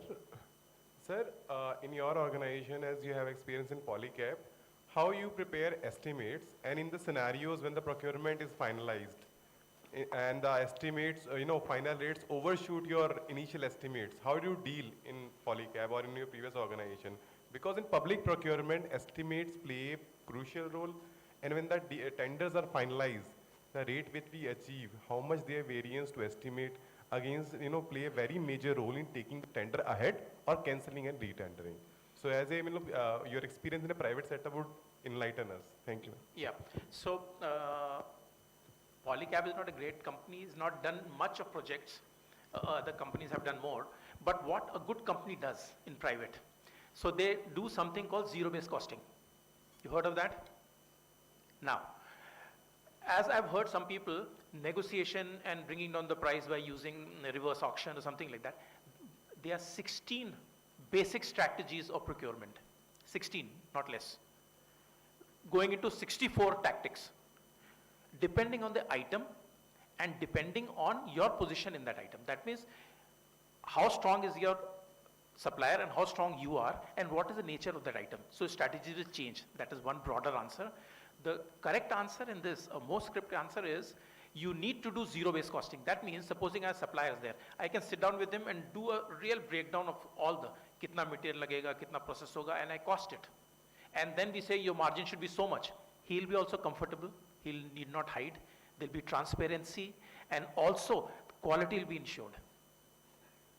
So zero-based costing is also one thing which we do very often. So I have a system, we have developed a system where each item is on a zero-based costing. तो हम जब उसको add करते हैं, it will tell me, supposing इसका cost है 560, तो इसी के आसपास होना चाहिए.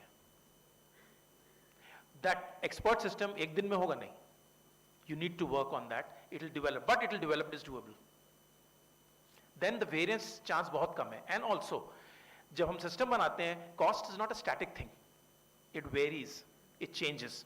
So what we do, we use indices, cost indices, attach it, supposing उसमें copper है, तो copper indices लगाई, और जो है इसमें plastic है तो उसका लगाया, करके there's a running cost. And I keep changing that cost. My contract is like that. If it is plus minus 0.1% with no change, if it is more than that, either plus or minus automatically will happen. So he is also happy, I am also happy, because basically you need to see that his margin is maintained. If his margin is not maintained, he will not work for you. He will do some shortcut. As simple as that. So there is no short answer. There is a hard way to do it. Did I answer you? Okay.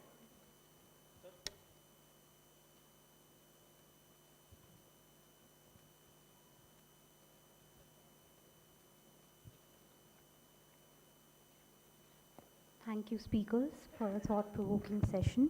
May I now Just last invite on question. stage. Excuse me, madam. Congratulations, Tata Projects, for completing that Parliament Bhavan in record time. NBCC hired you as a service provider, conclusion of this, for conclusion of this project. In case of when you procure the materials or services, did you follow this public procurement policies, MSME policies, or any other things like which is? Did you adopt those policy matters? Yeah, we have we have some internal system as well as per the tender or contracts, the system also specified for the contractor. So both the things we are following actually. So if if NBCC or CPWD or any government organization something mentioned in the contract, that will be taken as a first. Then the same thing will be put in our system to follow the Tata Projects system. Thank you, sir. Thank you, speakers, for a thought-provoking session. May I invite Sri Madhuranjan Kumar, Head Procurement Research, to present the memento to our speakers of the session.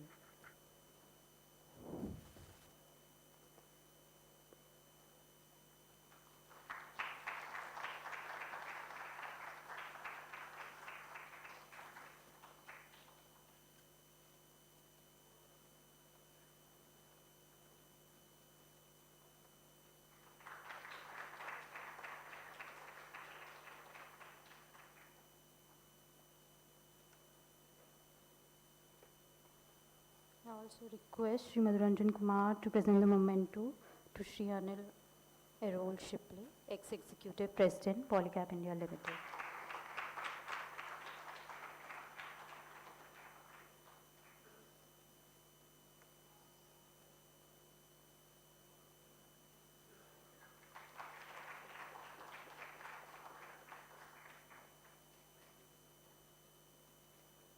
Thank you, speakers, for being here.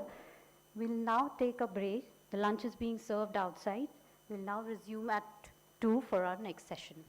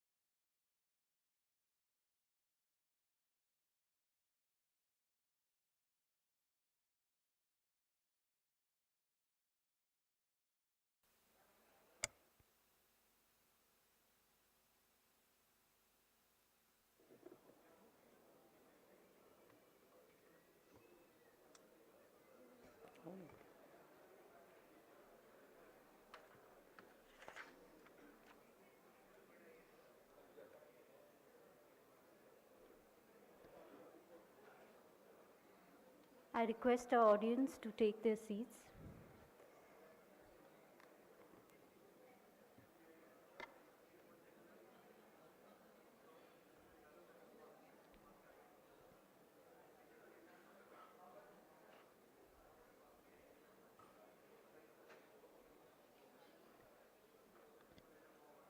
Ladies and gentlemen, we have with us Mr. Sanjay Agarwal, Advisor, Procurement Policy Division from Ministry of Finance. We welcome you, sir, to the conference.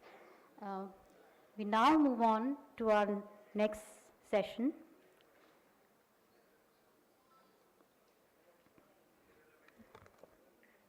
We are privileged to have Shri Arvind Kumar, former Director General, Military Engineer Services with us. I invite Shri Arvind Kumar, former Director General, Military Engineer Services on stage for the keynote address. Allow me to introduce Shri Arvind Kumar, former Director General, Military Engineer Services. Shri Arvind Kumar is the former Director General of Military Engineer Services. He holds a BTech in Civil Engineering from Sardar Vallabhbhai National Institute of Technology, Surat, a MTech degree from IIT Delhi, MPhil in Defense and Strategic Studies from University of Madras, and LLB from Manad University. He holds 45 years of experience in public infrastructure, planning, execution, vigilance, dispute resolution, and corporate governance. He has served as independent director in BEML Limited and as an independent external monitor of CPWD. Ladies and gentlemen, please welcome Shri Arvind Kumar.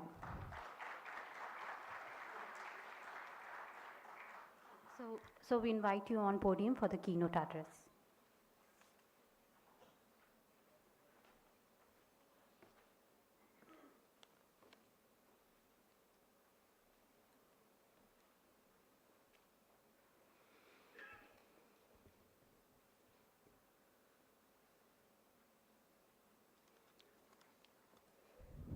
Respected Mr. Sanjay Agarwal, Mr. Madresh, eminent personalities of the dais, ladies and gentlemen. It's a very good afternoon in this beautiful auditorium of Scope, and I'm thankful to the Procurement Research Center of Arun Jaitley and National Institute of Financial Management for organizing this conference on ever relevant topic of recent advances in procurement. And this matter has been so dynamic that every day some policies are being issued, and it is very difficult to keep pace with those policies also.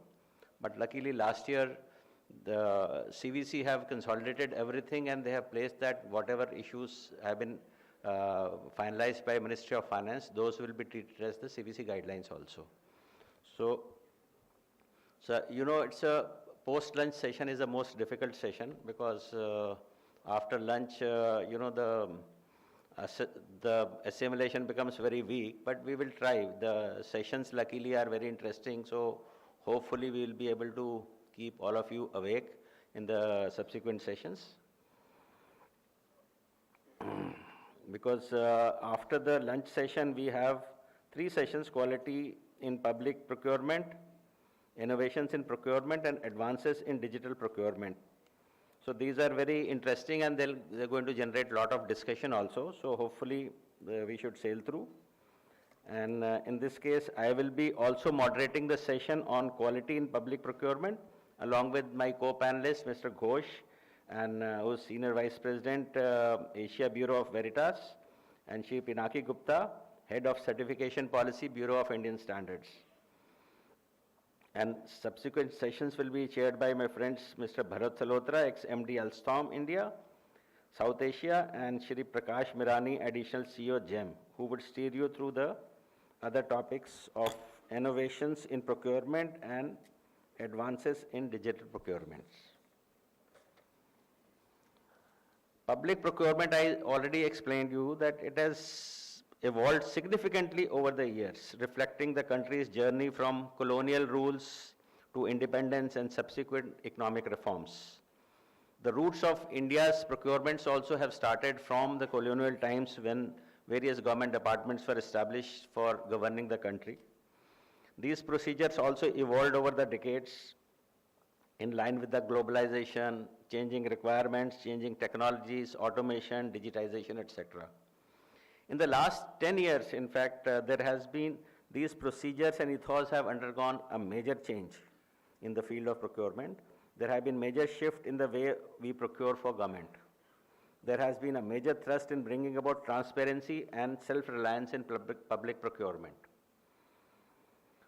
So there has been a major thrust in Make in India, encouragement of MSMEs, and complete overhaul of financial regulations and procurement manuals, including manuals for stores, execution of work services, as well as consultancy contracts to bring about quality, ease of doing business, transparency, and simplification of procurement procedures.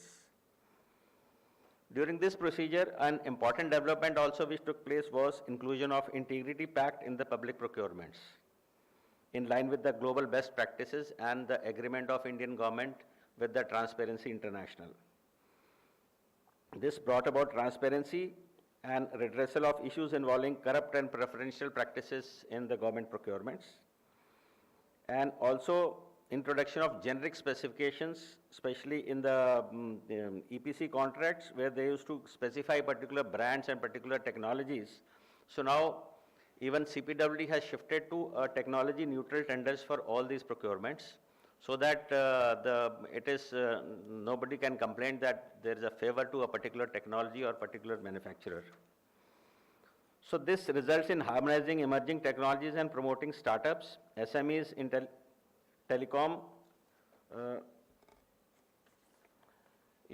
This one thing we missed was that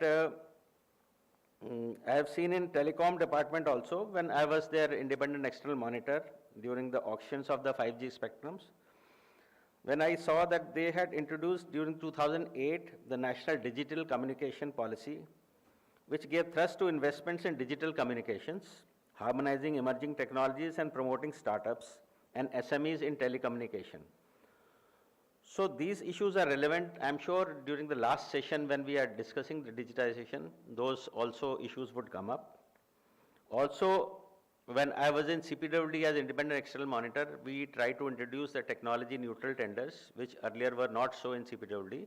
So that was accepted as a principle, and all those big contracts, including the Central Vista project, they all have now technology neutral tenders, and there is no specific preference to a particular technology. Only the generic requirement has been given, and the vendor or the agency or the contractor has to comply with those functional requirements. So Make in India and public procurement and public procurement of projects you have already discussed in the morning sessions. So now we will come to the balance session. So public procurement now, as you know, is a cornerstone of modern governance and plays a pivotal role in not only in efficient allocation of public resources, but also in shaping the very fabric of the society. The Ministry of Finance, Government of India, provides guidance on procurement processes through various documents and guidelines. While the Ministry of Finance primarily oversees financial matters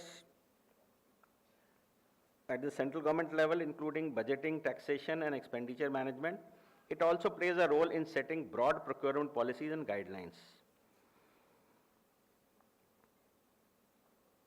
While the Ministry of Finance provides overreaching guidance on procurement processes, specific procurement manuals and guidelines also have been issued by individual ministries, departments, including Central Vigilance Commission, who have now, as I mentioned, in 2022, they have issued the directions that all the procurement policies issued by Ministry of Finance will be now binding on all the ministries. Further progression is that moving away from from colonial system of DGS&D rate contracts, we have moved to government e-marketplace, which has been established as a central platform for online procurement of goods and services for government organizations in a transparent and efficient manner. GEM has its own set of rules and procedures governing procurement activities conducted through their platform. So as far as the imperatives of quality is concerned, which we will be discussing in the current session also, the importance of public procurement cannot be overstated in the context of public spending, where taxpayer money is utilized for acquiring goods, services, and infrastructure. Ensuring quality is not just desirable, it is an ethical and economical necessity also. So why quality matters so much in public procurement? Quality in public procurement transcends not the mere compliance of technical specifications. It encompasses a broader set of considerations, including functionality, durability, environmental sustainability, and social impact. At its core is the quality which ensures that public expenditure translates into tangible benefits for the citizens. So that is the crux of the public procurement. And then also effective service delivery, that quality ensures that goods, services, and infrastructure procured by public entities meet the necessity standards to effectively serve the needs of citizens. Whether it's a building roads, building hospitals, strategic buildings for defense, purchasing equipments for schools, high quality products and utility services like telecom, electricity, water, waste management, railways, transportation, it contributes to the efficient delivery of public services. And it also has to be value for money. So quality procurement ensures that public funds are spent wisely and efficiently.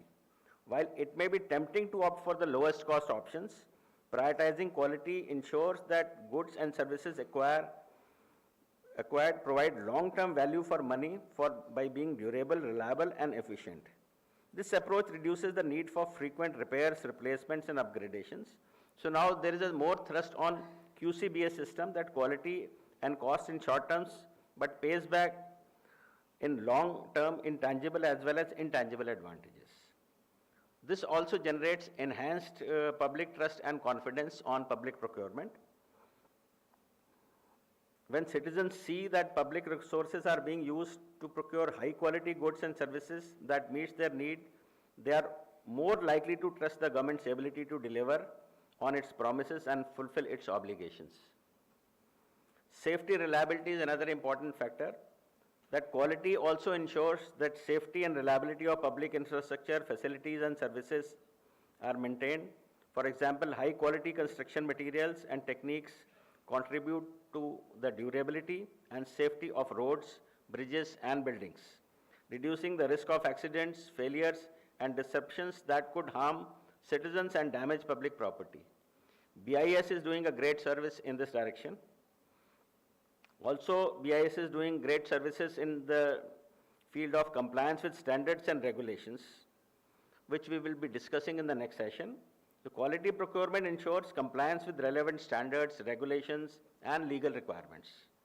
Public procurement processes often involve adherence to environmental standards, technical specifications, safety regulations, and legal requirements. Ensuring quality in public procurement helps public entities meet these obligations and avoid potential legal or regulatory liabilities. Then, public procurement also supports the economic development. Quality procurement also stimulates economic development by creating demand for high quality goods and services. By prioritizing quality, public entities create incentives for suppliers to invest in innovation, research and development to improve the quality. This in turn can lead to economic growth, job creation and increased competitiveness in domestic markets. Then the impact of quality on environmental and social impact. The quality procurement can have positive environmental and social impacts. For example, procuring energy efficient equipment, environmental friendly materials and products made with fair labor practices contribute to sustainability and social responsibility goals. By considering these factors in procurement decisions, public entities can contribute to a more sustainable and equitable society.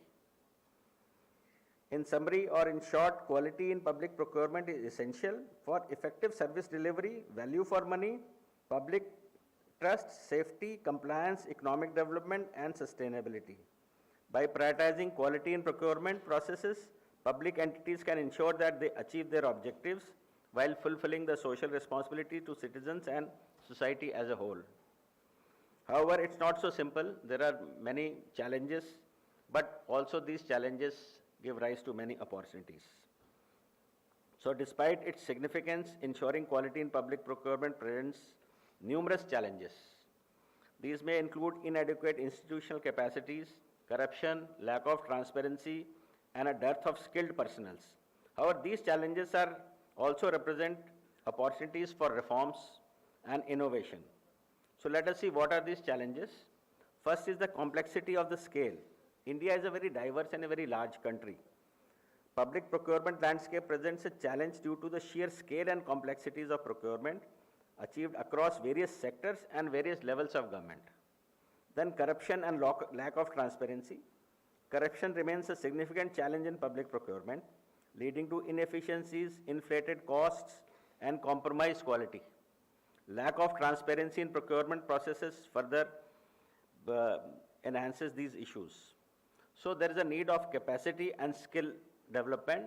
So presently there is a gap between capacity and skills, and there is a shortage of skilled procurement professionals. So such type of seminars and such further trainings, they add to the knowledge of the personnel who are directly or indirectly engaged in the procurement, and they enhance the institutional capacity in many government departments and agencies to effectively manage procurement processes, including quality assurance. Then bureaucratic red tapeism also. Cumbersome bureaucratic procedures, excessive paperwork, these can lead to delays. Of late, there has been a considerable improvement on this with automation of procurements and digitization. These gaps have been reduced, but still there's a lot of work required to be done in these cases. Quality control and monitoring is also a challenge in public procurement. Ensuring quality in public procurement requires robust quality control mechanisms, specifications, monitoring systems, and inadequate monitoring and enforcement mechanisms often result in substandard goods and services being procured.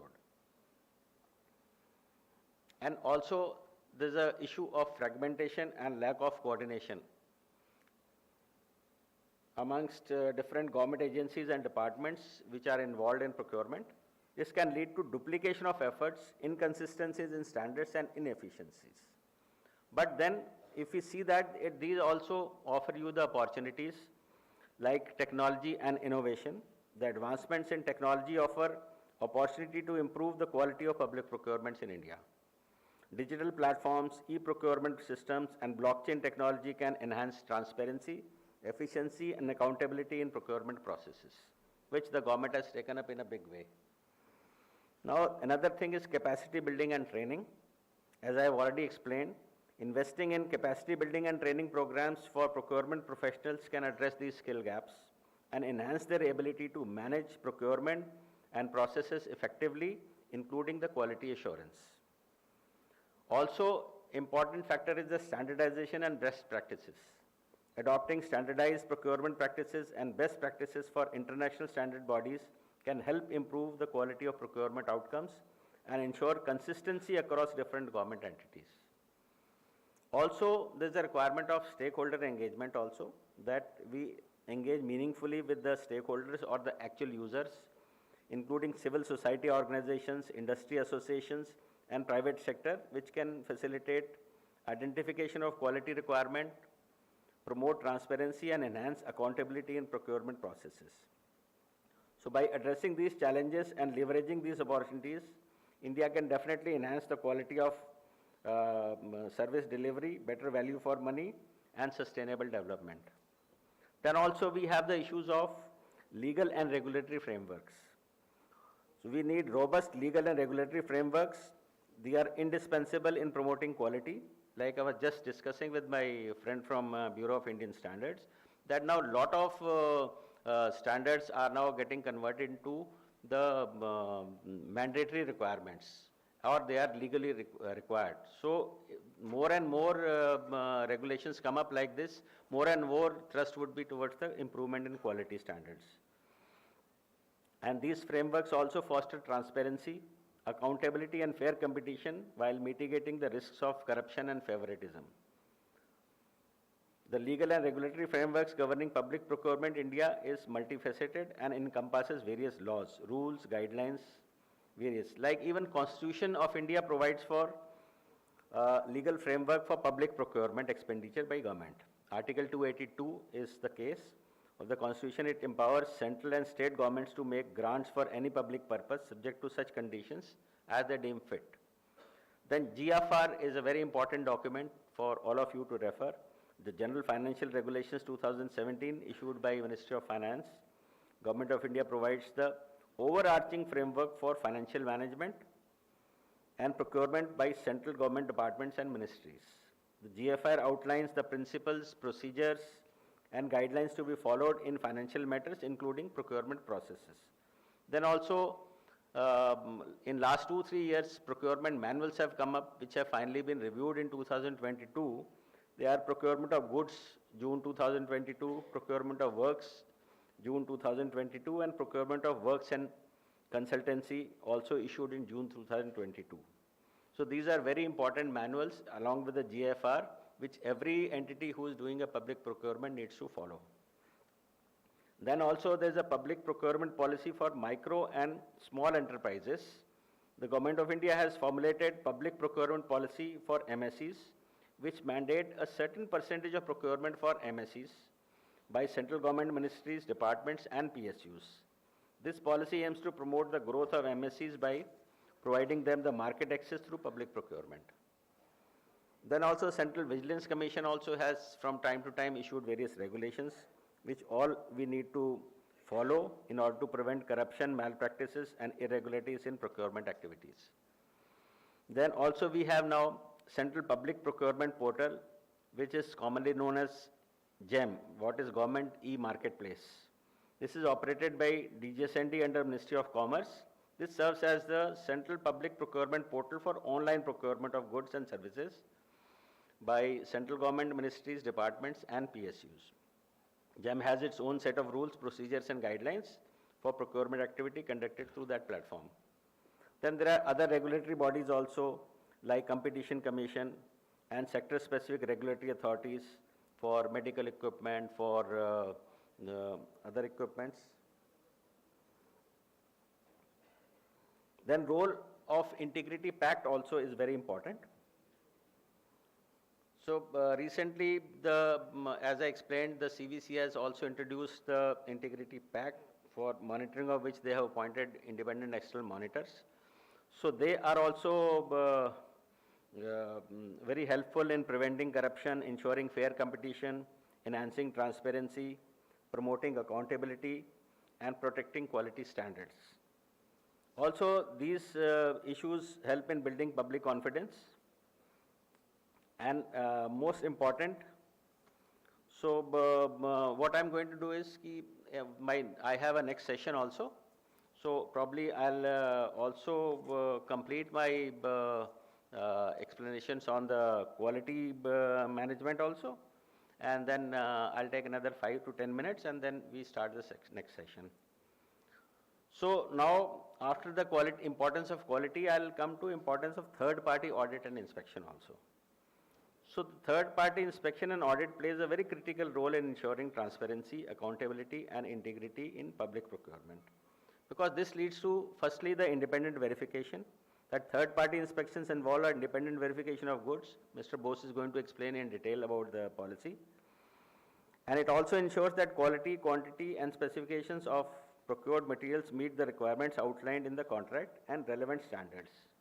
So third-party inspectors are typically experts in their field and are impartial, providing unbiased assessment of the procurement items. Also, it helps in the compliance assurances. Third-party audit also focuses on ensuring compliances with procurement, regulations, policies, and procedures. So auditors, as independent auditors, they are responsible for review of procurement documents, processes, and practices to identify any irregularities or discrepancies and non-compliance with legal and regulatory requirements. This helps to prevent fraud, corruption, misuse of public funds in procurement policies. Now also, third-party audit that takes care of enhanced transparency and accountability, which Mr. Bose is going to explain in detail. That third-party inspections and audit contribute to enhancing transparency and accountability. Transparency is increased as stakeholders have access to reliable information about the quality, cost, and performance of procured items. Accountability is strengthened as procurement officials are held accountable for their actions and decisions. Another issue is the risk management also, that third-party inspections and audit help identify and mitigate risk associated with public procurement by conducting through inspections, audits, potential risks such as poor quality, cost overruns, delays, etc. and non-compliance with regulation can be identified early and addressed proactively. This minimizes the likelihood of adverse consequences and ensures that successful completion of procurement project. Then also we are helped with for quality assurance. Third-party inspection always plays a very crucial role. This helps to prevent use of substandard and inferior products that could compromise the performance or safety of public infrastructure. Capacity building also, this helps in the capacity building of the respective procurement departments. And through their findings and recommendations, auditors and inspectors identify areas for improvement in public procurement processes, systems and controls. This enables procurement officials to enhance their knowledge, skills and practices to ensure better procurement outcomes in the future. So, to summarize this, the third-party inspection and audit play a very crucial role in procurement because it ensures transparency, accountability, integrity and quality of public procurement. So, by prioritizing the quality, we can ensure that public resources are utilized effectively, infrastructure is built to last and essential. So, with this probably I will come to end of my keynote address as well as my opening address for the next session, and I would hand over the dais to the MC. Thank you, sir, for the keynote session. May I request Sri Madhuranjan Kumar, Head Procurement Research Center, to present the memento to Sri Arvind Kumar.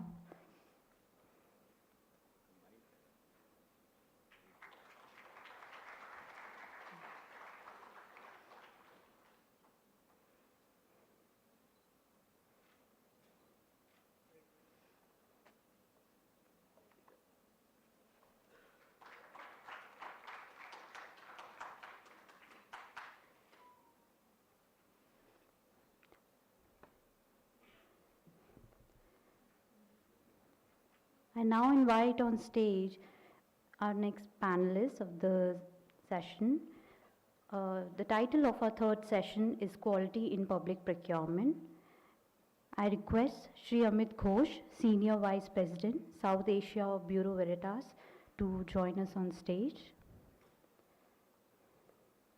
I also invite Sri Pinaki Gupta, Head of Certification Policy, Bureau of Indian Standards, to join us on stage.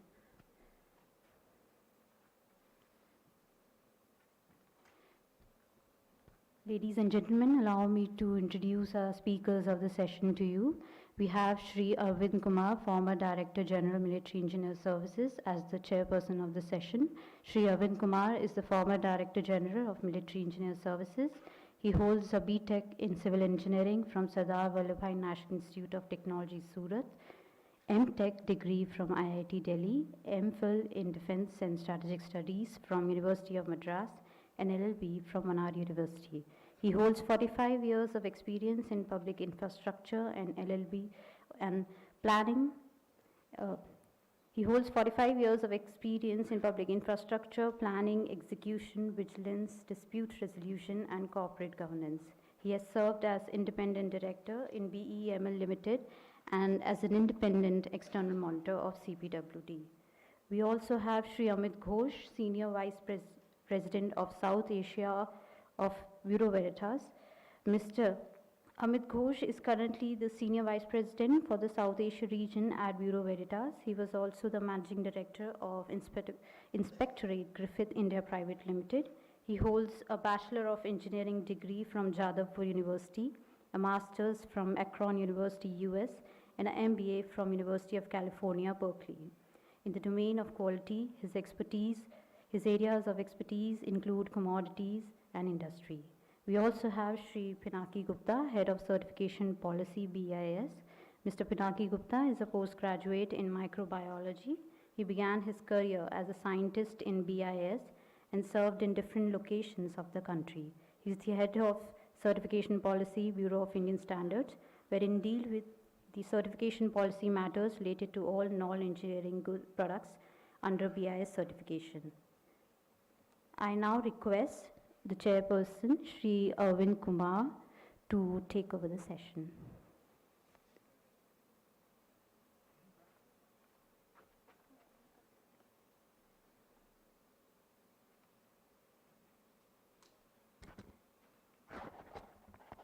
I welcome you all to this session, which basically deals with quality in public procurement. So some of the points I've already touched in my keynote address on how the quality of public procurement helps in the long run, and we should not basically go for the lowest quotation, and also the importance of the third-party quality audit and quality assurance, and also the importance of the regulatory mechanisms and the standards set by the country's apex bodies like BIS. So those need to be followed, those are very important. So I would now request Mr. Ghosh to kindly explain the issues related to the third party rules. Mr. Ghosh.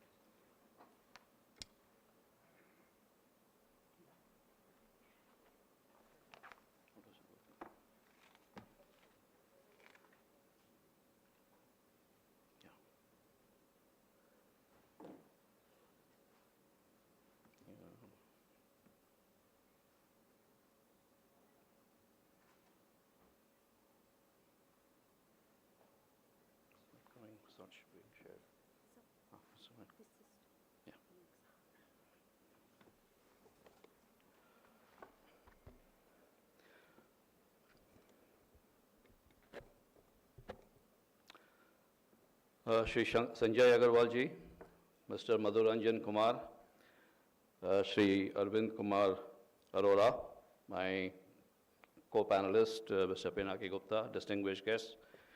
Good afternoon. Before I start, just a quick word. Post-lunch session, as Mr. Arora mentioned. So I fully realize that you have a full right of going to sleep.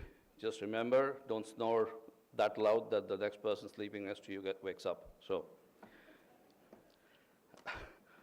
with that, I'm quite fortunate and thankful to Shri Madhuranjan Kumar to be given the opportunity of presenting a quick presentation on quality in public procurement.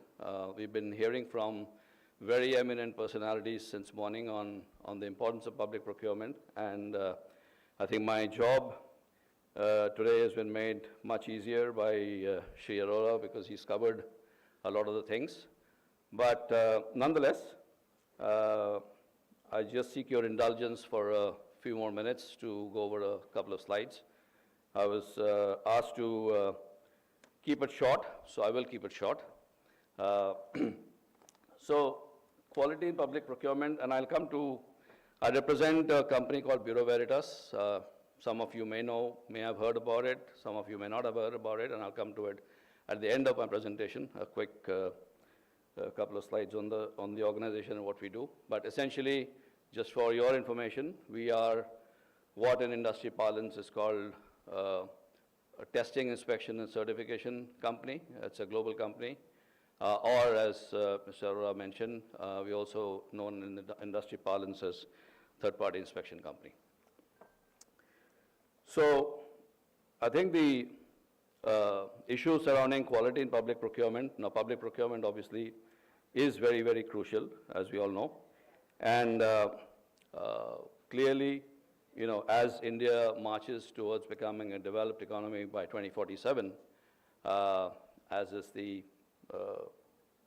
mandate or promise held out by the government of India under our Honorable Prime Minister, I think it's very important that the public procurement process works seamlessly, efficiently, effectively, and in a very, very transparent manner. And this is extremely important to have the confidence of the public in that entire procurement process. Clearly, quality plays a huge role in that, and we will see how companies like us or organizations like us and our national standards body BIS play a pivotal role in making it happen.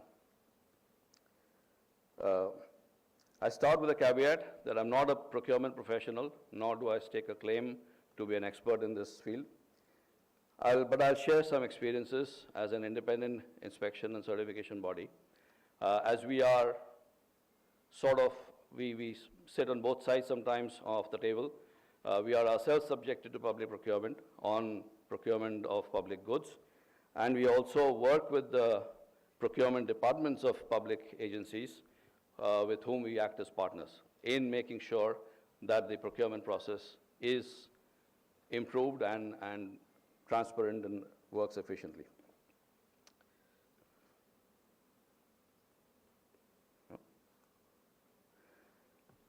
So my submission is, and we've heard why quality is important, obviously from a cost perspective, from making sure that we are getting the right goods.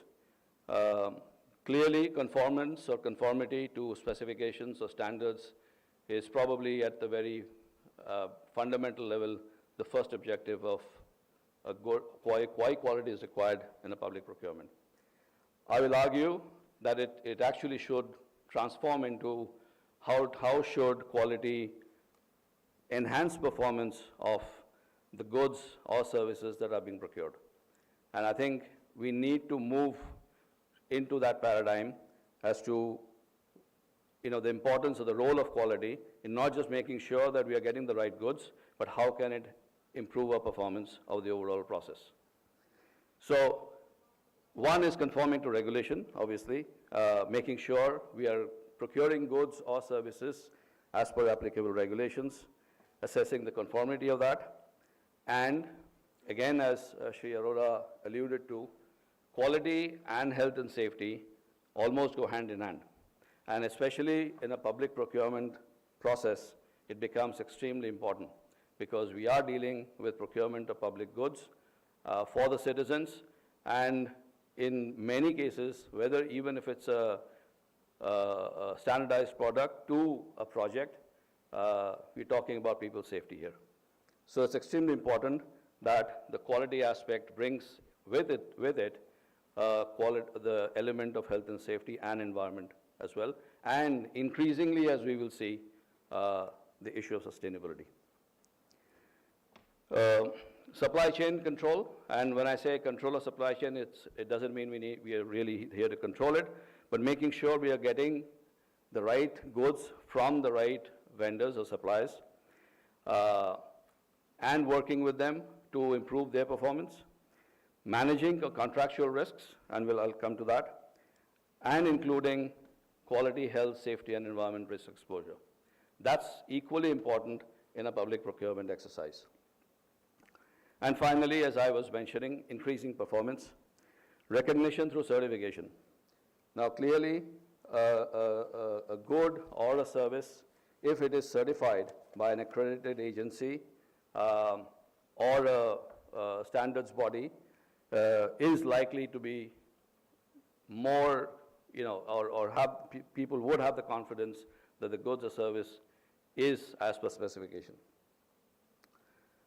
Selection of the correct product and service, vendor development, as I mentioned, and that also feeds into how do you improve performance of whatever it is that we are trying to buy, and QHSE function optimization.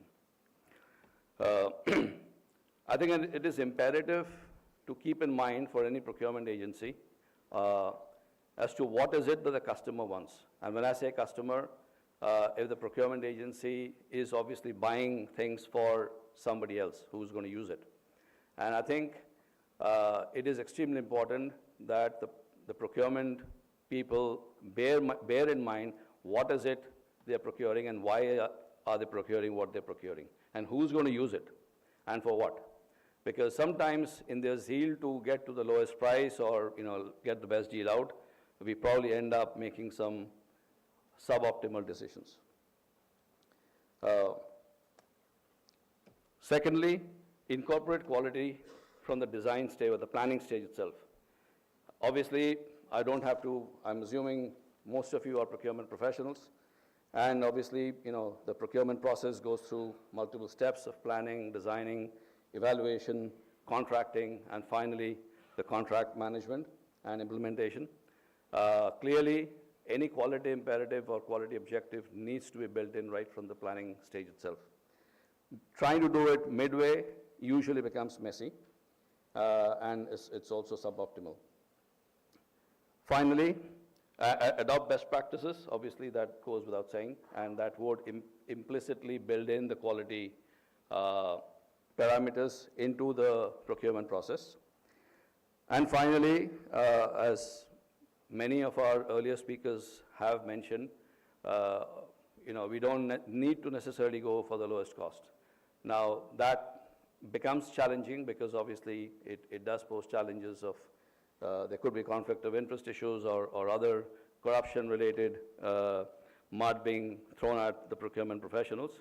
But the issue here is we need to evaluate the cost over the life cycle of the product or the service that is being procured, not just on the lowest cost. And that itself is a culture change in many procurement organizations.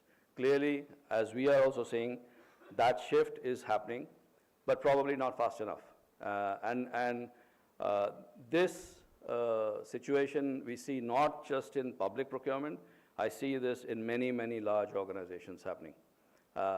We have, submissions, technical evaluations, price bids being submitted, and then followed suddenly by reverse auction. So the humble submission is that whatever it is the process, define it very clearly and transparently early on so that the bidders have the confidence and you have the credibility that the process is being followed to the core.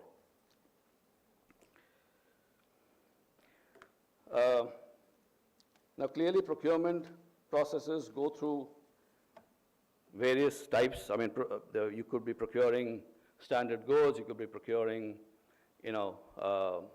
batteries, you could be procuring grains, you could be procuring many things. Clearly, every procurement or every product or service has its nuances, has its specificities which need to be factored in.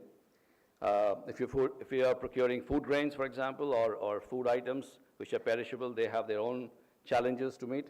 If you are procuring sensitive defense equipment, it has its own challenges to meet. The schematic that I show here is basically how do you get quality along the value chain. And when I say value chain, it starts from the project feasibility or even with a project idea. And clearly, what I've depicted here is usually applicable to procurement of services which are in the public space. And I'm talking mostly for rail, bridges, tunnels, rail, transport, airports, ports, etc., or water. All of these are complex procurement processes, and all of these have or do have the need to incorporate quality at each stage. Now, maybe the text is a bit too small, but at every stage, whether it's a project feasibility and development stage, whereby you have the technical studies involved, you have the environmental assurance or assessments involved, infrastructure sustainability studies to be done, to getting into the design review phase, the technical due diligence phase. Every step, there is a quality aspect built in. And the procurement process could actually look at the entire procurement from start to finish, or as many times it happens, that they look at quality at discrete points. Now, for every single one, that process needs to be followed, starting from study and design to construction and operation and maintenance. So the issue is quality is imperative at every stage. And as I said, especially for these kind of projects where we are procuring and we are trying to select the best vendor or the best set of vendors, making sure that not only are they following the right quality procedures or supplying the right material, but also adopting the, the best-in-class safety and environmental practices. That's very important, and mainly because there are human lives at stake here for many of these projects. Recent advances in public procurement, obviously we've heard about digital innovation and there's a whole session after this. One aspect that is increasingly happening is collaboration between the public sector and the private sector, and especially in large organizations that's happening in a big way. I think rail is a classic example, and I'll present one use case a bit later. Technology, I think what's happening is people's right to transparency or making sure that they are buying the right good or they're getting the right good is also aided by technologies such as blockchain, for example, just to make sure that the traceability of the product or the goods being supplied is assessed and demonstrated at every stage of the way. I think transparency becomes critical in any procurement process, whether it's public or private. Artificial intelligence, again, I'm mindful of the fact there's probably a speaker who's going to speak on that, and clearly it has potential to disrupt the procurement process, but also significantly improve the procurement process. And sustainable and risk-resilient purchasing. I think this is something we will see increasingly, as I mentioned, because it is clearly catching on. And this is where the public-private partnership is working very well. I'll give you an example. As India marches on towards the energy transition, obviously many of you would have heard, we're talking about hydrogen or green hydrogen being considered or being worked on as a fuel the world over, not just in India. And this is where companies like us or our associations, along with technology providers, are actually working to frame what should be a green hydrogen termed as, or what is the definition of green hydrogen, for example.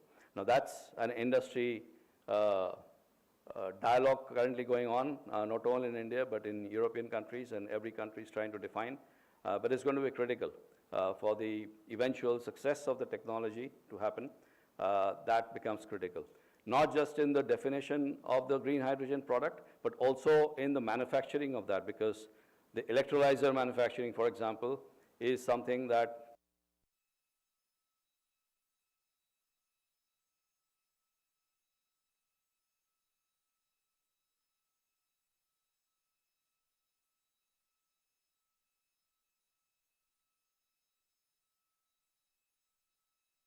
best to put these standards and procedures in place so that India is at the start of the pack when it comes to commercialization of the green hydrogen technology. So all of these things have a great relevance to basically it's all quality plus plus, if you say, in terms of incorporation or inculcating in the entire procurement process. Now, I'll give you one example of a transformation that happened, I think, about more than a year back with the Indian Railways, for example. Now, all of us know Indian Railways buys a lot of its goods and services from, obviously, the private sector. But the inspection of those goods has never been outsourced before. Till 2022, a decision was taken by the ministry to sort of look at bringing in independent third-party inspection bodies with global footprints to bring in best-in-class practices, to build capacity, to bring in the practices that need to be followed. Now, Bear in mind, the Indian Railways buys more than 50,000 crores of goods a year. And this was all being handled by its own agency, which is RITES. What happened was, based on the decision of the ministry and the railway board, they embarked on the process of privatization. And this process took several months, more than a year, in fact, of active dialogue within the the main stakeholders, including companies like us, who were in the railway inspection space outside India. Many discussions happened to frame what should be the inspection regime, because it was a complex procedure. And so many discussions took place with the local and global third-party inspection companies. Inputs from Railway Board was taken, and finally the technical scope and specifications were defined, followed by pre-bid meetings, and then the tender was issued and submitted. 5 bidders submitted, 4 were qualified, and all 4 were basically awarded a portion of the inspection business. What that did I must add, a much lower cost than it was currently being done at. So there was a hefty saving on behalf of the railways, but at the same time there was an improvement in process that took place. Obviously that process is currently going on, but it did bring in fresh expertise from the private sector. It brought in the transparency, it brought a comparativeness into the process. And that's what I was meaning to say.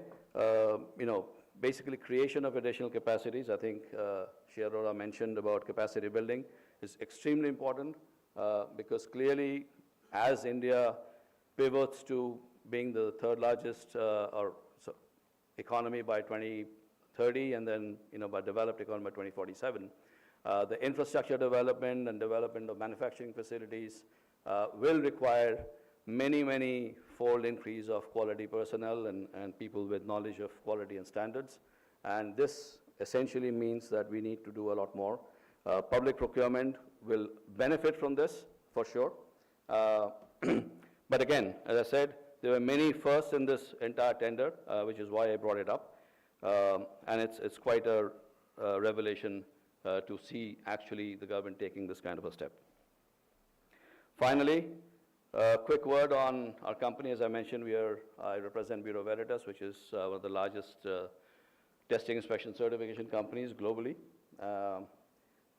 We operate around 140 countries in the world with over 82,000 employees full-time, serving about 400,000 clients. And in India, we just completed our 50 years last year, end of last year. And we have about 63 offices, about 38 labs, testing from materials to consumer products to electrical items, commodities, food, and many other things, served by more than 5,700 employees. Thank you very much. Thanks for your attention.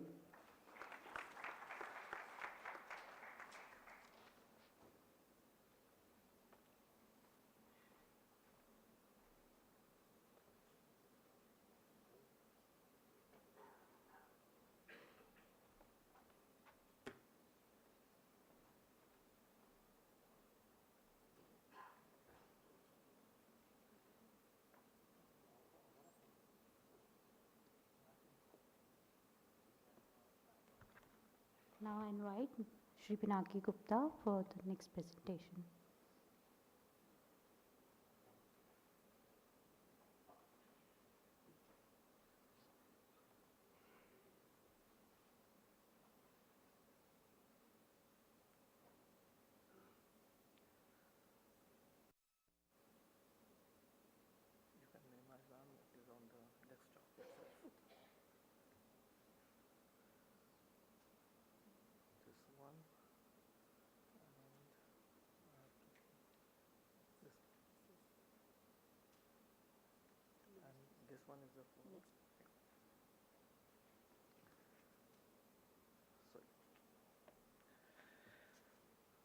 Namaskar, good afternoon, dignitaries on the dais, dignitaries of the dais.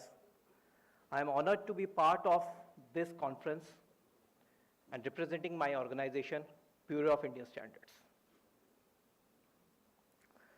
So before we dwell more into standards, the basic tenet of today's conference is quality, or rather quality in public procurement, the recent advances which we are making into. So what do we understand by quality? The basic terminology or definition, if you do see, it is to satisfy the intended need, whether for any process or a product. Whenever, whatever need it has been thought about and it satisfies this, then the quality is met with. Whenever we say about quality, the next thing which comes into our mind is standards. How we frame the standard. What do we understand by standard? To say in layman's term, a standard is a document that provides a set of agreed solutions to recurring problems. It can be for a product specification, it can be for a test method, it can be for guidelines to ensure that the product or services, whatever we are using, are meeting the minimum benchmark or the quality requirement. Bureau of Indian Standards, as we know, started its journey way back on 6th of January 1947, before our independence.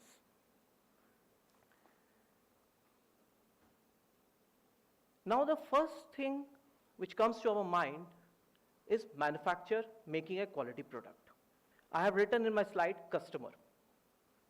Though I am representing Bureau of Indian Standards, which is working under the aegis of Ministry of Consumer Affairs, I have specifically chosen the word customer. It has a significance. A baby, though wants a safe product, wants a bottle, feeding bottle, which is free from any harmful carcinogenic agents like bisphenol A and all, doesn't have a say in having a procurement. The feeding bottle is procured by its parents. Similarly, in case of public procurement, this role falls on public authorities to ensure that whatever products or services which we are procuring for the masses meets the quality requirement. The onus for the masses is on us to ensure that the quality is met with, because the masses directly doesn't have a say. It is for us to ensure that they get a requisite quality material which is safe and secure.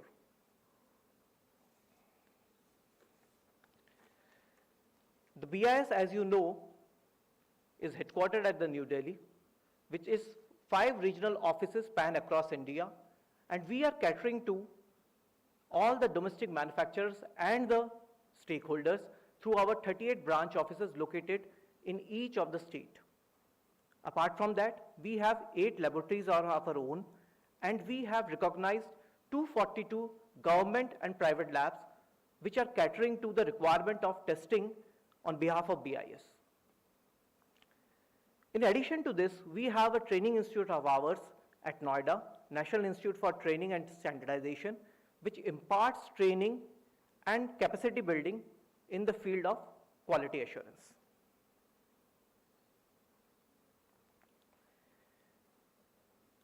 This topic has been dwelled by all the speakers before me. I will not take much of a time on this particular slide, but still, since we are talking about procurement and quality in public procurement, the first and foremost thing which comes to our mind as a procuring agent or a procuring agency is how to choose between QCBS or LCS. I have made procurement on behalf of my department, and believe me, it is the most difficult question to answer. Because once we make a procurement, later on we are being asked probing questions by various authorities.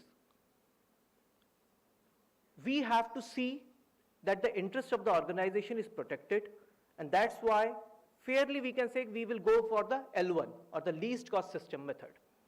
But in majority of the cases it is seen that if we adopt for a LCS based system wherein we require technologically advanced acumen, we will not get a bidder or a service provider.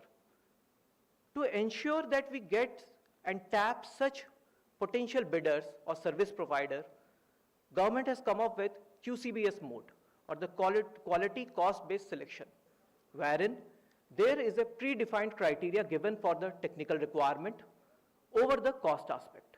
It can be a ratio from 50 to 50 up to 80 to 20% on technical to financial. 80 to 20% is the maximum ratio which is provided for niche area expertise, wherein you are going to expect only a few limited bidders to provide the services. QCBS is quoted in the Rule 192 and LCS is under Rule 193 of the GFR. The next comes the procurement through GEM. In the next session, probably, you will be told more about how to get the procurement done through GEM. Nevertheless, there are new tools and techniques available, business analytics tools on the GEM portal through which you can get your product or the services if it is already available, or you can make a bid also through the GEM portal. The next important thing comes the formation of terms of reference of a bid document. I would impress upon the need to give a particular emphasis whenever you are forming a bid document on the terms of references or the technical specification. This is the key area which holds that the requisite bidders who are having capability to provide you the services can only bid, and not the bid spoilers.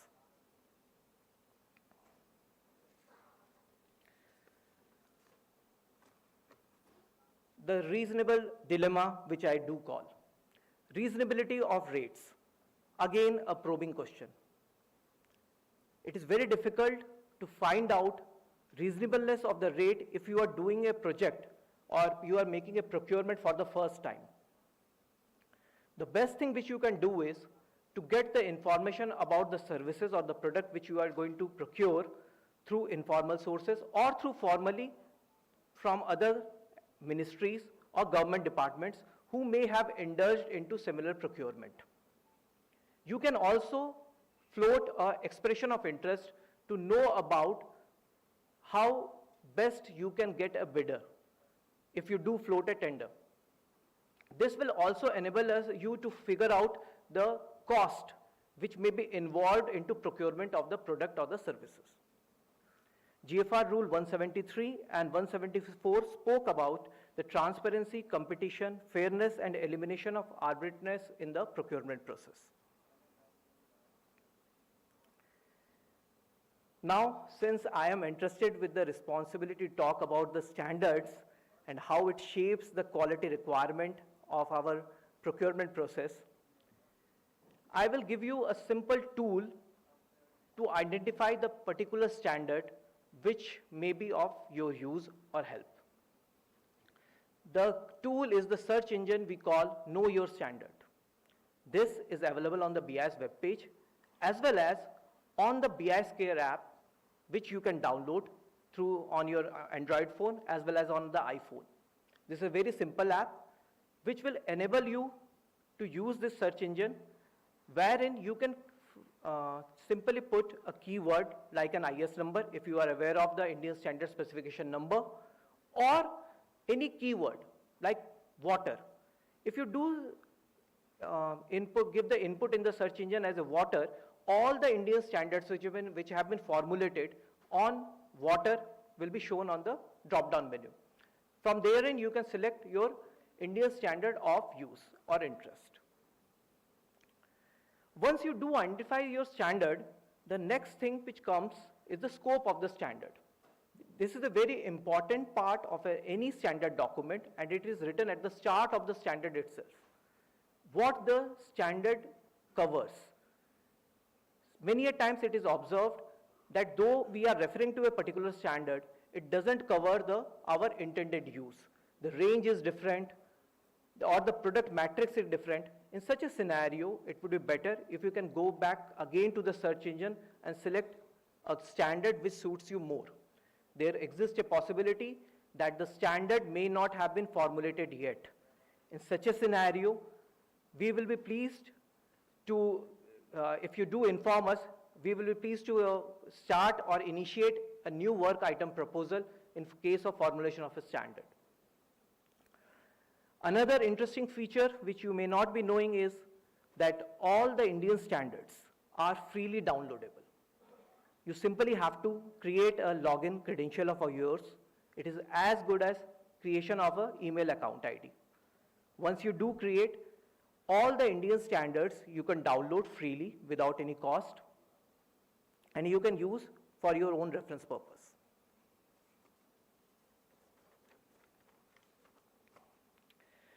The various certification scheme of BIS.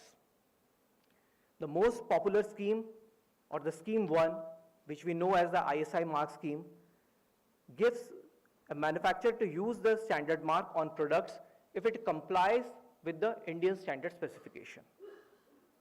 The next mark, or the scheme 2, is the registration mark, which is mainly given to the electronic products based on a self-declaration of conformity. The major difference between scheme 1 and scheme 2 is, in scheme 1, there is a thorough detailed audit process wherein the capacity and the capability of the manufacturer is assessed through a preliminary inspection at the plant premises. Whereas in scheme 2, the manufacturer needs to only apply for registration through a report which indicates that his product is conforming. In case of electronic products like mobile, laptops, telephone, the scheme 2 is prevalent. Whereas in your day-to-day product or products which commonly a common consumer is using, standard mark or scheme 1 is prevalent. Apart from that, we have scheme 3, which is the system certification scheme, wherein multiple players are available. Bureau Veritas is one of them, so is BIS.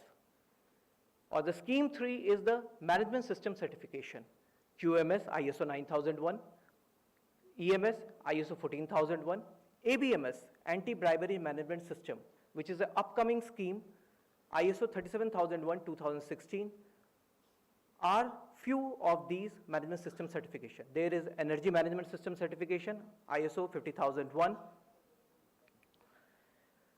Apart from these three schemes, there is scheme 4, certificate of conformity, which indicates that a particular requirement out of an Indian standard is having a conformance. Usually in field of transformers, certificate of conformity is used for the steel plates being utilized in the making of this transformer. Apart from there, we have a scheme 9, wherein product, process and services all have been integrated. Integrated mill scheme is one such scheme where the product and the process, the food safety management system, have been integrated into bringing a scheme 9. Then we have scheme 10, which is a horizontal scheme of certification applicable across all the product lines. It is more prevalent in the electrical and electronic fields. This slide presents you the entire BIS quality ecosystem as on date. Till 2014, only 14 QCOs or quality control orders were issued, covering 106 products. As you can see, now in scheme 1 itself, we have 154 QCOs covering 607 products. Around 679 more products are being brought under the ambit of certification in addition to this. These are going to come in coming few months, say till October or December 2024, we are going to have another 600 odd products under the BIS mandatory certification. What does mandatory certification means? Mandatory certification means that a product which has been notified under a QCO or a quality control order or a technical regulation, we say, once it is implemented, no one can manufacture, sell, hire, or even import or trade in that particular product. It is prohibited. Anyone who violates this rule can face an imprisonment or a penalty or both. One of the most popular scheme of ours is the Hallmark scheme. Hallmark scheme as on date covers 343 districts of India. In rest of the districts, it is going to be implemented in a phase-wise manner. And this scheme is very unique in the sense that in other mandatory certification technical regulation, it was the government which thrusted the technical regulation first and then the industry came up to it. Here, the masses, the consumer demanded that we want the hallmark. That's why from a voluntary regime, a mandatory regime came in. And since 2021, we are having a mandatory hallmarking certification in India. This is probably one of the only countries in the world where we have such certification. Few upcoming technical regulations where it may be of interest to the masses or the consumers are footwears. Footwear QCO has been notified in October 2020 and it is going to be implemented from 31st of July 2024.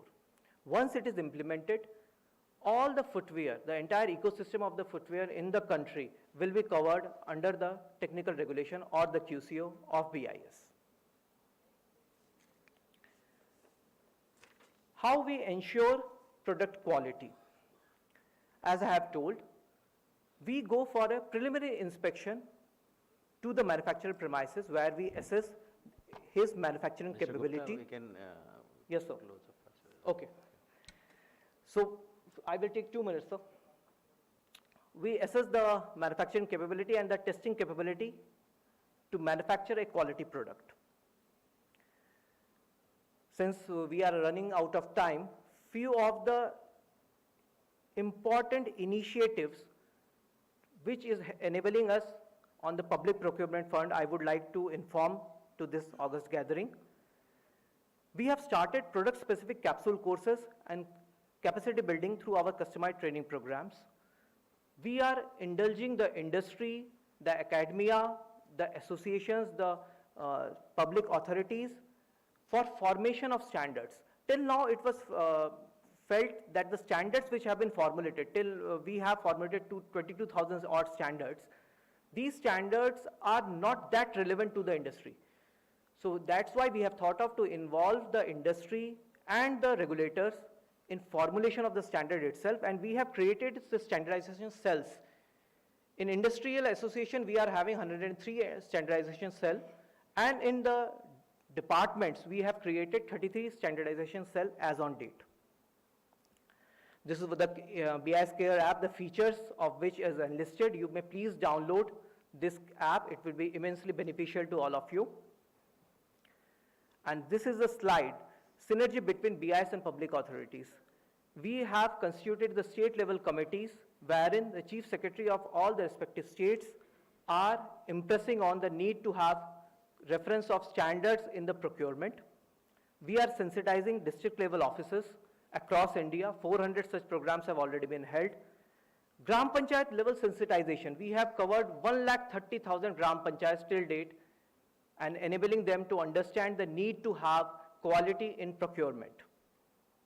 And we have also mapped all the Indian standards with the key government projects. These all informations are available on BIS website. It is going to be beneficial to all the procuring departments.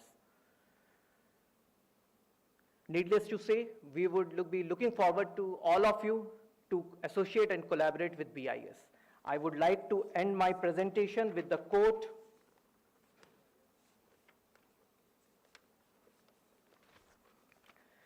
"Quality in a service or a product is not what you put into it. It is what the client or customer gets out of it." Thank you. Thank you, Mr. Gupta. We will quickly go through the questions. We have about 5 questions. So, first question is from Mr. Mahadev Mandal, Senior Procurement Officer from AIMS Patna. Its question is regarding third-party inspections. What are the agencies for medical equipments on public procurement? So, I'll hand over this question to Mr. Ghosh, probably if he can reply to this question. Yes, thank you. For medical devices, there are inspection companies who are carrying out this inspection for certain types of medical devices, not for everything. Companies like UL, I think TUV, there are a few others, some of our peers. We don't do it ourselves. So yes, there are, but I know CDSCO is taking a lot of initiatives to, spread this, the number of companies who would be accredited and authorized to carry out this inspection of medical, because it's very sensitive. So yes, there are. Thank you, Mr. Ghosh. We have a question from Dr. Rakshit from DRDO regarding quality, regarding determining of fair practice component for IPR.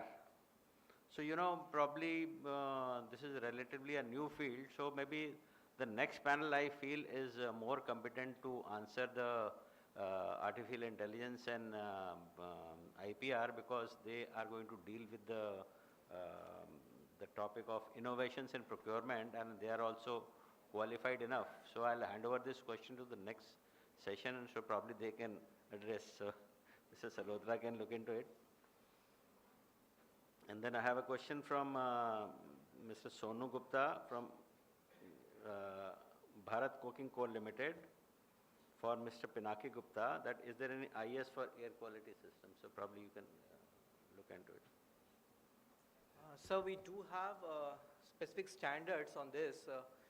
Though air quality is a part of the environmental management system, but I will certainly get back to you on this, or you can yourself now check through the Know Your Standard, which is the relevant standard you are going to have.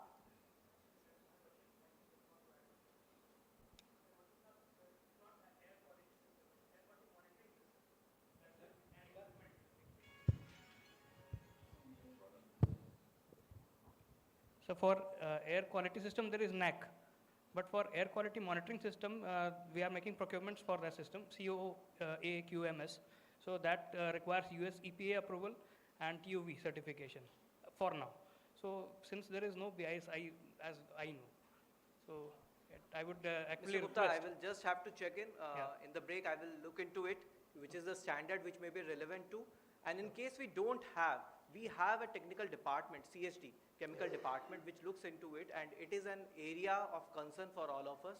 So in case we don't have a standard or a technical department, technical committee dealing with this, we can take it as a new work item proposal. Thank you, sir. We have another question from Mr. Rakesh Meena from Rights. Is it a good practice to mention brand / makes for items in a composite tender, either EPC or a conventional tenders? This is a complex question, because this has been the practice earlier that we normally mention 3 brands or 5 brands of a particular tender, but of late now, if there are standardization of those things, so there are many tenders where we specify only the ISI mark, that in case you have ISI marking. But then the question comes is that between the various ISI marks also there is a difference in rate. So generally in the tenders what we do is, if the difference in mark rate is less than 10%, then we specify those brands, and if there's not much difference, then we specify the BSI marks only. I hope that satisfies your question. And we have very complicated question from Mr. Shivraj Chauhan for THTC India Limited. He says, what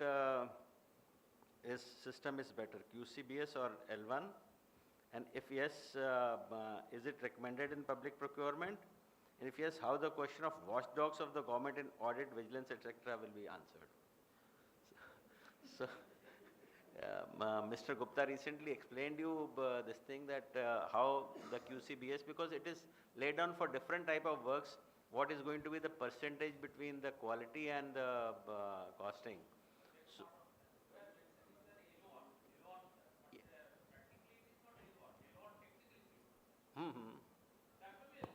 yes. So, no, once the percentage is fixed, then the evaluation is based on that percentage. So that is the whole purpose of having the QCBS cost-based quality selection. So if you have to go by the L1 concept, then probably the bid spoilers we call, they may bid and your bid may fail, they may not be able to deliver you the services or the goods. And you will be taken back by a tendering process takes in itself 6 months to 1 year in preparation and all those things. So you will be taken back in a good considerable amount of time. Whereas in case of QCBS, you are the one who is itself at the start of the bidding process declaring this is my requirement. This much of a quality or minimum benchmarking technical expertise you need to have, and then only you can make a bid. And no one stops you from having this sort of an arrangement. It is already permitted. Two-bid system, yes, it's another thing, but again in two-bid system, LCS can happen. In case of QCBS, it is different. If you do give a share or a ratio of say 70 to 30, 70% weightage will be given to the quality aspect in the two-bid system, 30% to the financial aspect. That's the benefit you are having to have in QCBS. Yeah, in a two-bid system, basically, firstly you evaluate the technical competence, and all those who only qualify technically, they only go for the opening of the financial bid. So this would not be, after we evaluate them technically, then it is the L1 only. After that, there is no QCBS. One more question regarding this QCBS system, sir. This is S. Khan from Munitions India Limited, sir. Actually, in QCBS system, sir, is that making preference orders, how these are complete? I think these are violated. No, he is... Actually, we are giving preference to MSCs in that order, Make in India orders. Yes. But in QCBS system, I think that these rules are not complied. See, QCBS would be there where we have the requirement of a specialized products, probably that those bids would be for QCBS systems. For a regular bids, probably it will be, yes. I know. You can come on the stage, probably reply from here.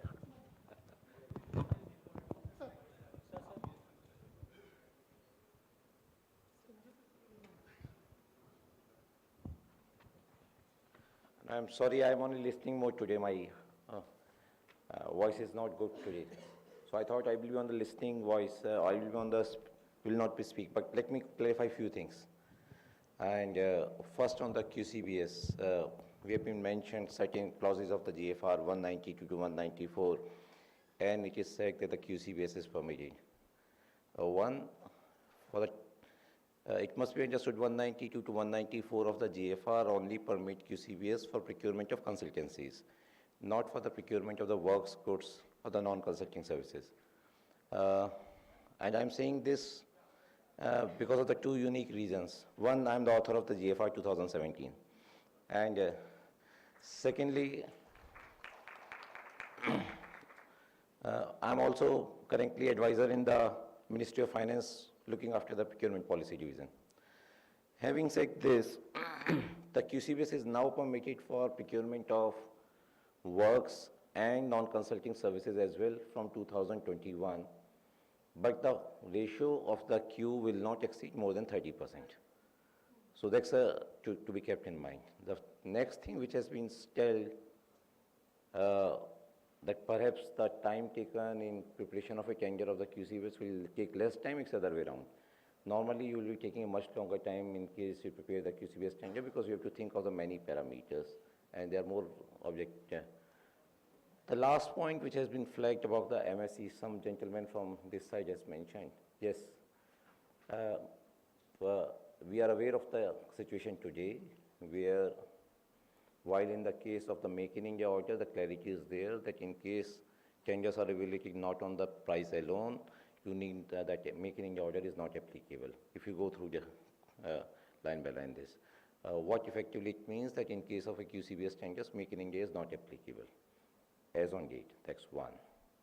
In the case of the MSC, there is no clear order available, and that creates an issue that in case MSC, how to implement the MSC policy in case of the QCBS tenders of the works or the consulting NCS. The good part is the MSC policy is not applicable on the works in any case.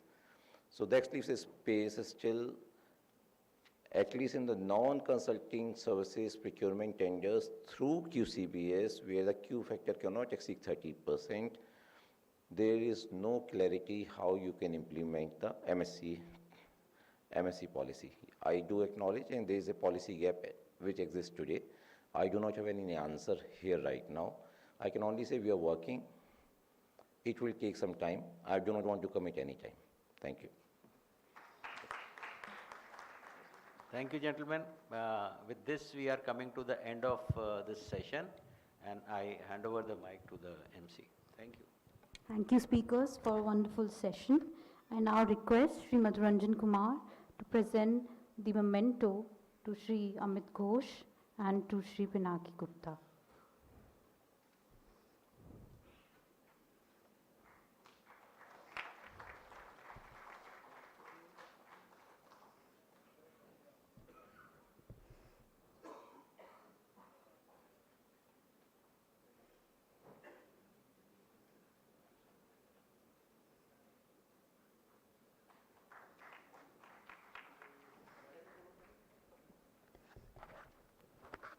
I request Sri Arvind Kumar to present the memento to Sri Pinaki Gupta.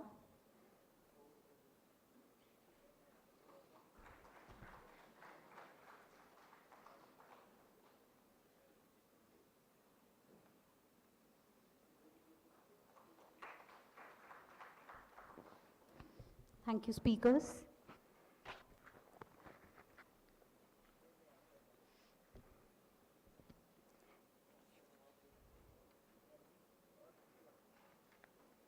We now move on to our fourth session. The title of our fourth session is Innovations in Public Procurement. May I now invite on stage the speakers of our session, Sri Bharat Sarotra, ex-Managing Director of Alstom Transport Limited. So please join us on stage. I also invite Sri Gopal Krishnan, General Manager, Center for Railway Information System. So please join us on stage. I also request Professor Ravi Shankar, Professor of Operations and Supply Chain Management in the Department of Management Studies at IIT Delhi. So please join us on stage.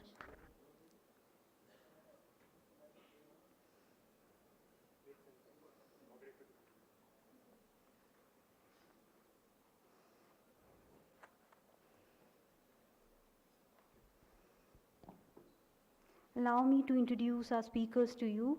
We have Sri Bharat Salotra, ex-MD Alstom Private Limited, as the chairperson of this session. Sri Bharat Salotra is a mechanical engineer and an MBA from IIM Kolkata as well as MIT USA. Sri Bharat Salotra started his career as an officer of Indian Railway Accounts Service. Later, he switched to private sector and was instrumental in getting Alstom Limited a foothold in India. He established Alstom Loco Manufacturing Company at Madhepura, a flood-prone remote location in Bihar, and was instrumental in ensuring that the Alstom factory at Madhepura manufactures and supplies electro-locomotives to Indian Railways in time. At present, he is an entrepreneur pushing the nascent hydrogen gas-based technology in road transport in India. We also have Sri Gopalakrishnan, General Manager, Center for Railway Information System. Mr. Gopalakrishnan is an engineer from IIT Delhi. He has done MBA Finance from Faculty of Management Studies, University of Delhi, and a PhD in Engineering Systems and Design from Singapore University of Technology and Design. He currently holds the position of General Manager at Center for Railway Information System, where he plays a pivotal role in shaping data-driven strategies and solutions for the Indian Railway. His expertise lies in the field of data analytics within the railway domain. He is the ex-research fellow of Intelligent Transportation Systems Laboratory, Massachusetts Institutes of Technology and Indian Institute of Science, Bangalore. We also have Professor Ravi Shankar. Dr. Ravi Shankar is the Amar S. Gupta Chair Professor of Decision Science. Dr. Ravi Shankar is Professor of Operations and Supply Chain Management in the Department of Management Studies at Indian Institute of Technology, Delhi. He is a fellow of prestigious Indian National Academy of Engineers and Indian Institute of Industrial Engineers. Professor Ravi Shankar was also awarded the Outstanding Faculty Award in 2018 in the domain of business, management, and supply chain in India.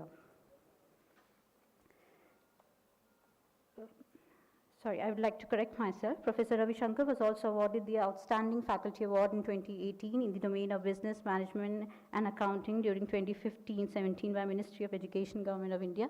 He has co-authored books with professors from MIT and is perhaps the best-known academics in the domain of procurement and supply chain in India. Suffice it to say that he has produced many dozens PhDs from IIT Delhi, where he teaches and does research in the broad domain of operation and supply chain management and decision sciences. I now request the chair, Shri Bharat Salotra, to take over the session.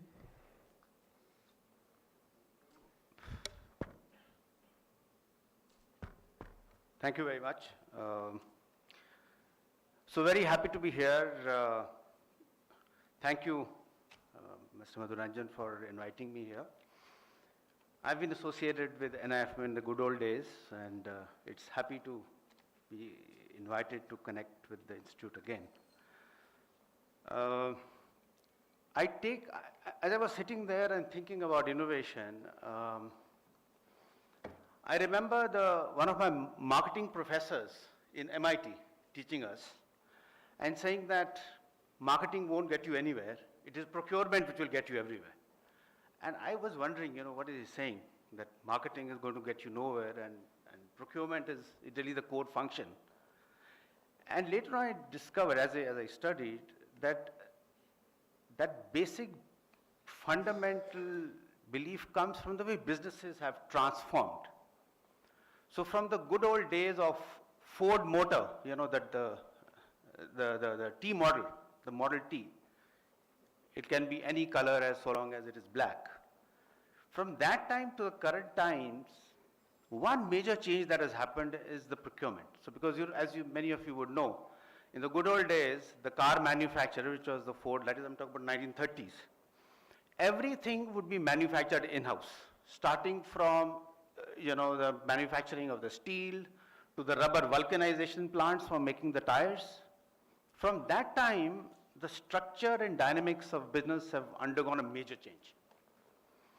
And we've seen, as John Chambers, the famous CEO of Cisco, he once said that the period of 90s was spent in optimizing departments within the organization. And the 2000s period, 1990 to 2000, were typically spent in business process re-engineering. It was a big term, BPR was very well known. But since then, the entire nature of competition has undergone a change, because competition is no longer between companies.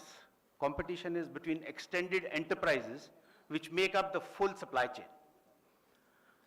And I've seen that in Alstom when we would engage the procurement function, and I'll talk a little bit more about that. Our role was not just to stop at the first tier one supplier. Our job was to try and optimize right through tier 1, tier 2, tier 3. And that's how we started to optimize. I remember just a few days ago I was discussing with Professor Ravi on the question that he asked is, how come the Maruti car, which used to cost 3 lakhs, what 3 lakhs tha? Is still costing the same. I mean, if you make the adjustment for the price, for the inflation, it still costs the same. So how come, have they started giving us inferior product or not? The answer lies somewhat in the way the procurement function has enlarged itself and has started to look at supply chains rather than optimizing its own itself. But when we talk about public procurement, the story is a little bit different. In many ways, there are certain significant constraints which exist in procurement. And so public procurement is typically listed as an internal function where, the role of the stores department actually starts from the time the product has been finalized, the specifications have all been done, and then the expectation is that now you float a tender. And that itself has gone a major change. And I will talk a little bit more subsequently on that. Because now the new mantra is, how can you modify or modulate public procurement for driving innovation at a national level? How do you develop ecosystems which can spur development of private enterprise for serving specific needs of an organization? I remember the Madhepura contract, the PCMA, production cum maintenance agreement. That was one single document. And the first effort, and I'm talking about it because I rate it as one of the most innovative documents when it came to public procurement. Because here was a 25,000 crore tender. The bidders, there was a limited tender, bidders were invited, there was a clear process of selection of that. But for the 25,000 crore tender, the submission was just 4 pages. Just 4 pages. Now all of us who've been in public procurement, we've seen, I have been a director of finance, I have had to have huge piles of documents to be signed every page, etc., etc. So it's very unusual to have a 25,000 crore tender with a submission requirement of just 4 pages. And Madhuranjan is there, he was part of the committee which set it up. And imagine you have to give one single figure. So the scope of work was basically 1,000 locomotives to be delivered over a period of 15 years roughly. Maintenance of the first 500 locomotives also. So the tender was to be, the total period of currency of the delivery and the maintenance was 21 years. Now imagine from a private sector player's perspective, if you have to bid and quote a number for the 1,000th locomotive with very strict conditions that you have to have a productivity improvement of 3% year on year, there's a clear-cut price variation clause which is given and all of that. It was a huge task, but it's therefore one of the simplest tenders to deliver, just 4 pages, but also one of the most complex. And we all know that it has been a great success story. Madhepura, Marora have been a great success. Almost half the supplies have already been delivered, over 500 locomotives have been delivered already. So incidentally, it took 7 years to put that together, from 2007 to 2015. Of course, there maybe have been certain political issues also which kind of delayed that. But an amazing innovation on how to procure a solution, and also entrusted with the task of not only providing that product, maintaining it, but for manufacturing and engineering design of that also to be done in-house. So this is a great example, and I know we have colleagues here from DRDO. Maybe it's something that you should look at for going forward. Now, what is fundamentally the objective function of public procurement, typically? So one major focus is, of course, savings, which is faster procurement, better quality, equity in opportunity, which is very important, fairness, flexibility, and most important, integrity and accountability. But we have seen that over the years, the focus has shifted from item input-driven contracts to outcome performance-driven contracts. And that itself is a great innovation. I think we are not there yet in every sector, in every field, because even today, so the government of India typically procures about 22% of the GDP is procurement, roughly. That's about $500 billion, and if you take, assuming maybe 700 billion, if you take $3.7 trillion economy, almost 70%, and Mr. Sanjay Agarwal will bear with me, is typically item rate contracts. 60 to 70% is still item rate contracts, which are driven by inputs rather than outcomes. But over a period of time, we have had some excellent examples of how, as a nation, we've gradually shifted to developing model concession agreements for ports, for highways, for airports, and even we made an attempt on the railway side also on private train operations. So there's been multiple strides have been taken. And then we have multiple variations, like the hybrid annuity model, for example, in the road sector. All of these are major steps in the journey. However, many of these changes are pretty much supplier end driven, supply end. I mean, today we're talking about promoting Make in India. So we say any tender, we give certain fiscal incentives for companies which are grounded in India. We may provide some tax incentives for MSMEs, etc. All these are supply end.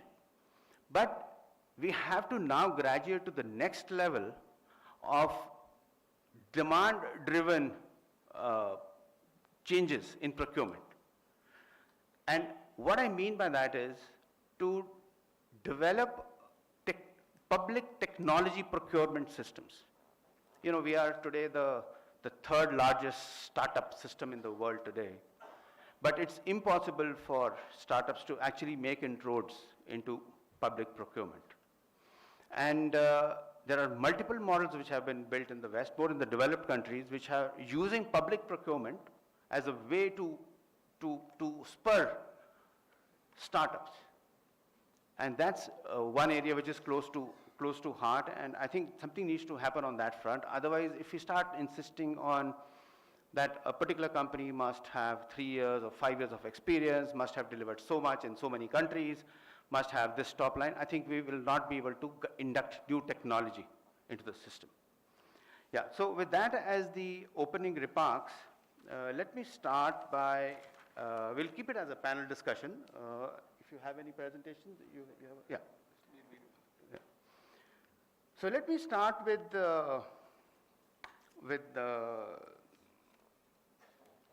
Mr. Gopalkrishnan. What do you think what are the major low-hanging fruits today? Or what are the easy steps out for improving the efficiency in public procurement? So, I'll talk on what has been our experience with Indian Railways. We are a small team of data science people working on different areas of using data science and AI kind of techniques in public procurement is one of the topics, but there are other areas as well. So initial starts from basic, as was showed in the first slide, in the first morning session by Mr. Vinay Sharma from Worldback, is that on spend analytics, that's the starting point where you look at where exactly is your spends going on, what are the items that you are most commonly getting used. And that's where we land up in the first problem of, for example, what is a unique way of identifying a regularly consumed activity. In railways, we call it price list number, PL number, or as we call it, but regularly used commodity. For example, in your household, it could be like dal, chawal, atta. That's like a stock item. You don't go to the shop every day to buy dal, chawal, atta. So how do you make sure that you already have dal and you're not making another dal stock again in your item? So unlike human beings, where we have a fingerprint, an iris print, a biometric ID, where you're deduplicating people, the commodity description, which is text, plain English, you can't deduplicate them so easily. So all your standard kind of search engines, which are based on, say, first name, last name kind of search, which are based primarily most of the SQL databases and of passenger name records and stuff like that, will fail because you make some spelling mistakes, you're gone, you create a new item. So that's where our group first started with this problem of unification of at least the new items that are going to come through, pass through a AI deduplication engine, and that's where we have the standard techniques that even Google uses today. We don't need to go to ChatGPT. These are good innovations that have happened from Google research in 2018, and they have published it open source. So we use them, and all the new items that are being listed, say for example, a new locomotive comes, you need a new set of spare parts to come in. All the new items, or even a drug, maybe a crocin, somebody is coming up with a new kind of volume or whatever, maybe it's a 200 ml or maybe 250 ml. You will look at what are the other crocin volumes that we have. Maybe we have 100 ml as well. So it goes through that AI engine, and we start deduplicating the items so that we don't start, even though we have those items, we start procuring them again. So that brings in efficiency. It also helps in stock surplus balancing, because the demand is always stochastic or volatile across different, because railways operates in multiple regions. So you might have a fast consuming product at one place, might be a slow consuming product at the other. So this is one area where you start with. And because we came up with that kind of a concept of deduplication, we were able to immediately extend it to other places. We are slowly moving towards tender search. All the tender search that you will see on Indian Railways portal will be backed by an AI engine which will deduplicate, because the customer or the bidder also can make a spelling mistake. They are all not native English speakers. Some of them are regional language speakers as well, so they make spelling mistakes. So shouldn't the tender description be shown to a bidder? So unless you have competition, you don't get better prices. So those are issues which we are tackling. Then one important question was raised by the previous panel speaker, Mr. Gupta as well, is about how do you estimate prices? So he said, look for items procured by other ministries. But how do you get that? Again, it's an item description, right? You might call it by a different name, slightly different name variation coming here. There again, we are working on the last accepted rates, cutting across Indian Railways, cutting across territories. We will be able to soon automate them, at least show people a similarity index of what the rates are, so that the budgetary and the procurement cycle is shortened, so that the estimation cycle, all of these can be shortened. Even that could be extended to budgetary quotes as well. So those are issues which are probably, I would say, low hanging. And then probably more into what we have learned in our theory in probably most of the places, into supply chain like ideal buffer stock or ideal safety stock. Those kind of things will soon follow. But these are issues which are probably the most low-hanging fruits, which we are currently working on, which are probably delivered already for the last 2 years on Indian Railways. We're starting small, but again, we can go big into large-scale outcome-based procurements or technology procurements, and we're also looking at those kind of issues now.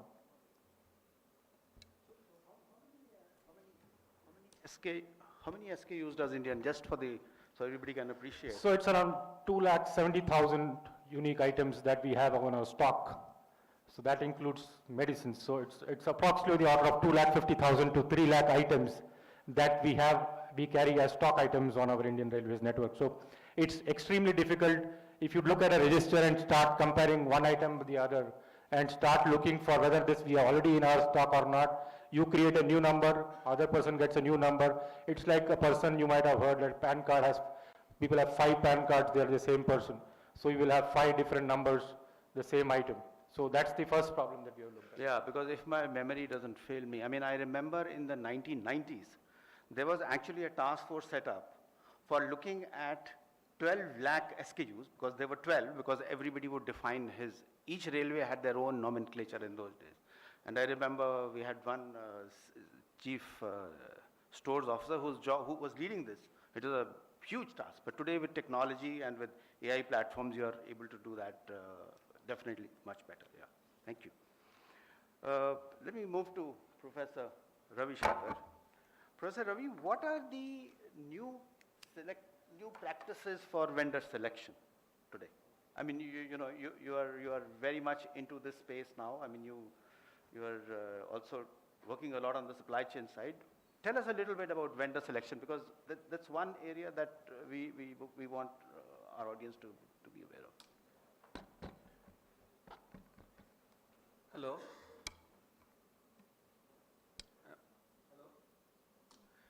So this problem of vendor selection is extremely unique, and from the academics point of view, I can tell you that there had been a lot of research in this area, and a lot of models, a lot of insights have been developed.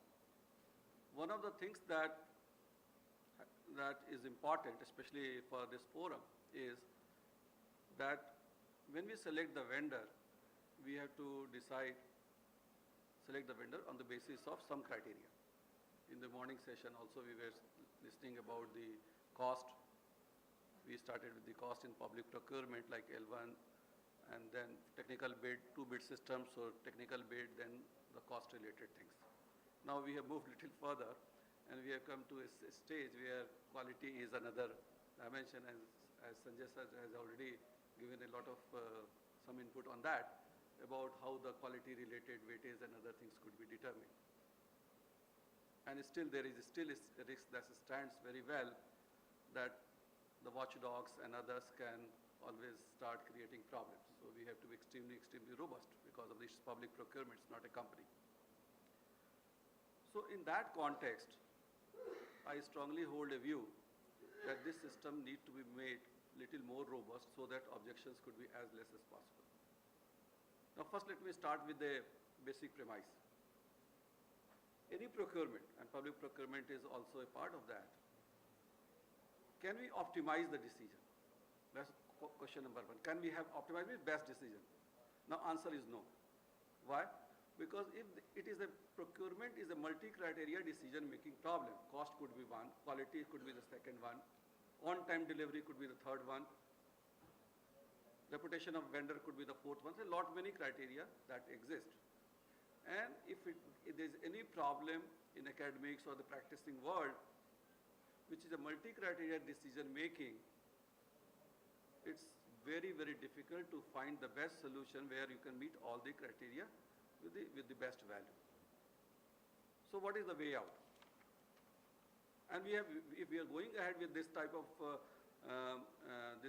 approach where we are going through a multi-criteria decision-making problem like quality and cost at this stage, the approach should be that we should follow scientific tools and techniques, and they are well-established tools and techniques. I will just flag few and just little bit of illustration and you can stop me wherever you need me to stop, because my biological clock allowed me to speak till 50 minutes.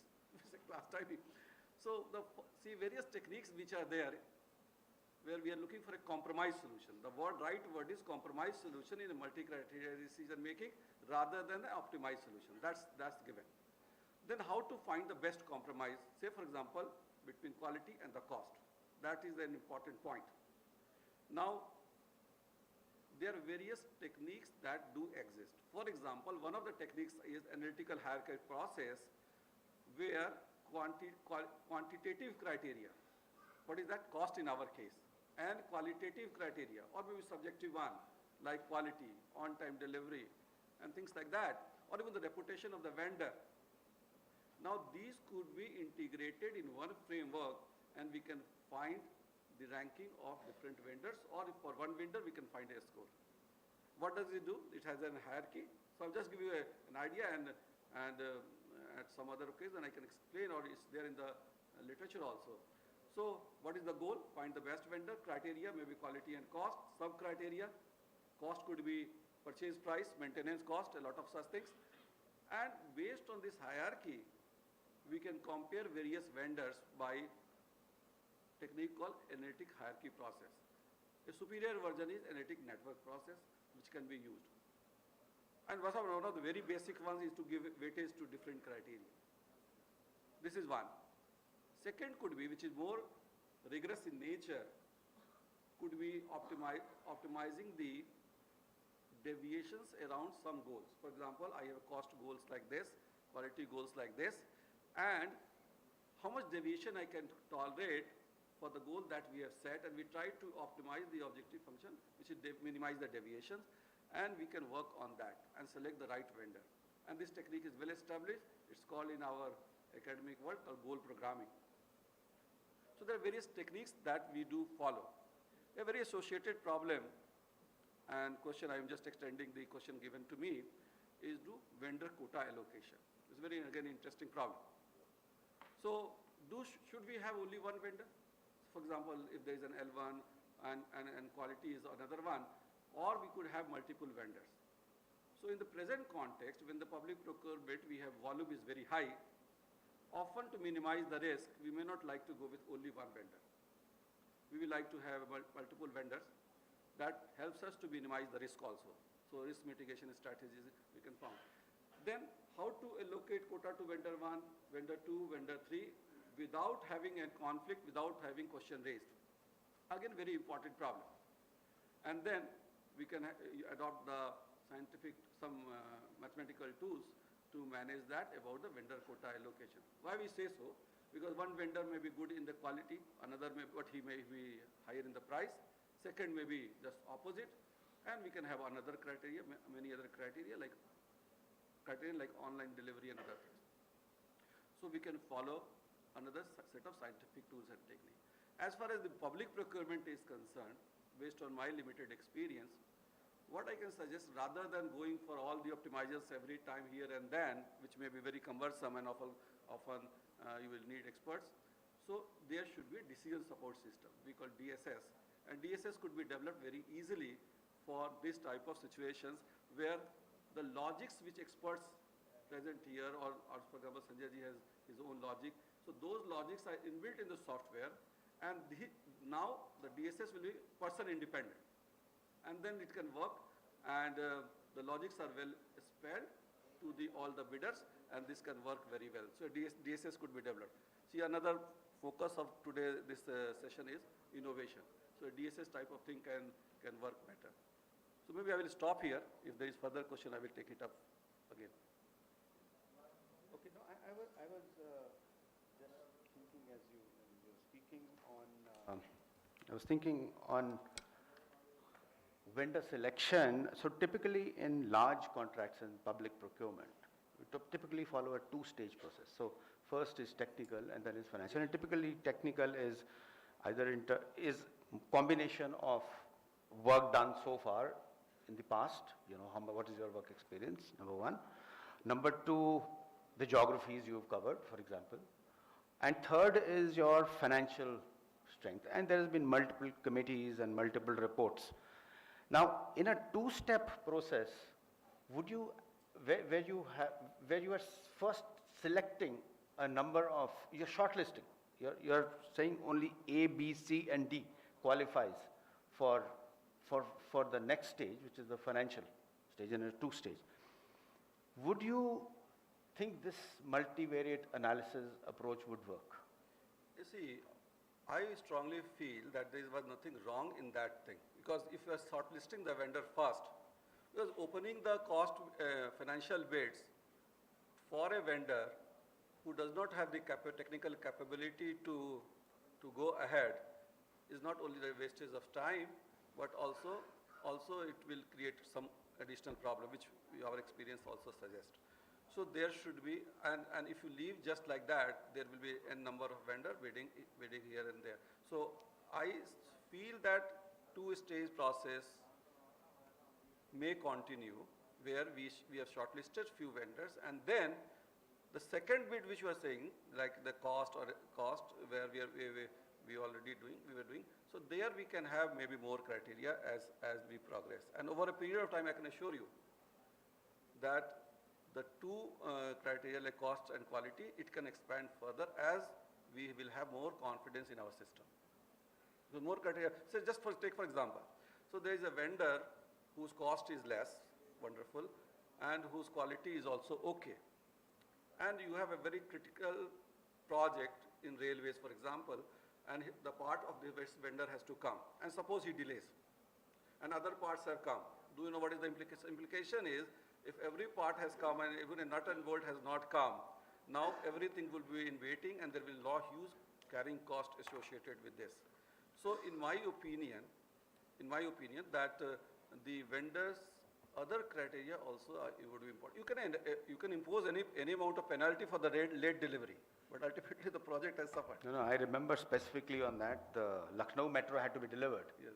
For want of one connector on the production floor, yes, we had to stop, and we had to pay a huge amount of, we had to face a lot of loss on that account. So, I take your point on the need for. And if you allow me, I can give you a recipe,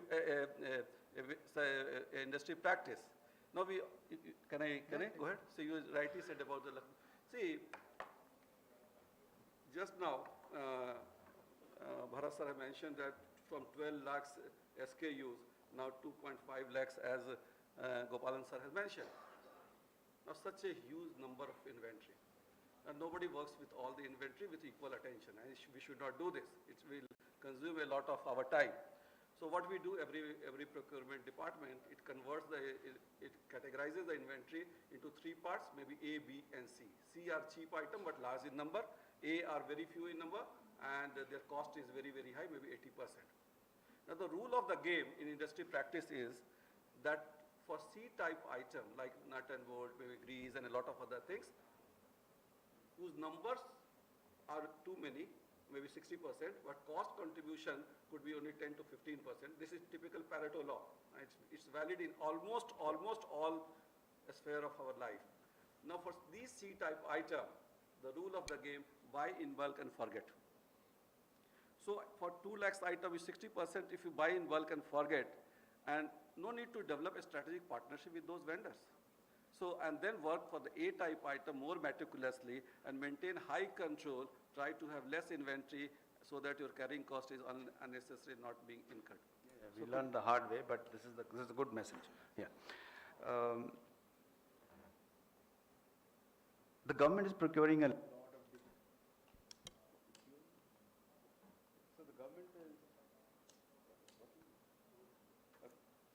procuring. Okay, the government is procuring a lot of digital assets, right? And what are the challenges and the solutions possible? Because digital assets are very hard to run through the traditional process of procurement. You know, so, and you're from Chris, you are actually procuring a lot of digital assets for the railways. What are the innovations happening in that space? So I'll give you a thought. Probably it's a food for thought for everybody, and we can obviously chat outside as well. The area that our group is venturing in is data science. Though it's the buzzword, we are dealing with the undocumented areas of business.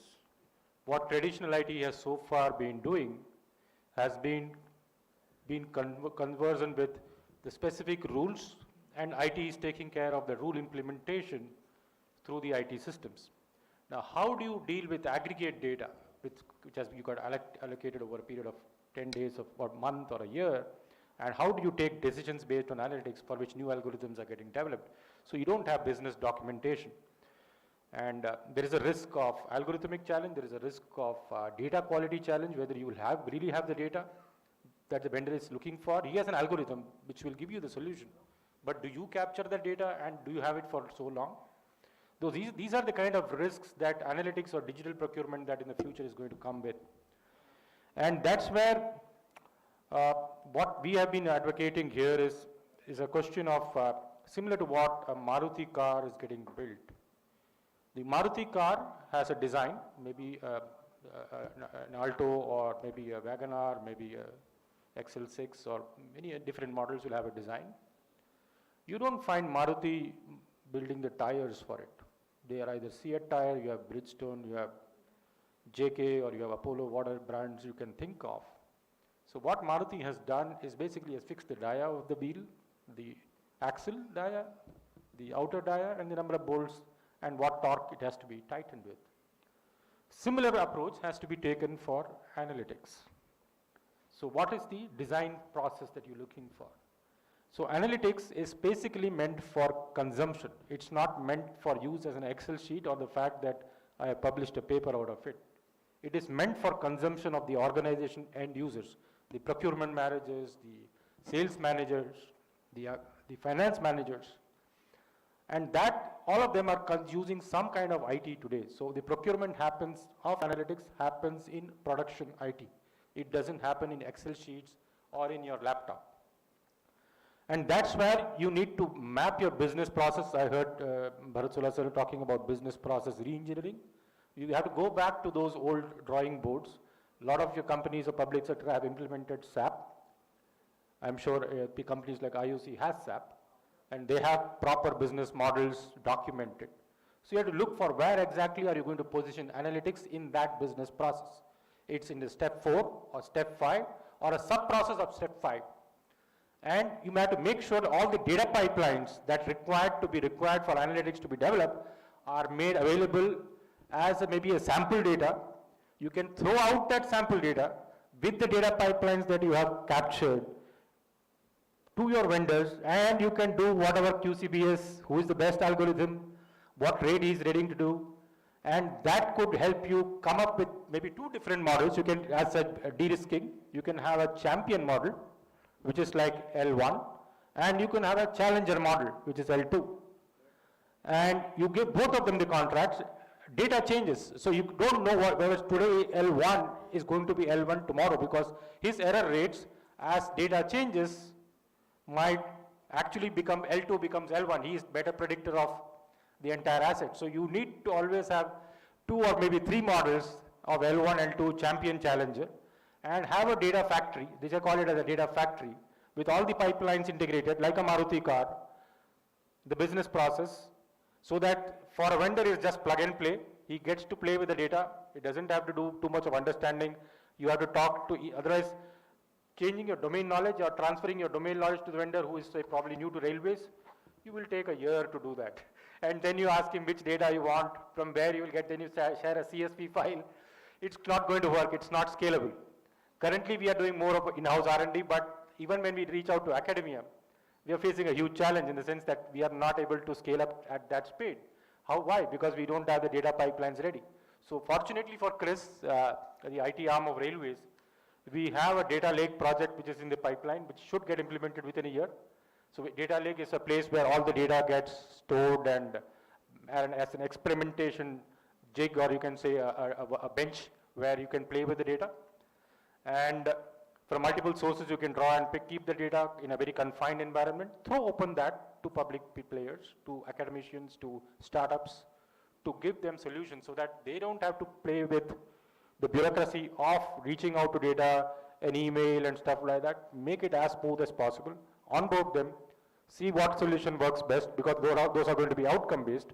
You know your training set, you know your test set, how it is, say, demand forecasting, you know how it is predicting 2 months down the line. So whichever is the least error prone is your champion, and the second one is the challenger. So that's the kind of strategies we would like to move forward when we look at procurement of digital goods. To hear you talk about digital goods and how important data is and how you need to get the hands-on data right. Professor, see, public procurement typically does not allow new technologies to come in, but the nature of it. What do you think are the ways by which that can be promoted? You know, public procurement per se, I mean, if I'm an AI company, I can deliver 80, 100 projects in the private sector, but I fail with the public sector because there is no mechanism for procurement. As an academic expert in this space, you have any thoughts on how this can be done? Would you like to share? I mean, I have one thought which I'm happy to share. You know, as a part of a couple of incubators, we would pick up companies for incubation, invest a certain percentage in them, mentor them, walk up to a certain distance with them, give them the platform to deliver their solutions, and then get out of that arrangement. Right. And one clear example of this is, you know, I was in UK some time ago, the National Health Scheme, where for many years they had multiple companies seeking to deliver to their customers, you know, digital hearing aids. But it's a new technology, so there are no proven suppliers. And so what they did was they set up a separate fund for innovation, and they invited 4 or 5 companies to do a test run in their premises, maybe with different patients. And then based on that, they also invested a certain, you know, equity out of that innovation fund in those companies. And today, they have been able to start to prescribe hearing aid in the NHS, and it's a big step forward. Do you think something like this can be done here? Yes. The question is very, very difficult to answer because of the keyword public procurement. But let me connect you with the industry practices. And I will give you some illustration.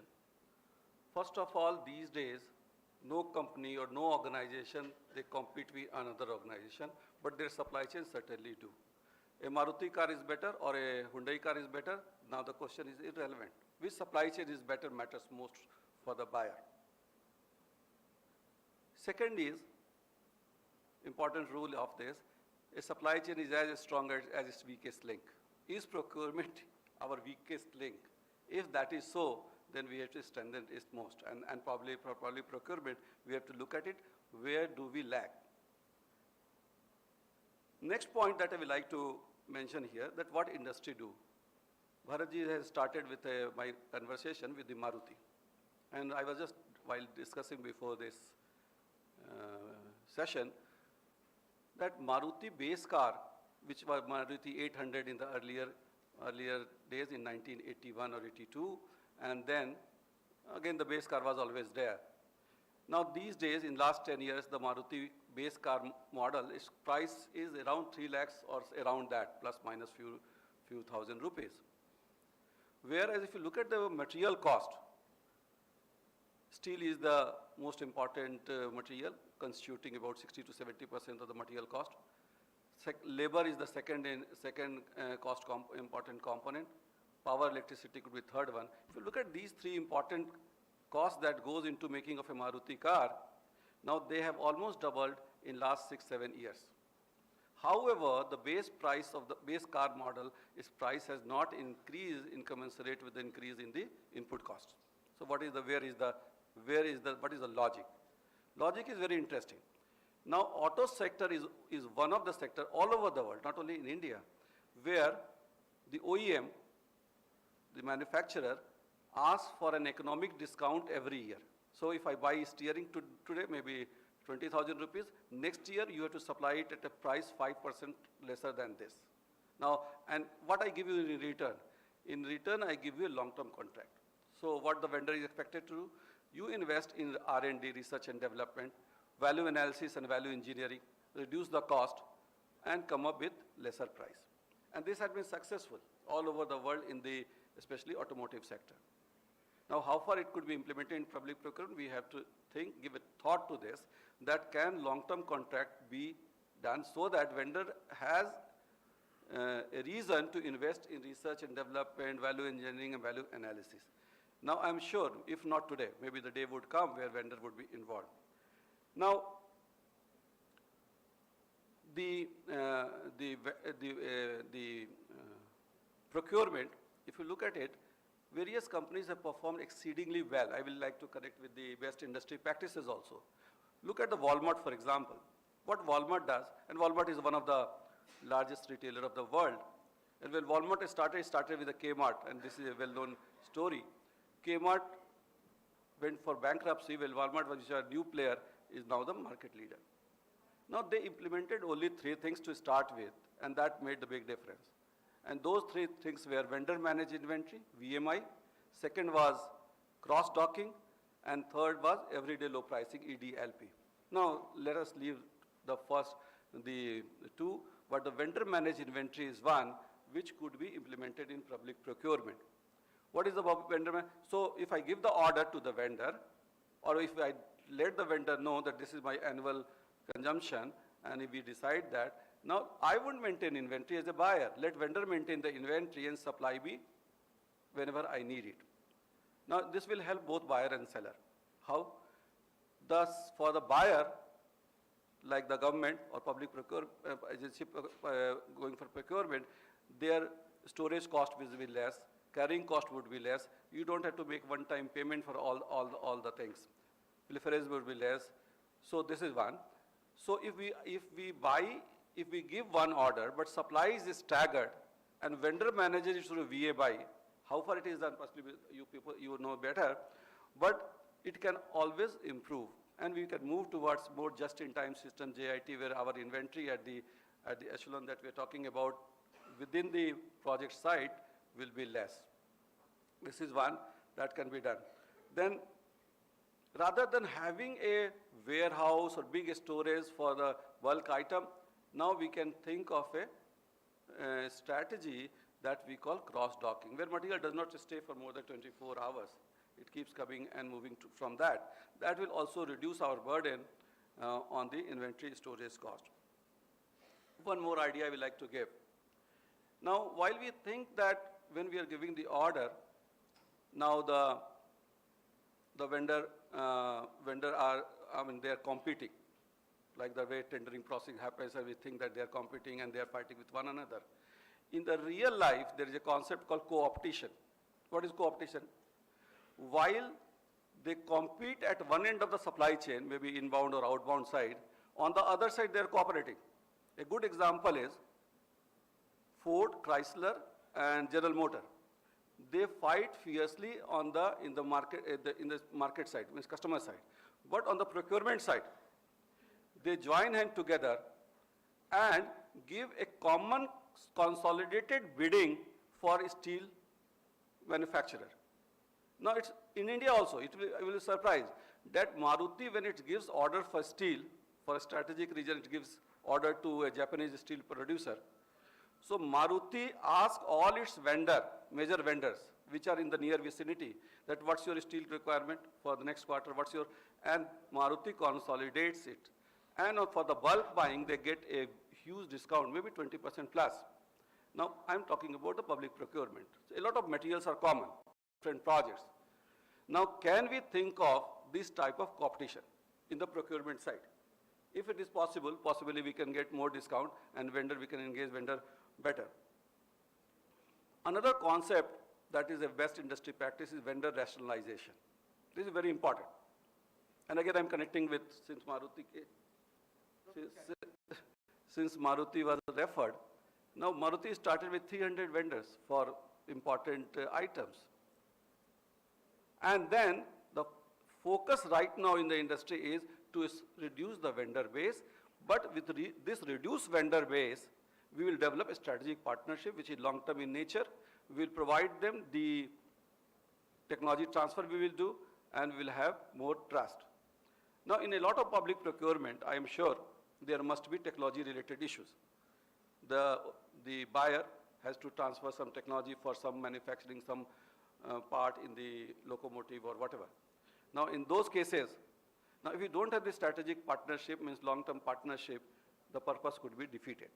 So this is another thing, and we have to prune the vendor base. But how we can sustain with that small vendor base, that could be an issue that we can look into.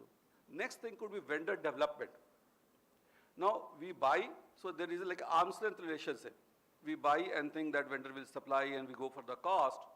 And if the purchase is over, now vendor, with a new purchase, for everything starts afresh.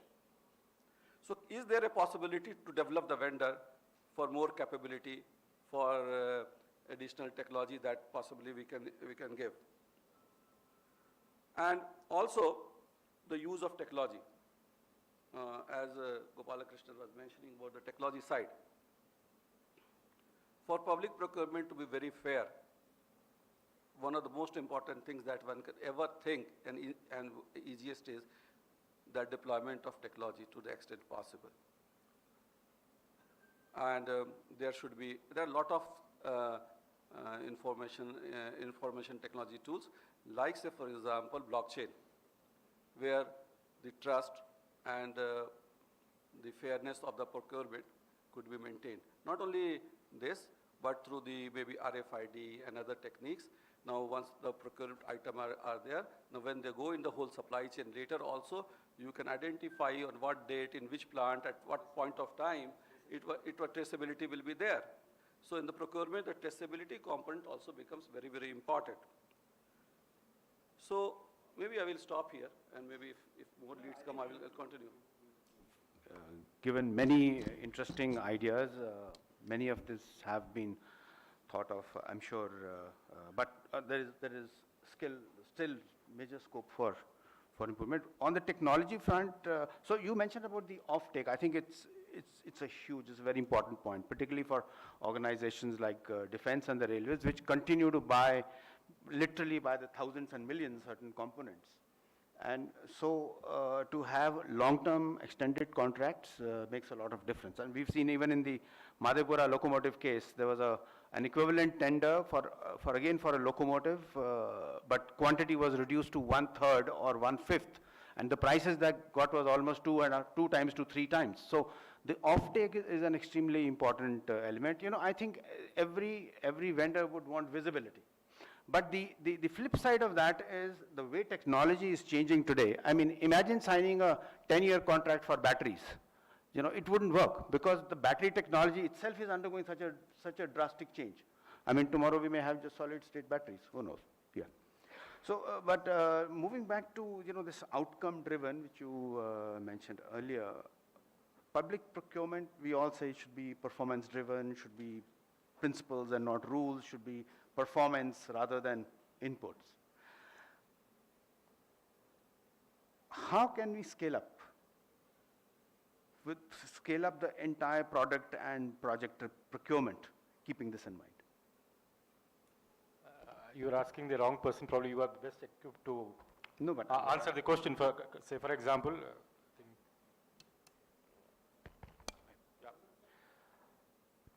the outcome-based part is probably the ideal goal that we are looking at rather than input, because what we finally aim to get from a procurement, say a locomotive, for example, is to be able to haul trains. They are meant not for storing in a garage or a shed, but to haul trains, and trains may be freight locomotive, freight trains or passenger trains, as the case may be, and with some reliability so that they don't fail online. So I think the concepts of outcome-based systems for particularly large kind of subsystems like locomotives, we have had success stories. The Indian Railways example is a classic example, and there are many examples coming out from the defense sector these days that we are able to see. And those are areas where if we are a large buyer or probably the sole buyer, why railways becomes a very critical topic where we, at least not just because I'm from railways, but I think why we face more challenges, why not smaller companies, is that railways being a national industry in the sense only government can operate or central government operated organization, we tend to become the sole buyer, and as we become the sole buyer, there are a lot of challenges in say even competition coming in, and that's where an outcome-based tendering like what was done in say Madhepura or Marora for that matter, a diesel locomotive or electric locomotives becomes all the more important, because from a more steady state of orders, he doesn't want a year and kind of a thing, and that steadiness is what is the same problem that defense faces, because you can't have two armies in the country. You have only one army, and that's a sovereign army. And those areas, particularly those in the public sector, those who are there, we have to see what sector we operate on, whether we operate in a more oligopolistic environment or a duopolistic environment, or primarily public sector driven, or it's more like a perfect competition where more private players are also there and we also happen to be one of the strategic players. And that's going to determine what strategy the organization adopts, and that's going to be the critical success factor as far as outcome-based contracting. And we have got examples with sole buyers in the defense sector and railways sector for people to actually look at and see what suits them best. Thank you for that.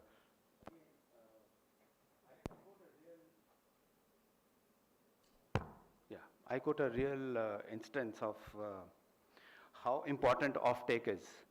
The Delhi-Chandigarh Shatabdi was at some point thought to be replaced with a train running at 160 kilometers per hour, and SNCF was interested with developing a kind of a tender document for it.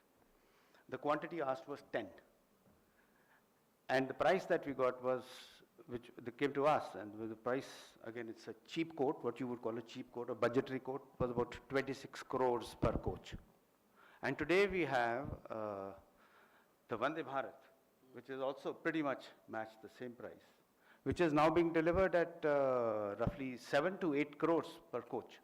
So the volume is an extremely important element in this entire equation. But again, the technology, because you can't get stuck with one technology. So for certain components, certain items it may work, but for some others it may not work. I think with that we are at the end. Yeah, please. Two lines, just 2 lines, because this is a very important gathering. I would like to flag 2 points, and I'm sure we need to work little more on those points. In public procurement, one of the important things that we should address is the risk management strategy. How we can manage the risk related to problems in the public procurement. And we have to develop some good framework for that. And generally, when we talk of the risk, we try to measure the risk based on the severity of the risk and probability of its occurrence. Now maybe in the whole procurement process, we can add a third dimension. That's the detectability. So if the problem is there, we can detect it well in advance and go for alternative in the public procurement. And we can talk about it if opportunity comes. And the second important point, which is again our Prime Minister's commitment to the world, that is India has committed in the COP summit in Dublin 2 years back that we are going to reduce our carbon footprint and we are moving towards a net zero economy, where we will rather not take, we'll give to the society as far as energy requirement is concerned. So more efforts in the public procurements would be needed towards giving preference to the green supplier, who are also focused towards that, and they should be given some importance. Because otherwise, say, we are buying at a low cost, good quality, but ultimately supplier is wasting a lot of energy, and the whole purpose of the procurement is defeated from the national perspective. India has a very strong and tough commitment which India has made, and we have to really align our procurement with that net zero economy. So I will stop here. Not only that, I would say that Europe is putting very stringent conditions on export of steel, for example. Yes. And they are mandating a certain green steel requirement, so I think that's another subject.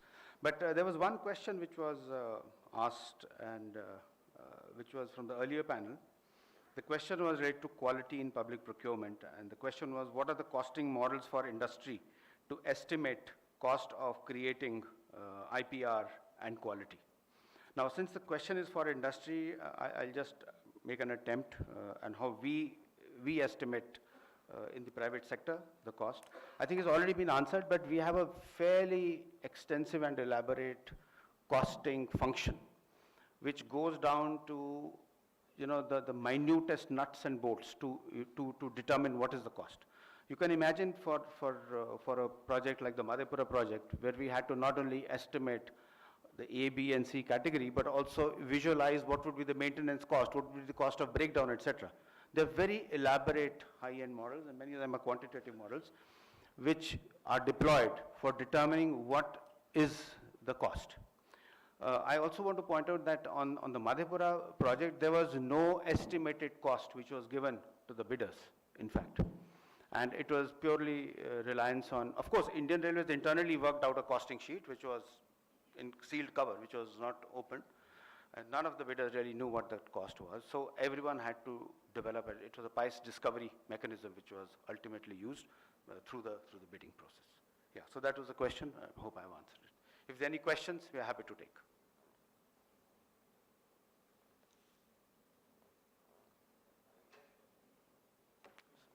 Sorry?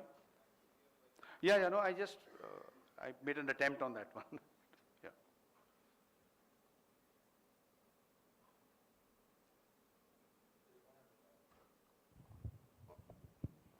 Hello, sir.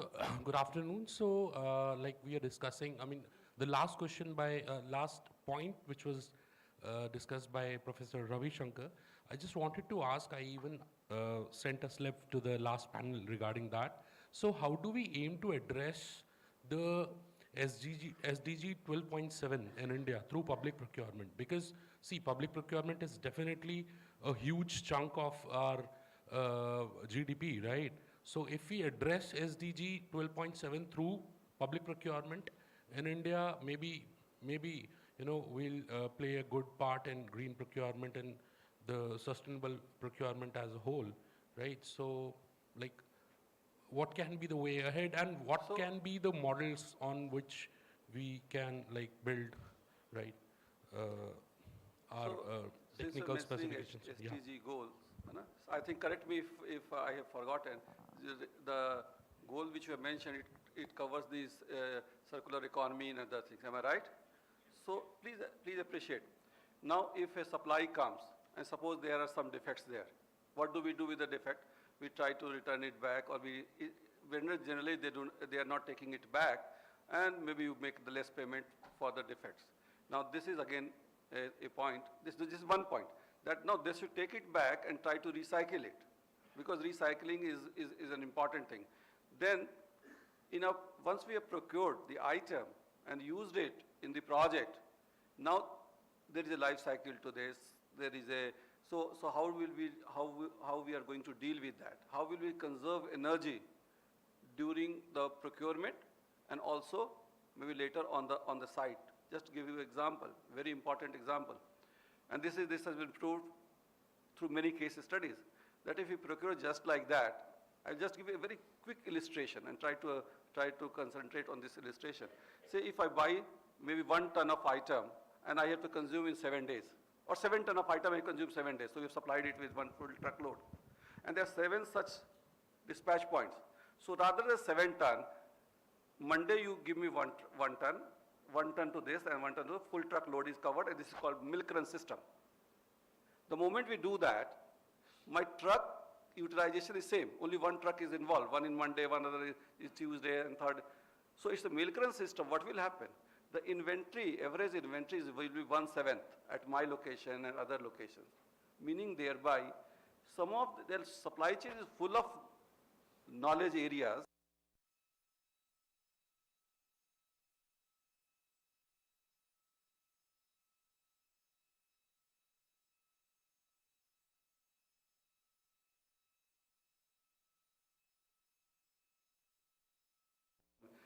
I have guided 75 PhDs till now, and maybe half of them are in the sustainability and circular supply chain area. So maybe you can contact. I think time is at premium right now.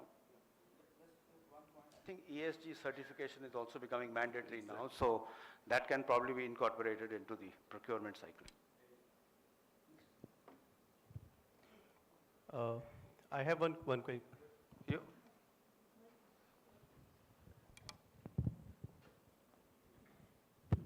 Sorry, hate to intervene again on this 12.7.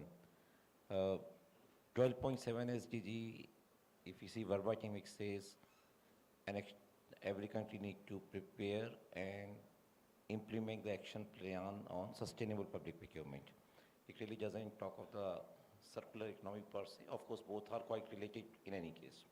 One, I'm seeing very different capacity apart from which I answered the last time.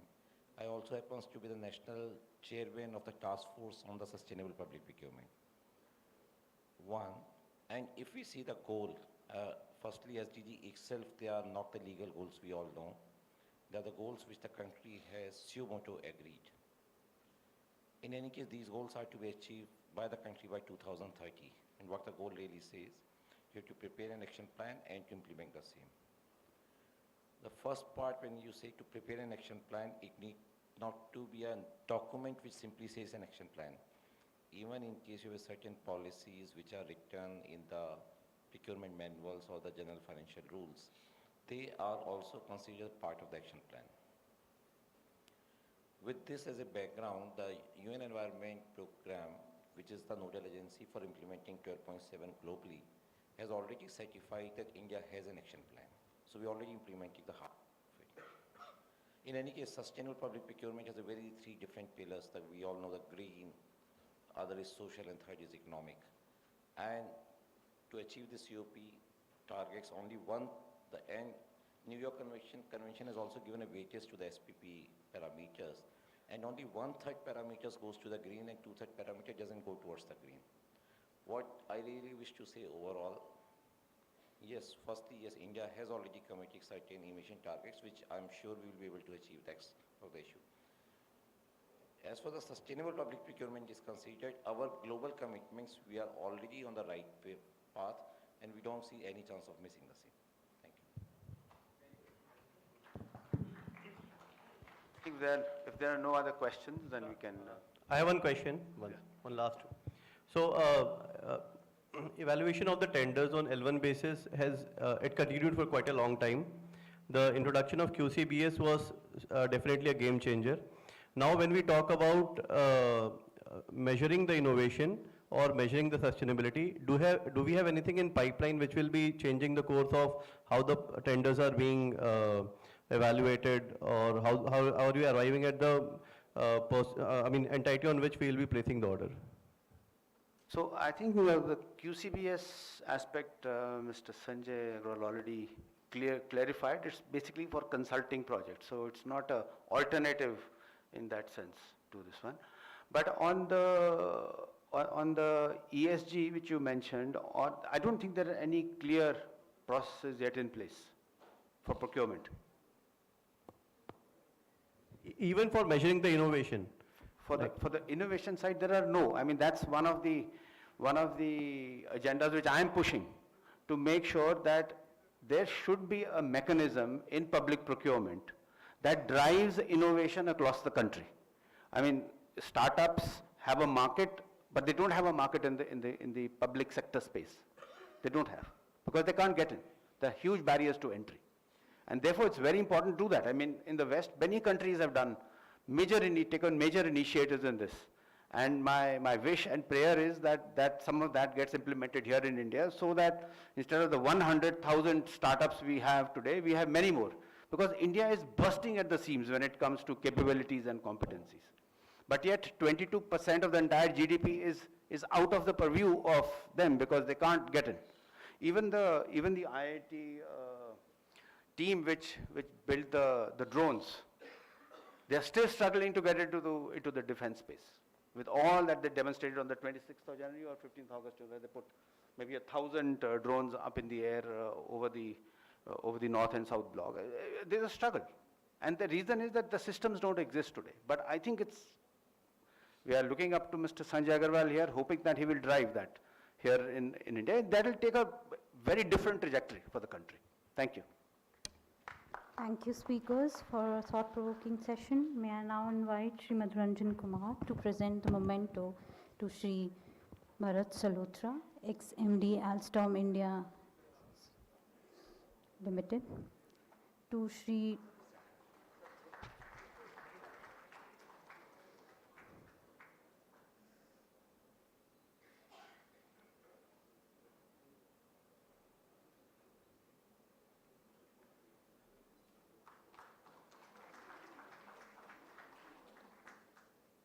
Dr. Rajagopalakrishnan, General Manager, Center for Railway Information System.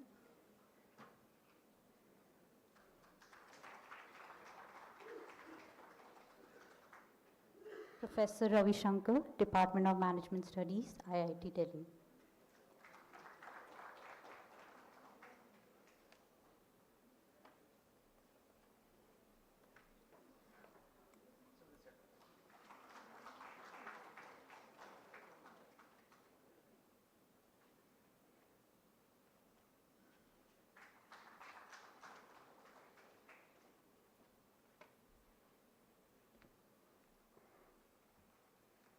We'll now take a quick tea break and we'll resume for our final session of the day in 15 minutes.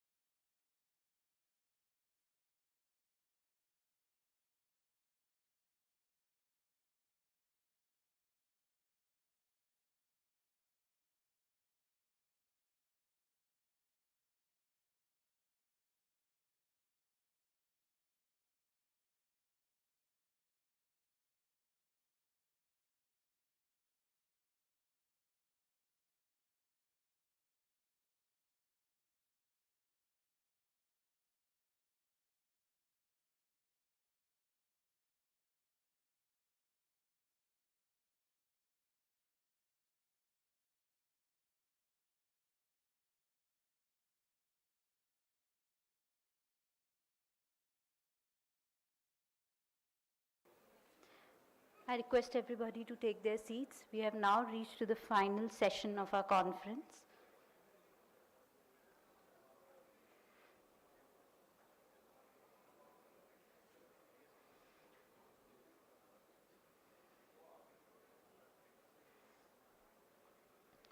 The title of this session is Advances in Digital Procurement. May I now invite on stage the speakers of the session, Shri Prakash Mirani, Additional Chief Executive Officer, GEM. So please join us on stage. We have Shri Rajesh Abrol, Director, Center for Railway Information System. I request Shri Rajesh Abrol to join us on stage.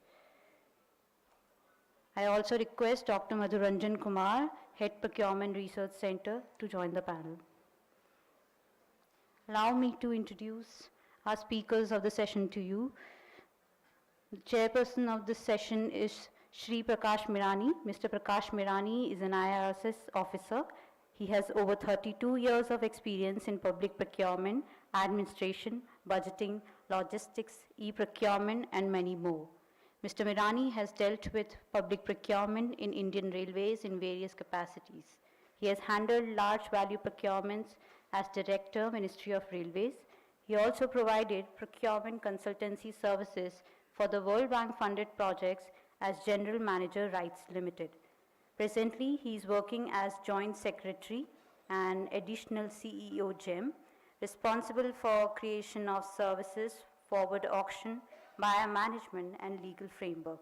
Mr. Virani has done BE, LLB, MBA and postgraduate diploma in public policy and sustainable development. We also have Shri Rajesh Abrol, Director CRIS. Indian Railway is one government organization where all aspects of public procurement, be it the procurement of goods, procurement of works, procurement of services, or earning contracts of Indian Railways like booking of parcel through trains, have been computerized. Not only this, for the 13 lakh strong workforce of Indian Railways, designing and implementing the human resource management system is a huge challenge. However, most of these have been made possible due to one person, Shri Rajesh Abrol.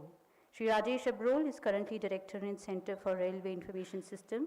He is an officer of IRSS. He has worked in different domains of supply chain management and procurement in Indian Railways, including that of Chief Materials Manager of Northern Railway.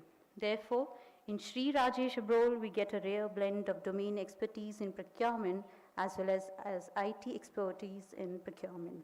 We also have Dr. Madhuranjan Kumar, Head Procurement Research Center at AGN-IFM. Dr. Madhuranjan Kumar, an IRSS officer, is currently leading the Procurement Research Center at the Arun Jaitley National Institute of Financial Management. Under the Ministry of Finance, he has been instrumental in shaping research initiatives in the field. In his prior role as Joint Secretary in the Ministry of Education, he played a pivotal role for nearly 5 years, overseeing centrally funded technical institutions, distance and online education, apprentice training, and technology-enabled education. He also served as the Executive Director at the Railway Board of Indian Railways. Mr. Kumar holds a doctorate in Business Administration from Southern Cross University, an MBA from the Management Development Institute, and a BTech in Mechanical Engineering from the Indian Institute of Technology, BHU. Thank you, speakers, for being here. May I request Shri Prakash Mirani to take over the session. Over to you, sir.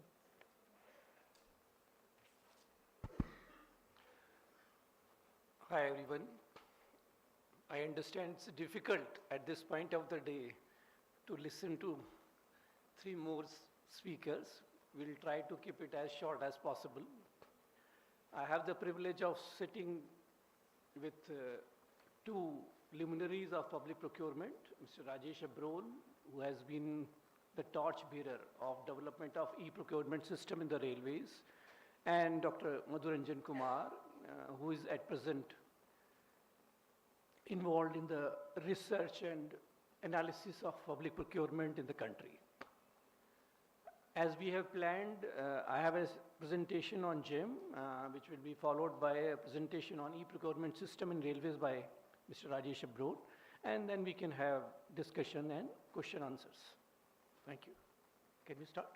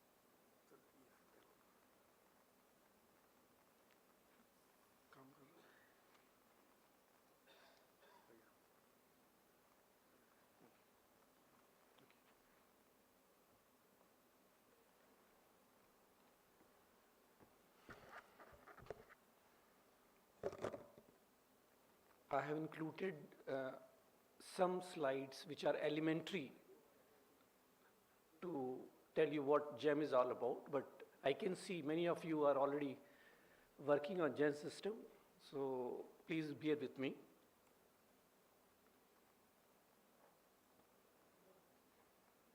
यहाँ से कर लें।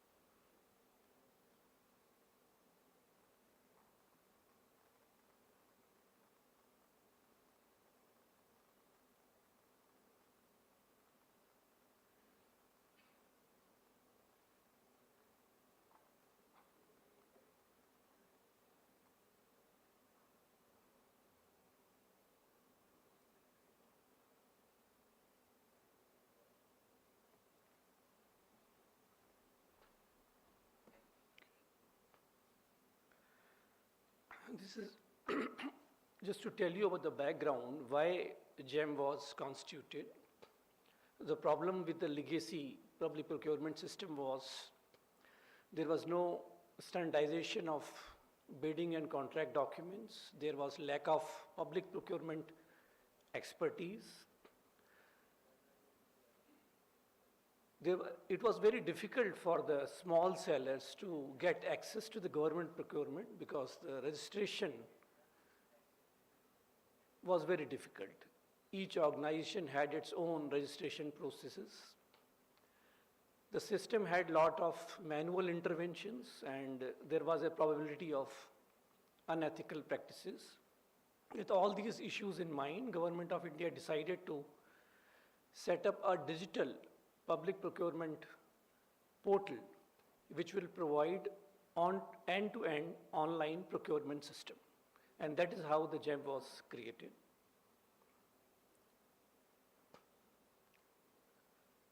Rule 149 of the GFR was amended to make it mandatory to procure on GEM portal all goods and services which are available on GEM.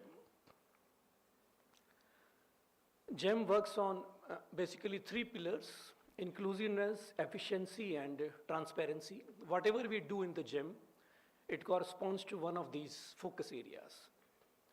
We'll discuss it one by one. So GEM is different from the normal e-procurement portals in the sense that it is a marketplace e-procurement system.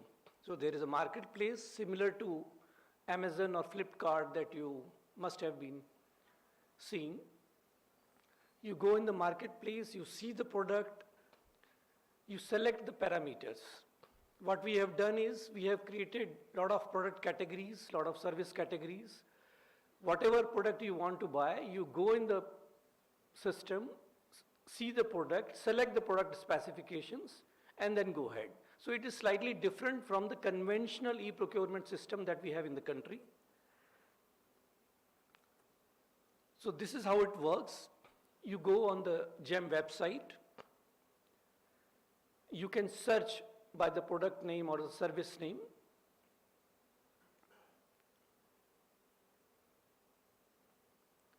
For example, the keyword is desktop. It shows all the products with the keywords desktop. You have selected a desktop. System will show all the desktops available. On the left of the screen, you will see there are technical filters, technical specifications. So GEM has created detailed product specification for each product category that is available on GEM. So buyer need not do the research from the starting. They can just go on the website, select the technical specifications which are required. For example, if the buyer wants to buy a desktop, if you see on the left, they are all technical filters, what kind of processor he wants, what kind of chip he wants. graphic interface, RAM, ROM. All these filters, technical specifications are of two types. One are golden parameters and other are non-golden parameters. Golden parameters are those technical parameters which are essential and which have definite financial implications. It is essential to select all golden parameters. For non-golden parameters, buyer can skip and the system will allow any value for those non-technical parameters. Once you have selected all technical parameters, the system will throw all products which are compliant with those technical parameters, and then any product can be selected and taken to the cart. This is how it is. Once you select the parameters, marketplace will show all compliant products, and then one of the products can be taken to the cart.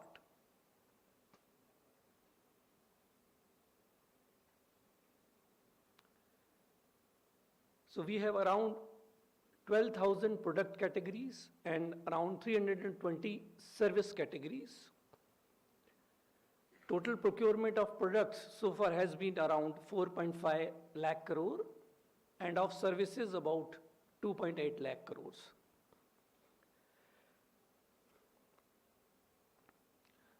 So as I mentioned about the products, we also have the service categories. This is how it looks like. Suppose you want to hire a cab and taxi hiring service. On the left, you have the filters. You select what kind of vehicle you want, so you can select the type of vehicle you want to hire, type of service you want to hire, usage variant, and based on these parameters, you will have those catalogs and you can create the bid with your specifications.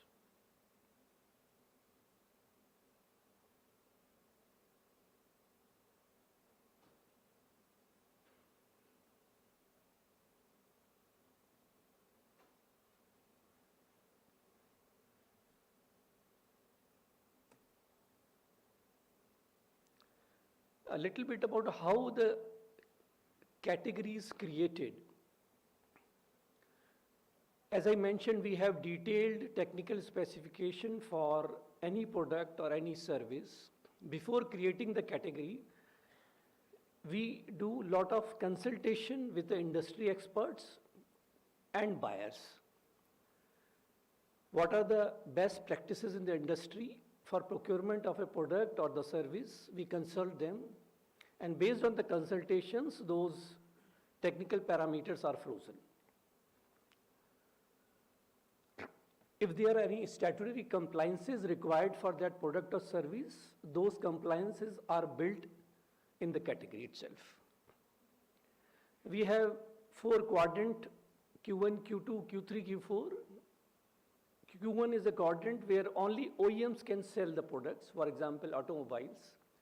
Q2 is a quadrant where OEMs and their authorized dealers can sell the product, and the responsibility and quality of the product lies with the OEM. Quadrant 3 is where both OEM and resellers can participate, and Q4 is open for everyone for small routine items like stationery and all those things. There is a process for onboarding of resellers and OEMs and service providers. It is given on the GEM website.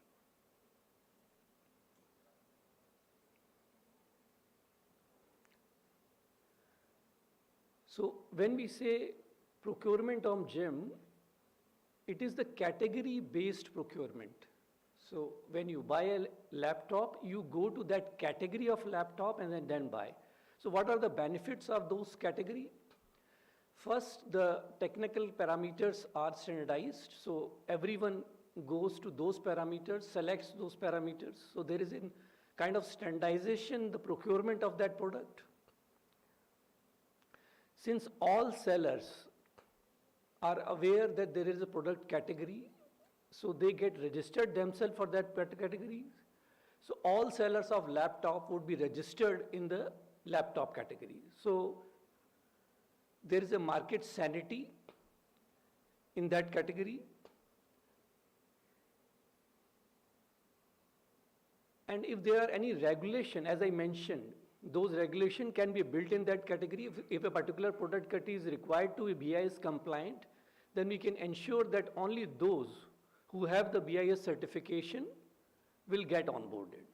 So there is a sort of regulatory compliances which is ensured when you procure on GEM. And since the procurement, all procurement of a particular category is in that category, the data analytics is feasible and meaningful. These are the methods of procurement which are available on GEM. Up to 25,000, there is a direct purchase, no questions asked. You select the product and buy. Then there is a push button procurement. It is still in pilot phase. Then there is a L1, 25,000 to 5 lakhs. You have to compare the offerings of 3 OEMs and then you can buy the lowest one. Beyond 5 lakh, it is necessary to go for bidding and RA if required.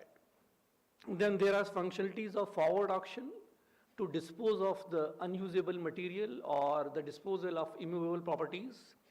There is a functionality of demand aggregation. A lot of buyers in an organization can aggregate the demand and buy. Then there is a BOQ bids for project buying. For example, if you want to buy 200 products for a particular project, you can use this functionality. Then there is a custom bid. As I mentioned, we keep on creating the categories of product and services, but all products and services are still not available. So if a particular product or service which you require is still not available on GEM, you can create your own custom category and procure it. Then there is a functionality of buyback in certain product categories where the buyer can decide to procure the new products and dispose of the old products. The seller will take off the old product and supply you the new product.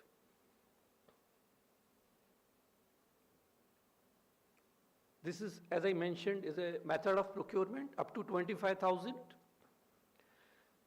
This limit of 25,000 is not applicable for automobile and drug categories which are manufactured by CPSEs. For all other categories, the limit of 25,000 applies for direct purchase.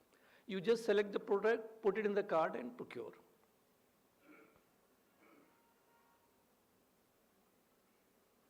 This is still in pilot phase.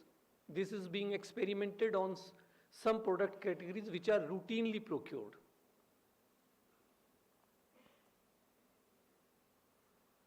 This is how the L1 purchase works. You select 3 OEMs, compare the prices and procure the lowest one. So the procurement up to 5 lakh you can do in 30 minutes.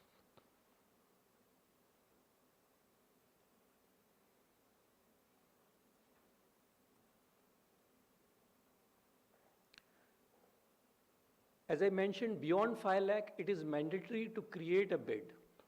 It can be bid only procurement or bid followed by reverse auction.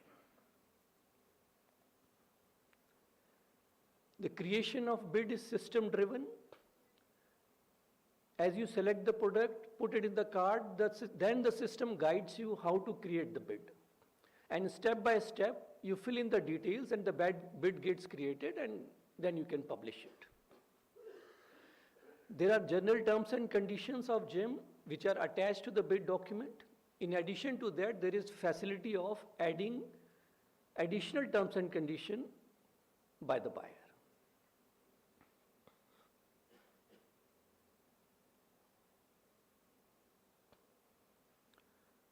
So these are the 3 methods of procurement. One is the category-based procurement, where the category is already created. Custom bidding, where the category is still not created. And then BOQ, which is done for large number of items in one go.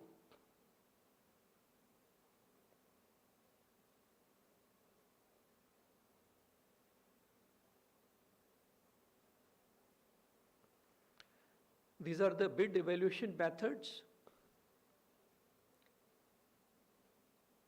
First is L1. based on the overall cost of items. So suppose there are 4 items in a tender, you can decide on the least cost of all 4 items. So that is L1. Then you can also decide about item-wise, schedule-wise. It is also called the line-wise evaluation. There are 4 items and you want to decide L1 for each item separately. Then there are group-wise items. There can be some of the groups in the bid, and then you can decide the L1 of each group.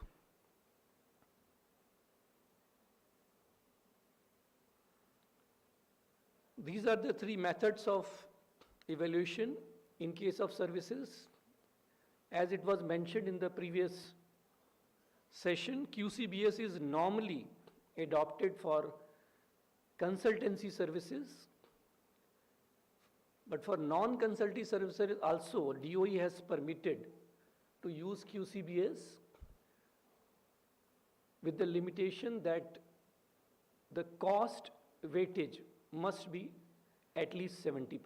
So your technical weightage will be 30% or lower in case of non-consultancy services.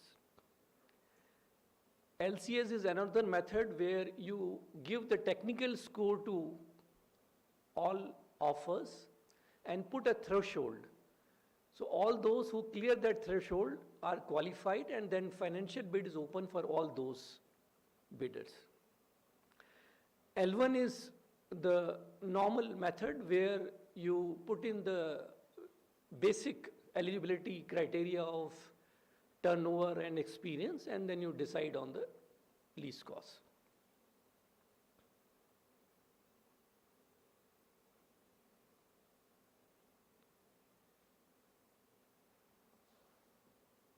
As soon as a bid is created, the automatic notification goes to all sellers who are registered for that product category or service category. So it ensures the wider publicity.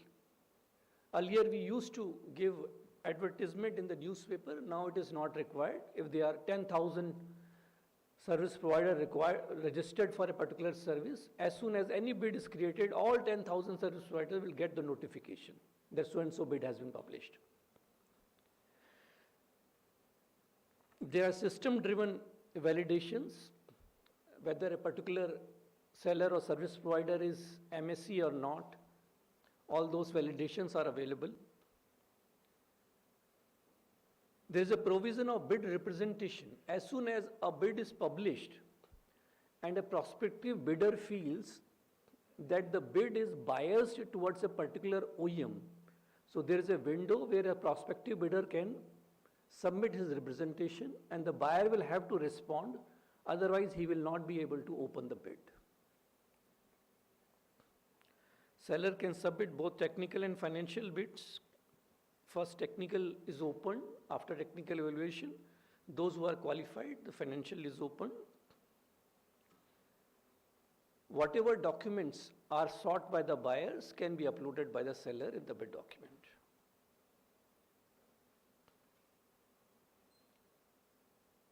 Buyers can add additional terms and conditions if so required.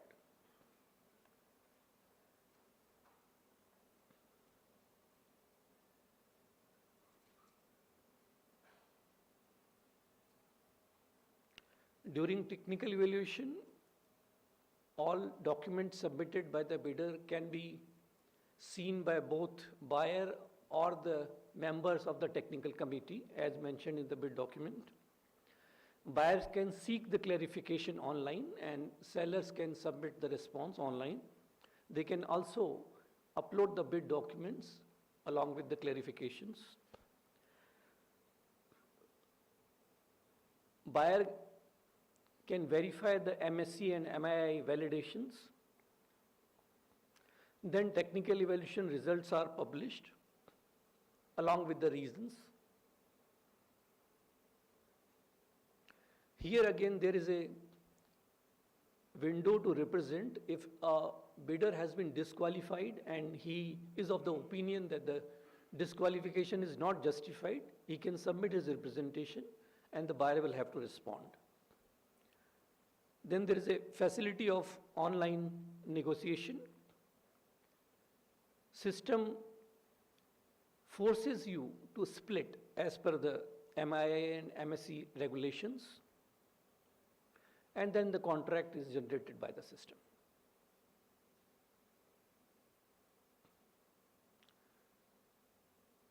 Once contract is received by the seller, he is required to pay the transaction charges as per the revenue policy of the GEM available on the website.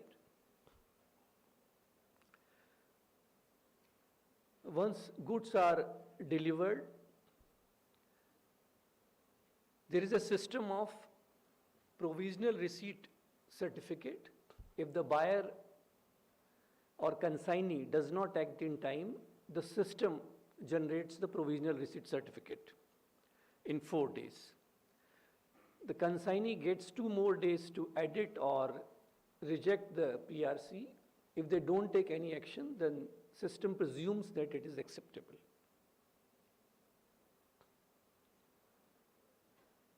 The goods acceptance certificate, called CRAC, has to be issued in a defined time frame. If it is not issued or no action is taken, then the system generates the acceptance report.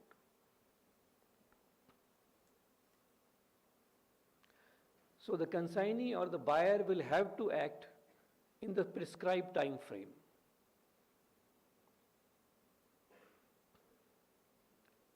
GEM has integrated with other payment systems.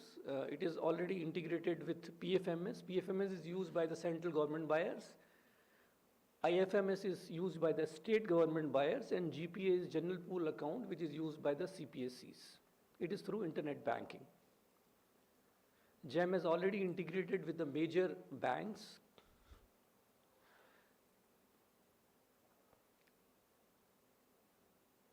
All buyers are required to make the payment within 10 days from CRAC as per the orders issued by DOE. If they don't release the payment within the prescribed time frame, they will have to pay the interest at the rate of 1% per month.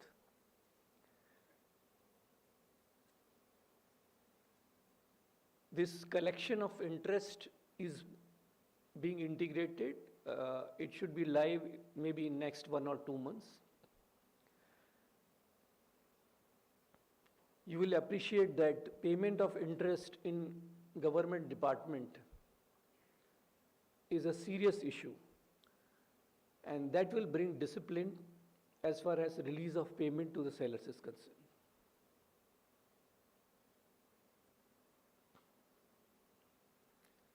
There is a functionality of forward auction which can be used for disposal of unusable material or disposal of immovable properties. There are standard templates available. So whatever type of material or goods you want to dispose of, you can choose the appropriate template and create the auction.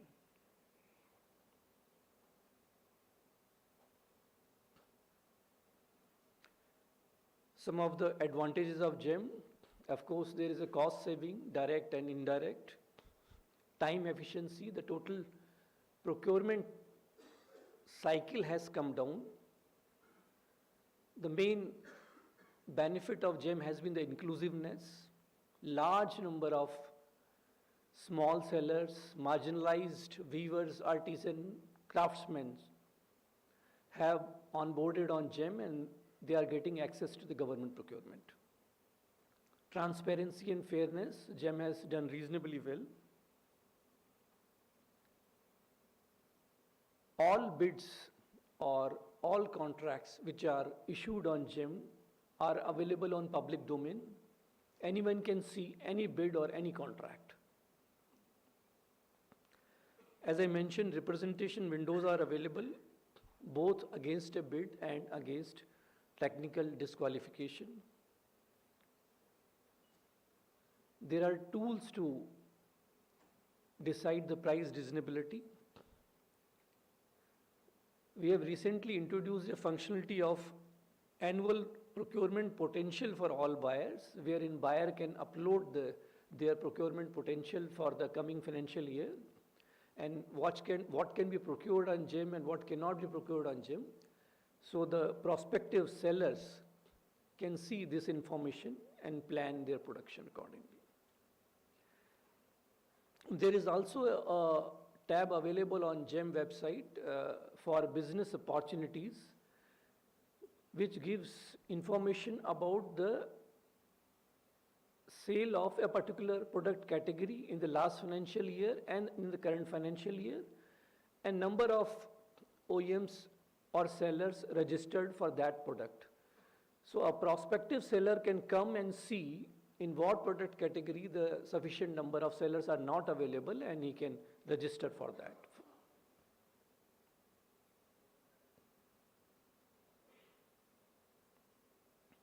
So the entire procurement process is digital, right from indenting to payment.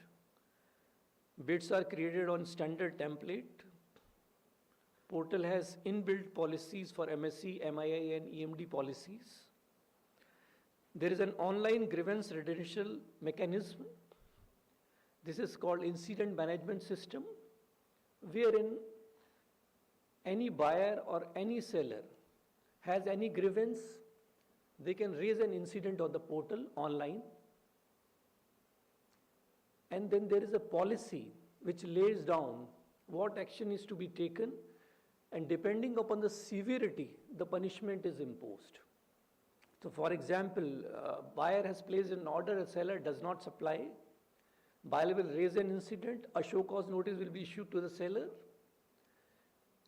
and if he has not supplied or if his reply is not satisfactory, he will be thrown out of the marketplace. So there is a quick redressal. In the normal course, the debarment of sellers, you must have realized, is a very, very difficult process. Normally it does not happen. GEM has enabled the debarment, of course, for a shorter period of 30 days, 45 days, but it happens quickly. In case of forgery or submission of fake certificate, they are thrown out for 1 year or 2 years, depending upon the severity. So there are online functionalities for splitting, negotiation, price breakup, upload, and all those requirements. In case of emergency procurement, the bid can be opened in 3 days. The buyer can upload a certificate of emergency and then he can open in 3 days.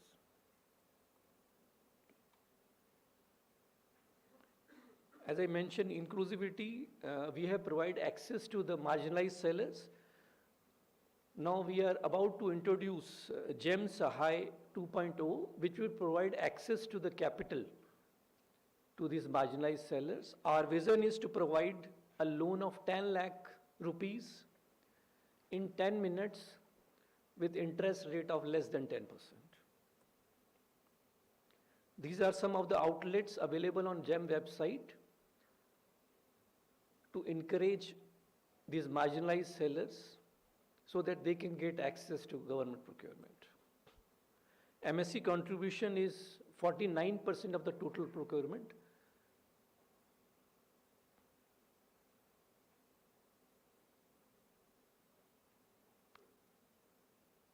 There have been some studies regarding cost savings. First was done by World Bank, IIM Lucknow. Second was done by the Economic Survey 21-22. And recently we hired an agency called Axis My India. You must have seen them on television. They do opinion polls. So 5,000 buyers and 20,000 sellers were interviewed across the country. And it has come out, and the buyers, 90% of the buyers have acknowledged that there have been savings up to 20% in various cases.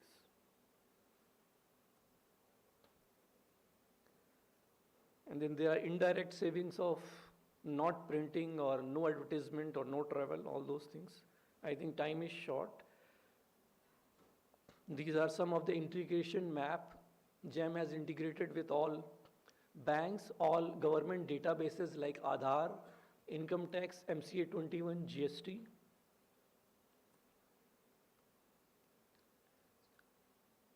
This is the comparison with other e-marketplace based public procurement portals globally. So the biggest portal is CONEP South Korea, which was established in 2000 and does the total procurement of $63 billion. In the present financial year, GEM is expected to cross $50 billion. So next financial year, GEM will be #1 globally. We have a customer help desk which can be approached if there is any issue. There are 2 contact centers, one in Bhopal and one in Delhi. Some interventions in the pipeline, maybe limitation of time, we can skip. This is how the GEM has been growing. The first year, it was 422 crore, and this year we'll end up with 4 lakh crores. This is the bifurcation. I've got a message to some of the top service categories available on GEM. Any service which is required by a government organization is available on GEM. You need not step out of GEM for any kind of service.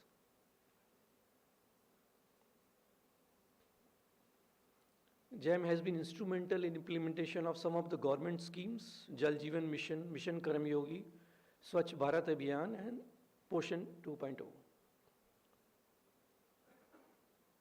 Some of the services, unique services which are normally not available, leasing of medical equipments, hiring of aircrafts.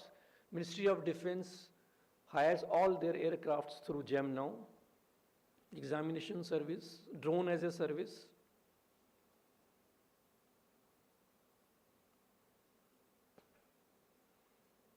Current financial year, more than 8 lakh bids have been issued and more than 47 lakh bidders have participated. Average procurement every day now is more than 1,000 crore. So you can imagine at what scale GEM is operating now. Some key growth areas, the central government procurement is already covered. State government is also on board. So our focus will be to bring on whatever procurement of state government is left out and then go to the panchayat level. We have placed order on Tata Consultancies for development of a new portal which would go live next year, which will be open API based, and it will be easier to integrate with all organizations. Thank you.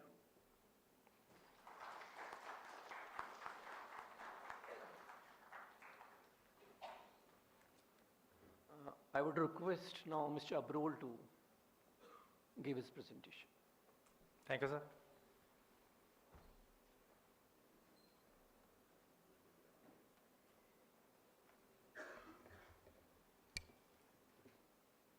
Yeah. Presentation mode.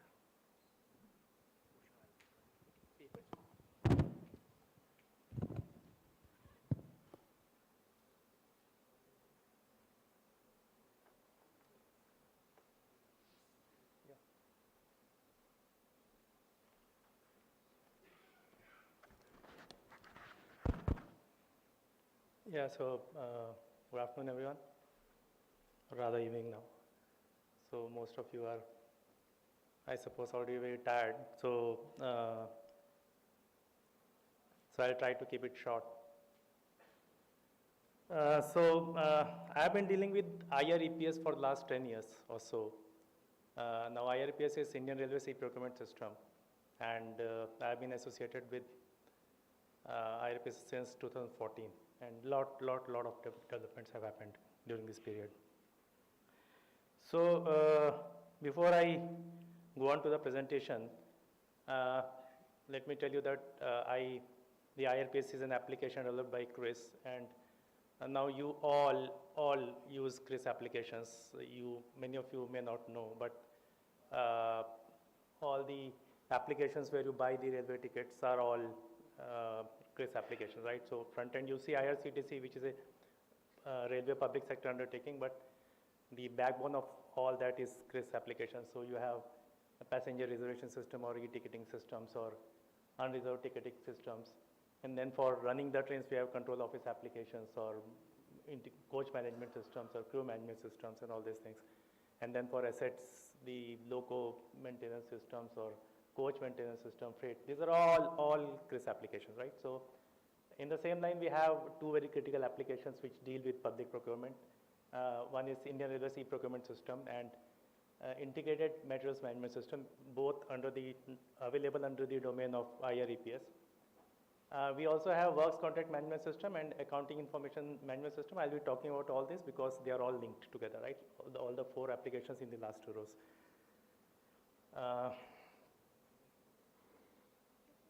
Then IRBS has been in existence since 2008, and apart from Indian Railways, a lot of other public sector undertakings under Ministry of Railways also use that, and then we have some other organizations like DMRC and Kerala Metro. These organizations also use IRPS.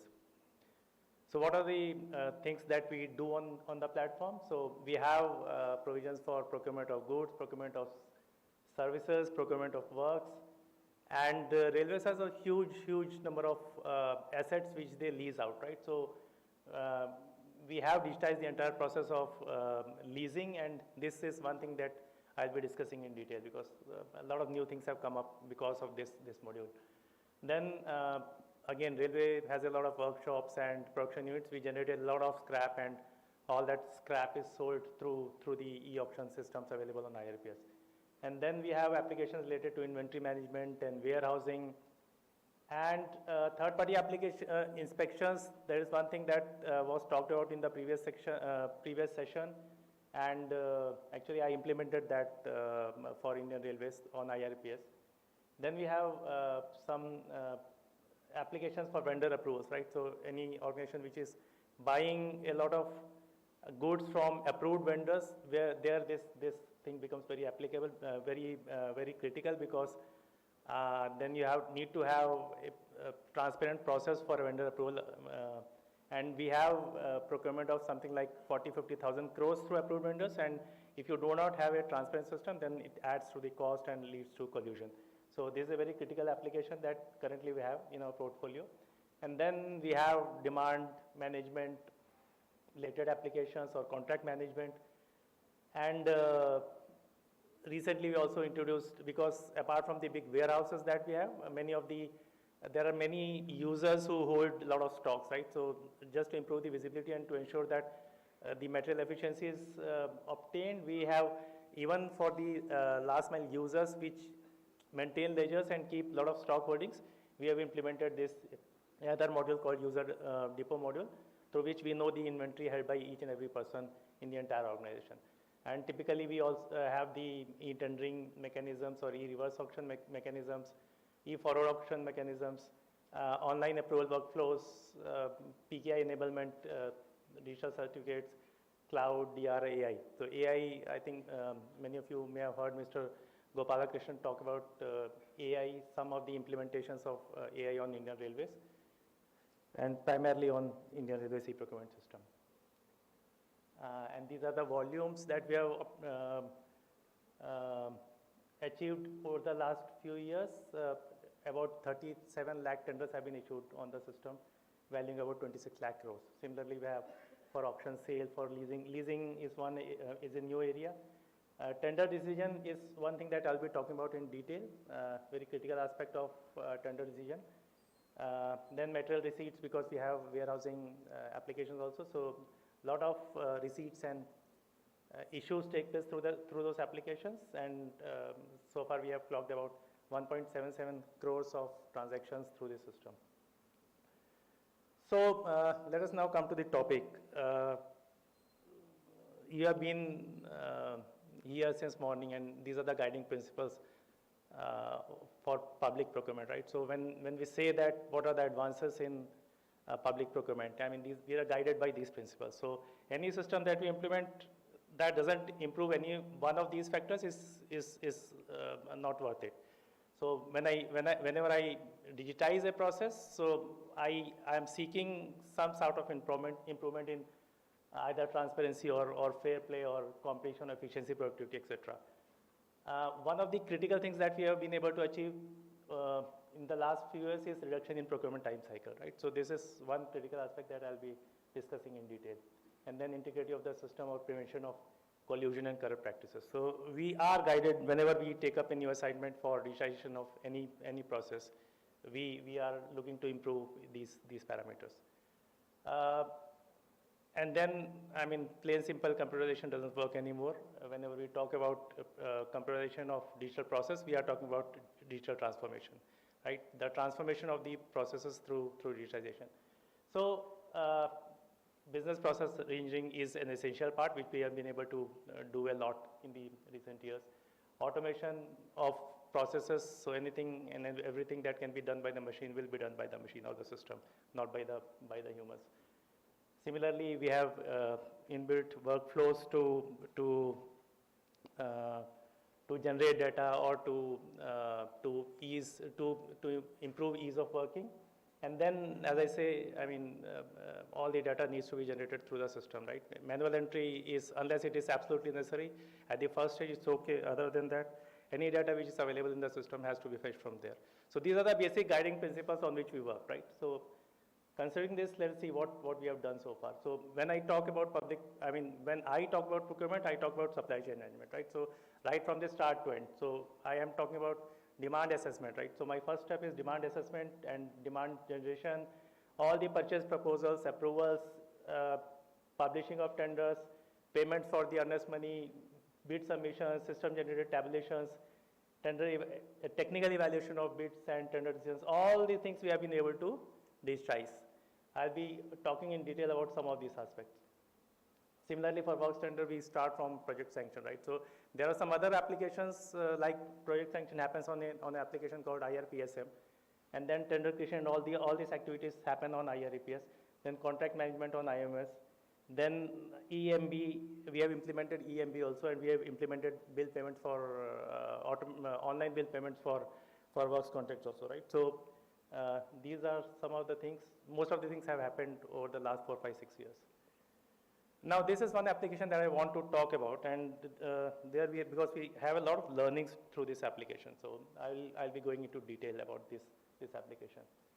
So what happens is that we have got a lot of assets. So now we know through this application, we know that we have something like 25,000 assets, right, which we lease out. So we have got parking spaces or advertising spaces, or we have got compartments in trains which we lease out to the transporters so that they can transport the material on these trains. So they bring the customers, they bring the load, and we provide them space to transport that material. Similarly, we have advertising space, a lot of advertising space on train, on stations. We have a lot of stalls that you have seen on the stations. All these things are earning contracts, and we lease out. We lease out all those things on Indian Railways, and earlier we were following the tendering for all these things, and typically it used to take us 4 to 6 months to issue the contract for these. So what we did in 2022 was we created a e-auction leasing platform through which we have started managing all these assets, right? So there is an asset management provision for that, and so we have registered each and every asset, and through this we now know the efficiency of our leasing, right? So when you lease out all the assets, and then what we do is that once you create an asset, then you lease it out. For leasing it out, you convert that asset into an auction lot by providing the features like what is the period for which you are going to lease it out, and other parameters, if any, relevant to that particular category. And then you can put a lot of lots in one single catalog, and then you carry out the e-auction. Now, what we have done here is that this is the critical point, bidder declaration. So this is the point that I want to discuss.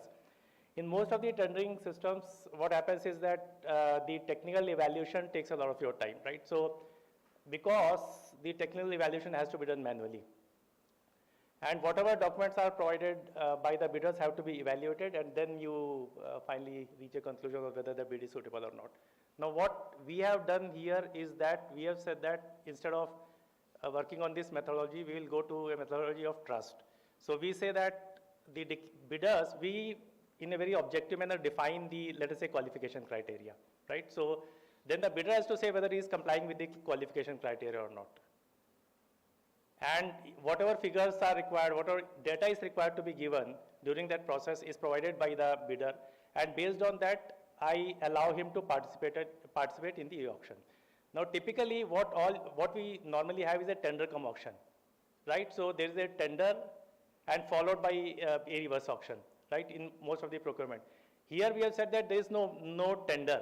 You straight away jump to reverse auction. But the problem is that if you allow everybody to participate, then later on you find that that fellow does not qualify based on your qualification criteria that you have mentioned in the problem, then that creates a problem. So what you have said that it is based on self-certification. But what if there is a wrong self-declaration, right? So what the provision we have kept is that there is whatever EMD provides to us, if he gives us a false declaration, that earnest money is forfeited. So what that has done is that you float and you issue and you publish an auction catalog, and then after 15 days you start the auction. Everybody, whatever information is required to be provided by the bidder, he will provide that information. He will self-certify that I am qualified to participate in this bid.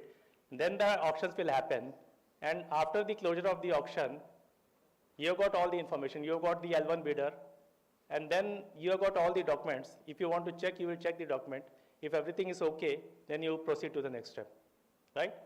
So this is one critical aspect which has caused a very substantial reduction in the procurement cycle. Now, we have implemented this for lease so far. And now somehow I propose to see whether this can be implemented in procurement also, right? So you issue an open tender, and you tell the bidder that these are the qualification criteria, and based on that, whatever you say, I'll take your word for that. And then, but you have to be careful, because if you give me any false declaration, then I'll forfeit your EMD. And based on that, then straight away we'll go to the financial part, conduct the auction. And in this case, once the auction is completed, there is auto decision process, because here we also have introduced the reserve price. Now, reserve price is extremely difficult to implement in, let us say, procurement process. It was relatively easy, not that easy, but still, as compared to procurement, it is still easy.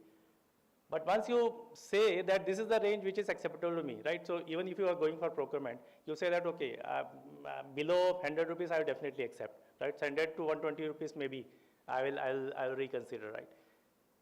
But if it is below 100, I will straight away accept. Now, what does it do? So you have eliminated the process of technical evaluation, and you have introduced reserve price. And after that, once the process is completed, you straight away go to the auto decision mode. As system decides whether the price is acceptable, the technical bids are acceptable, so it will straight away accept or reject the bids. Now, through this process, we have been able to reduce the contract placement time from about 5 to 6 months, 4 to 6 months that it used to take earlier. Now we are able to do it in 15 days flat. So we have already placed something like 8,000 contracts through this methodology, 8,000 contracts in about a year, wherein the typical procurement time, or in this case leasing time, is 15 days. So just imagine, these days one of the problems that has come up is that, in any tender, people, vendors would upload 1,000 odd pages, and most of the time you have two packet tenders, and then you have to evaluate all the bids that are there, 15,000 pages, reams of files that you have to go through to find out whether the bids are suitable or not. So all that work is gone, and the time is reduced very substantially. So this is one methodology that we can explore to implement in procurement. So Mr. Sanjay Agrawal is there, a good friend of mine. I hope that he is listening carefully and see whether there is a possibility of implementing this kind of systems in procurement, right? Leasing was, sale we have done it for a very, very long time, but sale is easy. you're not bothered about the credentials of the buyer, right? So you are selling the waste product and you're not bothered how he will perform. But procurement is a different ball game. Even leasing was very difficult because you have security concerns. If I am leasing out my space in the train to a vendor, then I have to be very careful on which firm I choose. Because if you choose a wrong person, then there are serious security concerns. There can be serious security concerns. So even leasing was a difficult thing to do, but we have been able to do that. So now the next frontier is whether we can do that in procurement and reduce the procurement time. So in brief, so I'll skip these are some of the slides that I wanted to show. I'll skip those. This is one more thing that I wanted to talk about, online tender decision, which we have implemented. So again, the entire thing happens digitally. There is no offline processing of tenders after opening. So online scheduling of TC minutes, assisted preparation of tender committee minutes. So what happens is that when we prepare the TC minutes, a lot of information we pick up from the tender, some information we pick from the bid, something we add from our own, and then final minutes are drawn. So what we have done is whatever information is available in standard formats, we just pick up all that information and put it in the TC minutes, right? So 30-40% TC minutes are prepared automatically by the system. And the remaining, whatever you want to add, you add and then you decide. And then we have parameterized the terms and conditions so that when you prepare the terms and conditions within that tender committee minutes, that automatically it is done in such a manner that based on that straight away, when you finalize the tender, then the letter of acceptance gets generated automatically. If you want to conduct negotiations, that negotiation wala part is done automatically. If you want to issue counter offers, that happens automatically. All these documents are generated by the system, right? No manual intervention there. And then finally, even the purchase order is generated automatically based on the system.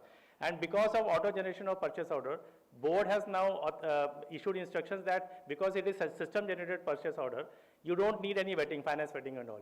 So because of this elimination of all these processes, we have been able to, again, here typically the tender design timelines have been reduced by 2 to 3 months. This is a very important thing that has happened in the recent past. Okay, third party inspections, one recent initiative, which somebody talked about that in the previous session.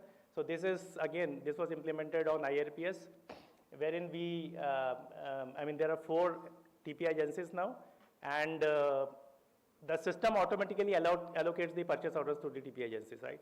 So there are rules defined, and system picks up one of the inspection agencies, and once the purchase order is allocated to the TPI agency, then the vendor can submit his inspection call online, and the registration of calls is done online. The scheduling of inspection by the TPI agency is done online, and the inspection certificates are generated online. The bills for payment for inspection certificates are also generated online, and the bills are generated automatically by the system. There's again no manual intervention. There are some key performance indicators to see whether the TPI agency is doing its work properly or not. And then the advantages are that now from start to end we know. I mean, not only from start to end, after you place the purchase order, whenever inspection clause are placed, this information is available to the bidder. And whenever there are reactions and everything, all that information is available to the bidder. So I think this is the last thing that I will take up. I will take 2 more minutes. We have also, as I said, vendor approvals is a very critical part because we buy thousands and thousands of crores of material from approved vendors, right? So we have basically put all our item masters, right? We have digitized the item masters, and it is available in public domain. You go to IRPS, so whatever items for which we approve vendors are available there, and all the specifications, drawing STRs are available, and the vendor directories for who are the approved vendors at the moment, they are all available on the platform. And anybody who thinks he is capable of getting himself registered, he can apply online, he can make all the payments online, and all the processing is done online for dealing with that request. And once the vendor is able to see whatever we are doing, he is able to see. The complete transparency is there. And once he is approved by the competent authority, his name automatically gets added in the vendor directory. So these are some of the initiatives that we have taken in recent years for improvement in public procurement. Thank you.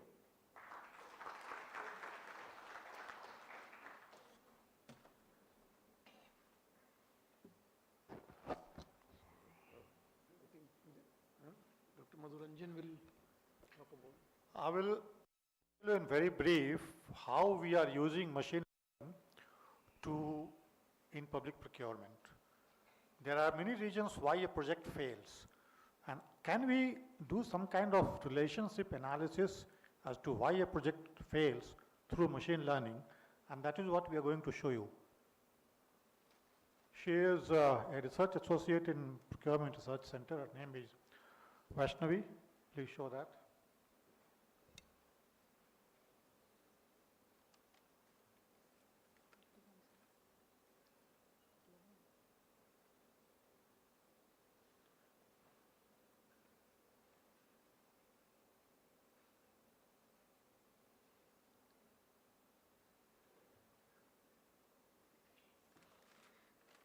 So, we have taken 79 projects of Government of India. It's from different sectors, from like airports of metro and so there's a common factors like land issues, regulating clearance and legislation and public agitations. These are the factors which are faced during these projects, durations of projects have faced. So which cost which delays the time cost overrun. So we have used association rule mining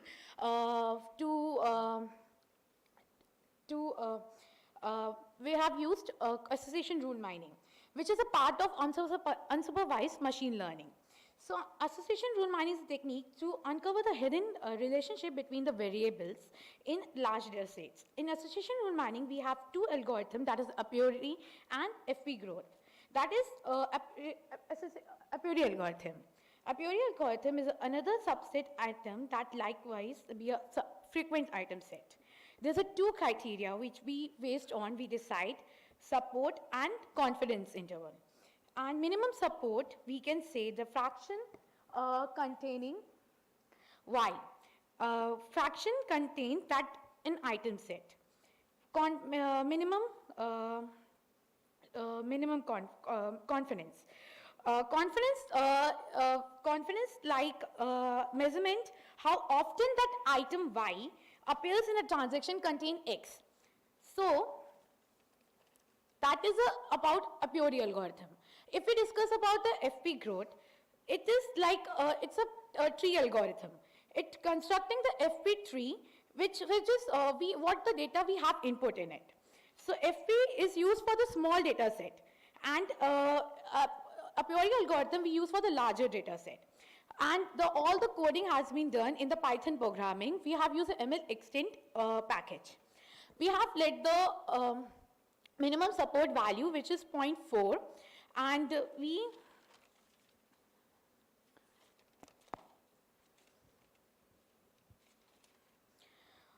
have obtained different minimum threshold values by using a priori algorithm, and along with that we have taken confidence interval, which is we have taken the value of 0.5. We have shown in the next slide is in point number 2. Let us assume the minimum support threshold value is 0.4. We have put in an algorithm, a priori algorithm into the practice. We have using different minimum threshold values, which is 0.2 and 0.34, 0.3 and 0.4 and 0.5. We have noted for confidence interval of 0.5, which is support value of 0.4. And we have find out that land issue and regulatory clearance, the major issues, is the major factors which have occurred during these projects, which have caused the time cost overrun. When the FP growth we have taken, we have decided a minimum threshold value is 0.4. But we have taken, we have the outcome we have gained by the observed value we have came, like 0.41 and 0.5, 0.82 and 0.41, which is about different factors, which is like land issue, regulatory clearance, and environmental clearance respectively. So these are the value which is a greater than 0.4. So these are the factors, the major factor, but the prominent value of which is considered from the land issue. So more prominent value is the land issue, but the other factors are most came along with it. So we are trying to conclude from this research is that we can use as machine learning for we can use machine learning for Fine. What effectively is being shown here, if you read the last 3 lines of this particular slide, FP growth also brought out that the factor, combination of land and regulatory issues are most important. That's all. This is the net worth of machine learning in this particular context. That's it. Shri Prakash Mirani.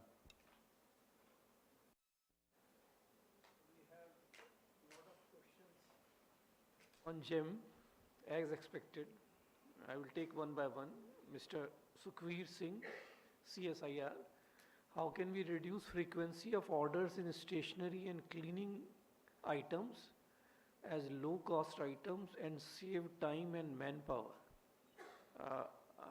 It's not clear. Yeah, please.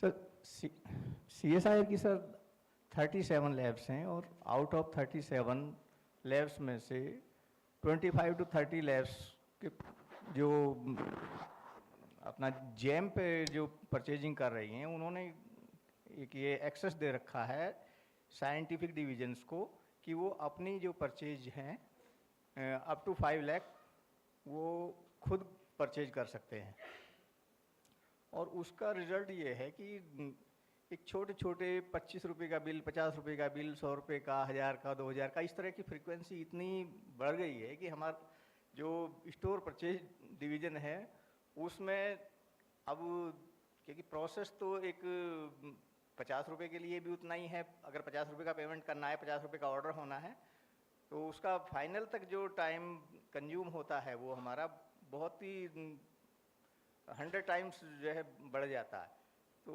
एक अब इसको मेरा कहने का मतलब ये था तो कि सर पहले बंचिंग ऑफ आइटम होती थी तो उसमें थोड़ा सा अगर हम जैसे हमारा यूजर डिवीज़न है वो उसकी 10 आइटम की रिक्वायरमेंट है तो वो 10 आइटम को हमारी 10 आइटम स्टेशनरी के आइटम है और उनको एक बंचिंग करके एक कार्ट में डाल कर उसको एक ऑर्डर क्रिएट कर सकता था पहले उसके हिसाब से लेकिन अभी सिंगल आइटम के कार्ट में जाता है वो चाहे उसका 10 रुपये का आइटम है या 500 रुपये का है 5000 का या 10,000 का या 25,000 का तो जो 25,000 तक की जो परचेज है तो उन सबको सर मेरी रिक्वेस्ट ये है कि कम से कम उनको बंचिंग वाले उसमें अगर ला दिया जाए तो हम लोगों का जो ये एक्स्ट्रा एफर्ट है ये बचाया जा सकता है बंचिंग 5 लाख से कम की बात कर नहीं सर 25,000 हाँ बंचिंग को पहले बंचिंग अलाउड था बाद में बंद किया गया था जी सर उसमें काफ़ी अनएथिकल प्रैक्टिसेस ऑब्जर्व की गई इस वजह से बंद किया गया बिडिंग में ऐसा कोई रेस्ट्रिक्शन नहीं है तो मेरा रिक्वेस्ट ये रहेगा कि आप अपने डिमांड को एग्रीगेट कीजिए एंड गो फॉर बिड उसमें वो सारी फंक्शनलिटीज अवेलेबल है सर वो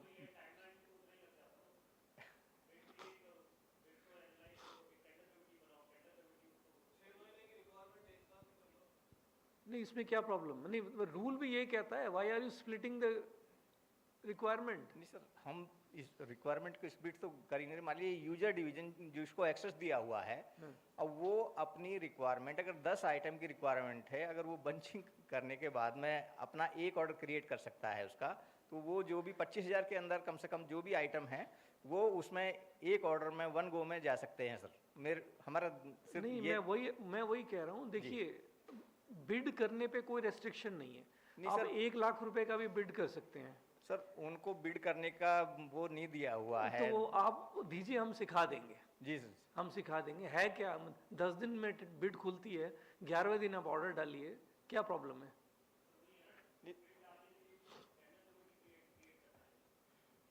नहीं ये मतलब ये ऑर्गेनाइजेशन के इशू है ना उसमें जेम क्या करेगा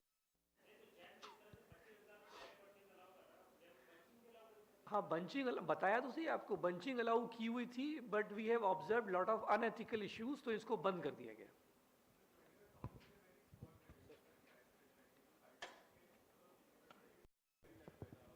ये all organize, sir, 25. 5 lakh में क्या problem है? नहीं, इसके 25, what he is saying is up to 25,000 only. मैं ये कह रहा नहीं 25,000 के अंदर ही क्यों खरीद रहे हैं मुझे समझ नहीं आ रहा. Sir, direct जो purchase है, directly without any comparison method, that way. Why are you going for that? Why not compare 3 and buy up to 5 lakhs? Bunching हो ही नहीं पाएगा सर उसमें तो. हाँ सर, एडमिन वाले हैं सर सारे के सारे. राइट सर, ये परचेस के पास आता ही नहीं है. सब ऑर्गेनाइजेशन में सेम है प्रैक्टिस. नहीं सर मेरा कहने का मतलब वही था कि इसमें जो है ये स्मॉल आप ऐसे कीजिए, आप हमारे से कांटेक्ट कीजिएगा, we will resolve your problem. वो ट्रेनिंग से रिजॉल्व हो जाएगा, डोंट वरी. ठीक है, हम बता देंगे आपको क्या सॉल्यूशन. ट्रेनिंग हमने ट्रेनिंग ले ली, लेकिन वो जो हमारे देखिए कुछ इश्यूज ऑर्गेनाइजेशंस के हैं, हम उसमें नहीं जाएंगे. जी. अगर आपको आपकी ऑर्गेनाइजेशन की प्रोक्योरमेंट प्रैक्टिसेस में कुछ बदलाव करना है तो आपको करना पड़ेगा. जेम उसमें नहीं आएगी. GeM takes a call for all organisations in the country. ठीक है sir, thanks. Himanshu Vashishtha, OP Jindal global university.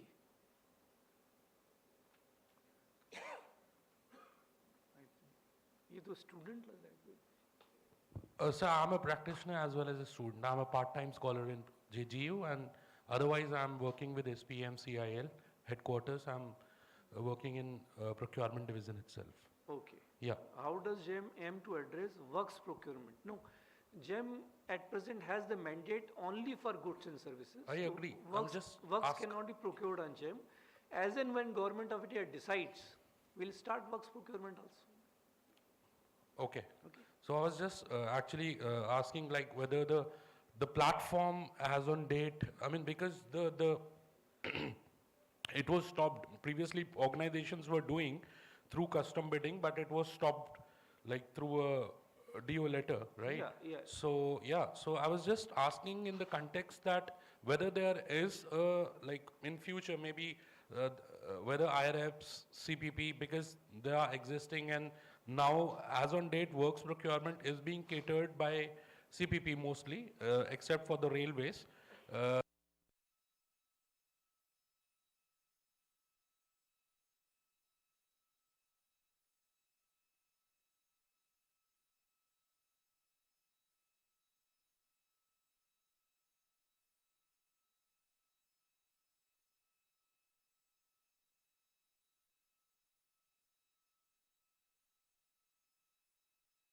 We'll develop the functionalities. Perfect, sir. Thank you. Mr. Jayesh Marathe, Goa Shipyard. GEM shall allow buyers to set CRAC generation time for higher major products. I think it is a functionality to set higher time period for issue of acceptance. Yes. Yeah. So in some of the product categories where CPSEs want, we have given this functionality where the buyer will have to declare upfront that this product category is such that it cannot be accepted in 10 days, it will be accepted in 30 days. It has to be declared upfront, and then you can increase the acceptance period. Okay. What is the difference between exemption relaxation to startup MSc and startup non-MSc?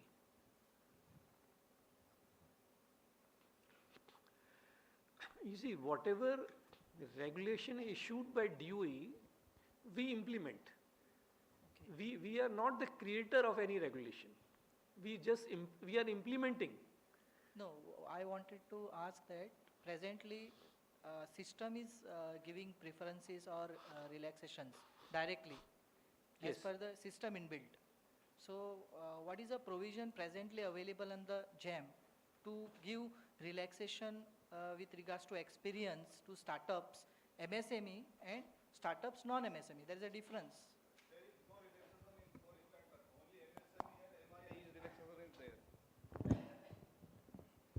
In JAM, only MSME as well as MII relaxation is there. No relaxation is for startup. When TRED's payment system on GEM will be implemented? I think you're talking of this SAHAI 2.0. No, I'm talking about TREDS. TREDS is already functioning. Is already functioning. Interest collection of delayed payment is only online or offline. This will be collected online. This will go live maybe in next 2-3 months. No, it is for online payment because Yeah. there are two methods, online payment and offline payment. So this interest collection Yeah, will be if you for are making payment offline, we'll facilitate collection of payment offline. Mr. Patel, AK Patel Ordnance Factory, if service category, when we buy a labor contract through custom bid, 100, 200 bidders participate and upload huge document, technical evaluation is a challenge. I think this issue has been resolved. Now, when you open the bid, in single packet system, if you get say 100 L1 and then L2 and L3. No, I'm not talking about that. There is a system of if L1 is more than 1, so there is a L1 selection system is there. So we can find the L1. Correct. But this is the thing when we procure the services of a labor contract. So against that tender, generally 100 to 200 bidders participate and they upload so many documents. So it's very difficult in a technical evolution stage to do, which is very time consuming as well as manpower consuming. No. So can GEM provide some kind of system so that they can see, for example, if No, that is- there is a that is- pre-qualification criteria. I got it. That is what I was referring to. If you go for single packet system, there are two packet and single packet system. Are you aware of that? 2-bit system. Instead of two packet system, go for one packet, single packet system, where the technical and financial both are visible. Okay. Now a new functionality has been introduced where you can select 10 bids out of 100 L1s. Go for technical evaluation. Suppose out of 10, 5 are technically qualified. Then the run L1 functionality will be run on those technically qualified 5. So you need not technically evaluate all 100 bids. Please see this functionality. It was recently introduced about 2 months back. Then we will check it.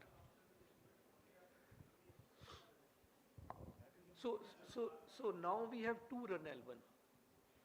One is to select 10 random L1s for technical evaluation, and then out of those technically qualified, second run L1 to select the final L1. Okay. Excuse me, sir. Sir, here. My name is Rupa. I want to ask, these 10, you have said, na, ki 10 whatever technical evaluation we have to select. What will be the criteria, sir, and how we will select? Otherwise, vigilance will No, don't catch worry. us. It is auto-selected, same algorithm, which is used for selection of run L1. Same algorithm is used to select 10 bidders in first stage. How? In single packet. Yeah. Pre-qualification criteria. Because pre-qualification criteria is different for different tenders. And pre-qualification criteria is decided by the tendering agency. So it's different. So how the GEM will know how they will, because you are not giving any template where we are putting these pre-qualification criteria. Against these pre-qualification criteria, the bidders respond one by one.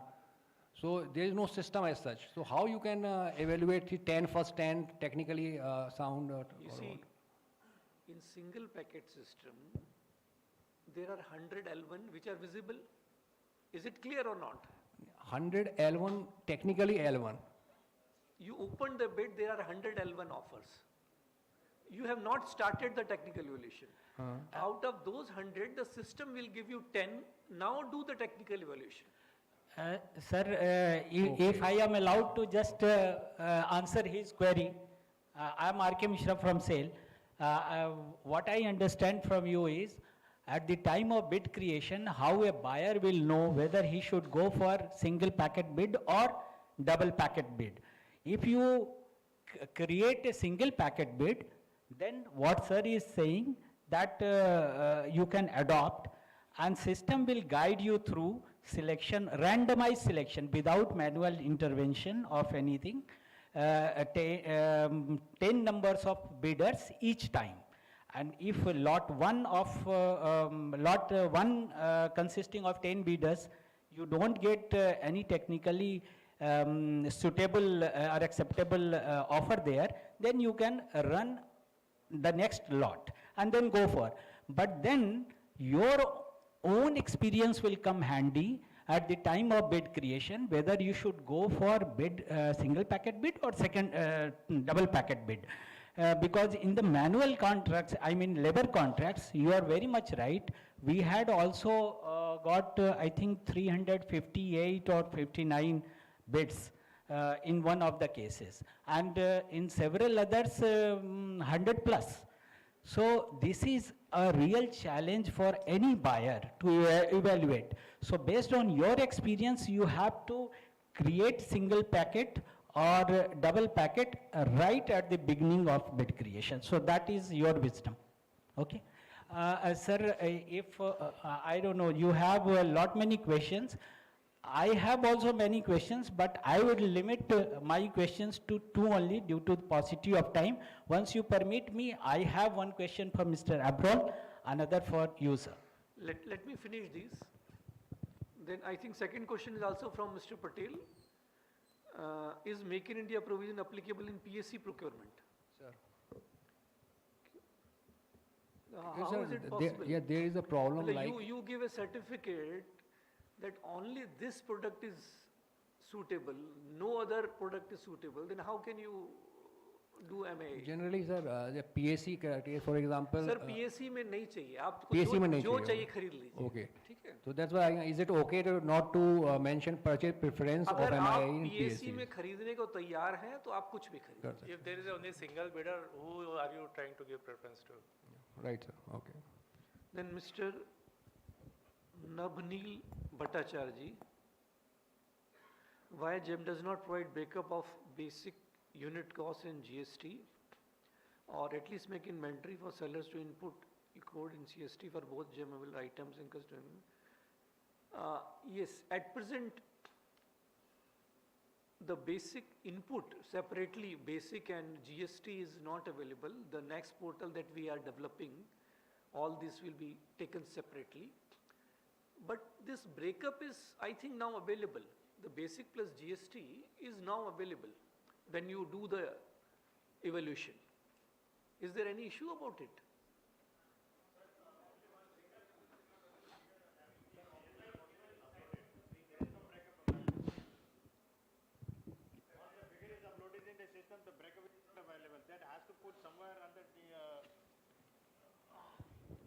If you note somewhere else, then you have the information. If not, later on, once the bid is submitted, that breakup is not available. That figure, that inclusive of GST portion is available in the system. So that is where the small concern is there, sir. Yes, and I agree. We have received a lot of representation on this. Yes, sir. And the new portal will have all such functionalities. Sanjeev Kumar from Coal India. Can exemption be granted for MIA as services has to be delivered on site only?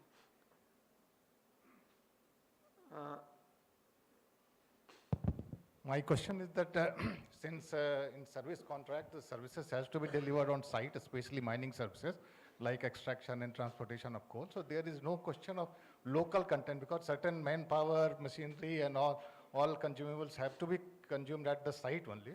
So can we get exemption of class 1, class 2 bidder on such services contract? My first question was that.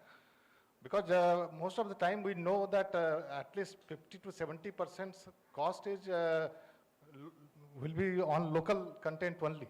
Because I agree. So it is simpler. can we get exemption? My question was, can we get exemption for services contract? These rules are applicable for both goods and services. So GEM cannot exempt any MIA for works also. And my second question was on the service charge GEM takes from the seller. Because in Coal India, we were maintaining e-procurement portal from NIC, and we were giving 10 crores for 3 years, irrespective of volume of contract.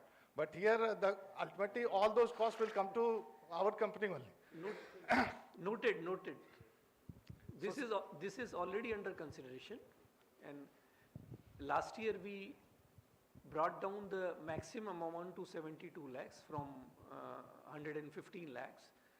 Again, we'll have a next review meeting in April, and this will be again brought down. Actually, Coal India is the largest buyer from services, more than 30,000. This is already under consideration. So this has all come to us, so that is the point I want to bring out, because sir is also sitting. So Mr. Sanjay Agarwal is a part of the committee. And because it is whether you are doing 50 lakh contract or 50 crore, the portal utility is same, sir. So it's flat value instead of value. I tell you what happens is, we don't charge transaction charge up to a value. Right, 20 lakhs. Up to 5 lakhs contract value. Okay. Now 96% of the contracts are up to 5 lakhs. So sellers of those 4% contract pay and cross subsidize these 96% of the sellers. Okay, this was to help the micro and small entities. So sometime a call will have to be taken whether can you charge those micro and small entities. I mean, if you can charge them, then this can be drastically brought down. You can charge buyers. When we had using You see, portal- whether you charge from buyer or from seller, the question is this. I mean, can you charge for the small value contracts or not? That is the only question.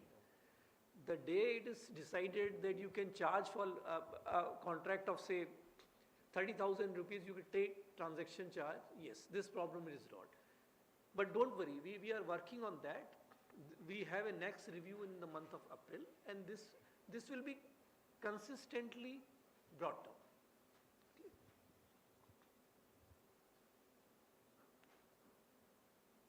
Then there is someone from Ministry of Defense.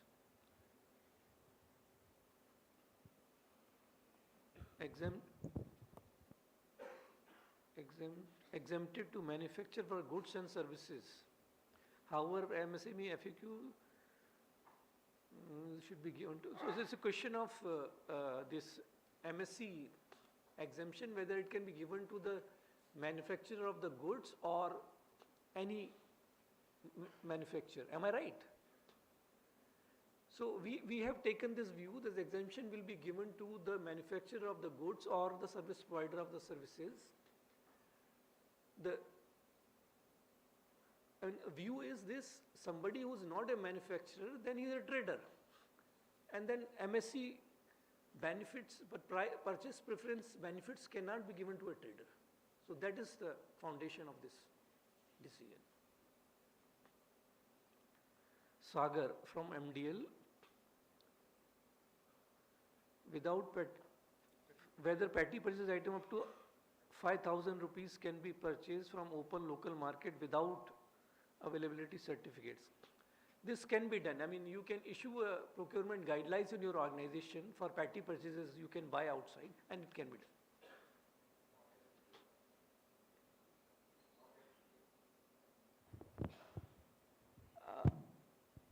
Then Mr. Agarwal will reply. Excuse me, sir. So GFR in the procurement manual doesn't permit the same.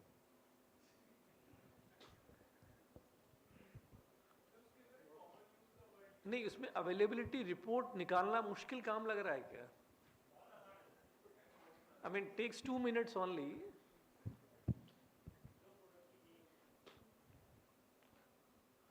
Excuse me, sir, I have a follow-up question on the part where you just clarified that the MSC policy 2012 exemption will be for the goods and services being provided by the registered vendors only, right? And that's obviously a pragmatic view. Obviously, GEM has taken it correctly. But the thing is, it's contradicting with the 25 March 2022 order question number 29. So actually, I mailed to GEM also. What we are following is that for GEM tenders, because this provision is hard-coded, so we are taking this view that for GEM tenders, we'll be following what GEM is interpreting. But for the tenders, we are floating on the CPP, we are taking the view that, I mean, what MSME has to say, because MSME is the owner of the policy, so for us, for non-GEM tenders, we are following what MSME is saying, right? So, I mean, there is a confusion, because legally, if we don't follow GEM hard-coded version, and which is correct also, but the thing is, it's in contradiction with FAQ of MSME. So, what's your take on this? Because we can take it's the a very, opinion of Mr. Agarwal. it's a very important question, actually. FAQ given in the MSc policy themselves are quite confusing and contradictory. We have already taken up with them until the time correction comes, and which will surely take some more time. I think we should take a consistent logical approach. And perhaps the approach taken by the GEM is the most logical, and perhaps we should take consistently across the tenders. So till such time a clarification comes from Ministry of MSME, don't worry, just follow it. Mr. Tarun Kumar Ghosh, on GEM portal TPI has been implemented? Third party inspection, no. At present, only those inspection agencies which have been nominated, which are the inspection agencies of the organization, those have been enabled. We have not implemented the third party inspection agency as has been done by the railways. What is the latest version of GFR being followed? GFR 2017 only. Do we have any further? With amendments, obviously. As amended from time to time.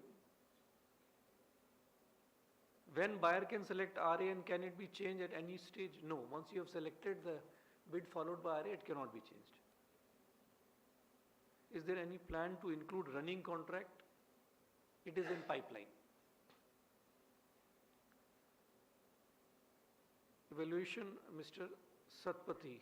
Evaluation of eligibility criteria is not clear in case of procurement of high value IT products with ICT and CMC just for 5-6 years.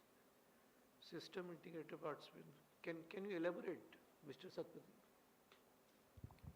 Sir, in case of this type of tenders where IT products are there with ICT and CMC for 5-6 years, generally we publish in the goods category.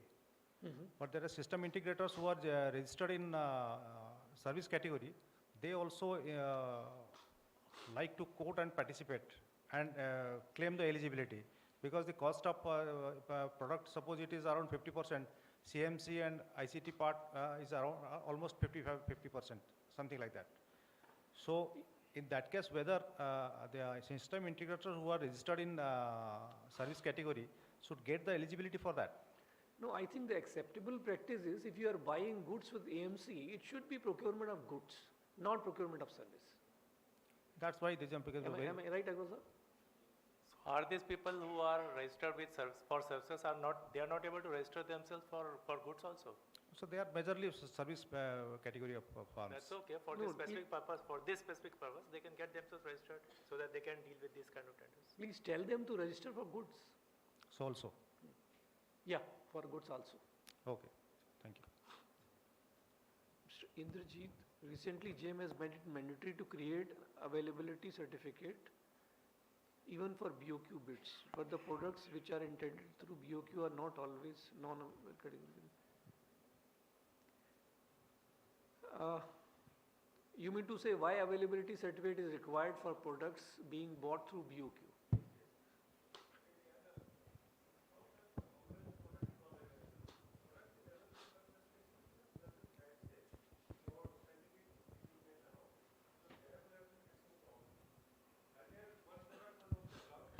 No, I'm again asking whether taking out availability certificate is an issue. I mean, is it difficult? No, no, it's not difficult. I mean, it doesn't take 2 minutes. No, no, no, that's not, it's on the technical issue, whether it is there or not. GEM encourages that whatever is there, basically go on the product-based category, whatsoever is there. On the basis of that, you need to beat that. But in those cases which are already there, but specification doesn't match. It may not be useful. Yeah. The system allows you to go ahead saying that this is not suitable. The purpose is we can see the availability certificate where you have indicated that even if the category is available, it is not useful. So somebody who has created that product category, he will know that there are deficiencies. Okay.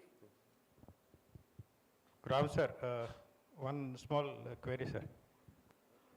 Sir, my name is Salam Jiten Singh.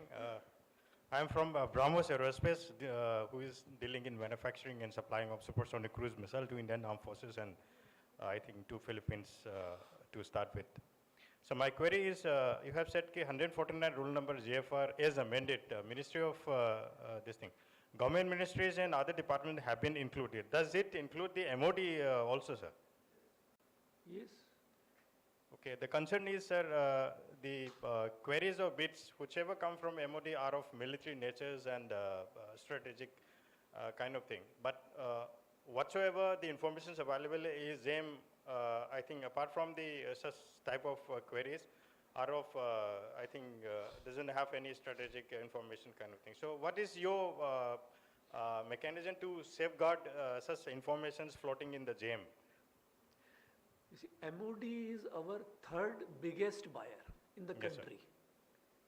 Okay, they procure more than 50,000 crore in a year. Yes, sir. But all important details are masked. Yes. So that is how we maintain the confidentiality. Okay. So since it's a government's policy, I think we can't have to say anything on that. Whatever was communicated by MOD, Yes, sir. we mask those informations.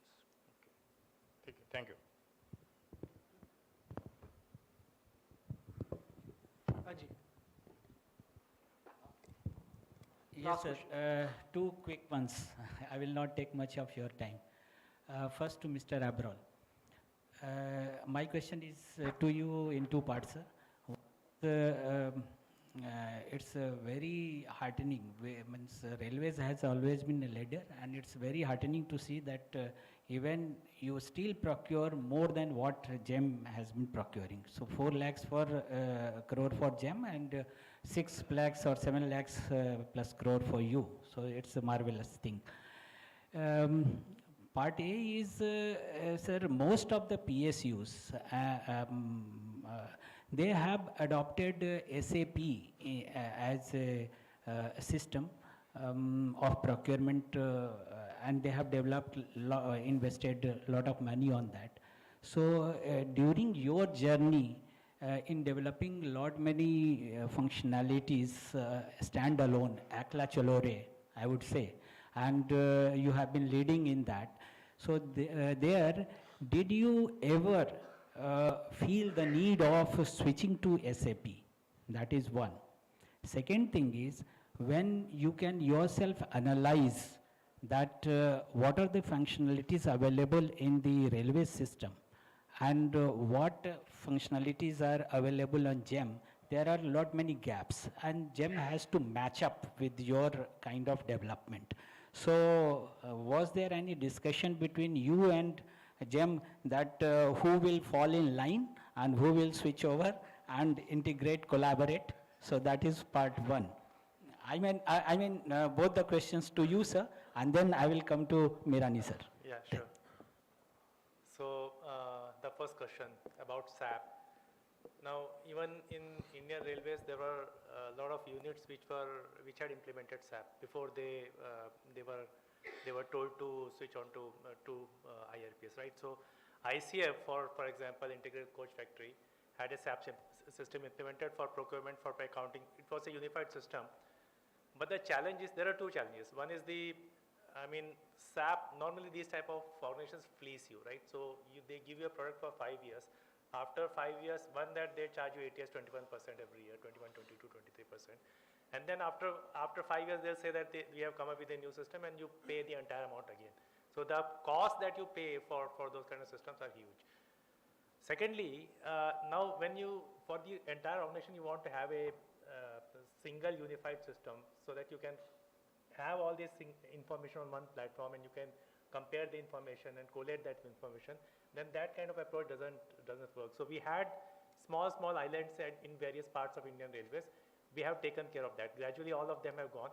So maybe in some of the cases, the functionalities, maybe let us say, even if I agree that, let us say that my IFS system is 5% less beneficial to you, but the advantages that come to the organization as a whole, those are huge. So that's why the policy decision was taken by the Railway Ministry that we will have a single system. That was the first part. Second, you talked about GEM plus IRAPS. Now,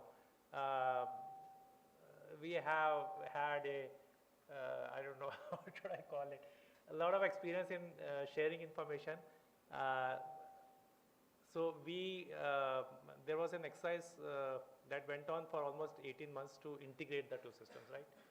And because the railways were also told to start following GEM, using GEM, and stop procuring through IRAPS. But again, our challenge was that we are already at 90-95% level of digitization, and we said that GEM, because still for a lot of things, some offline activities are there. So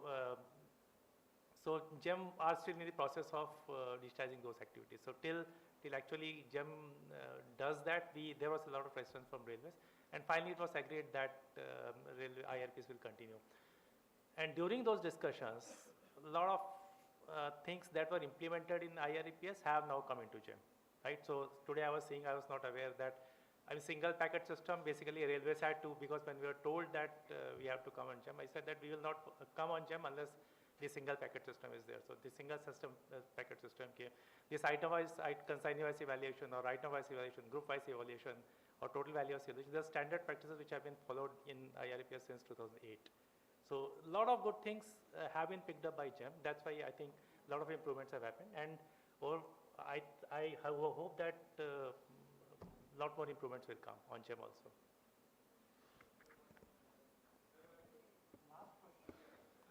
This is the last question. Yeah. And I will make it very short. Sir, regarding GEM, sorry? Oh.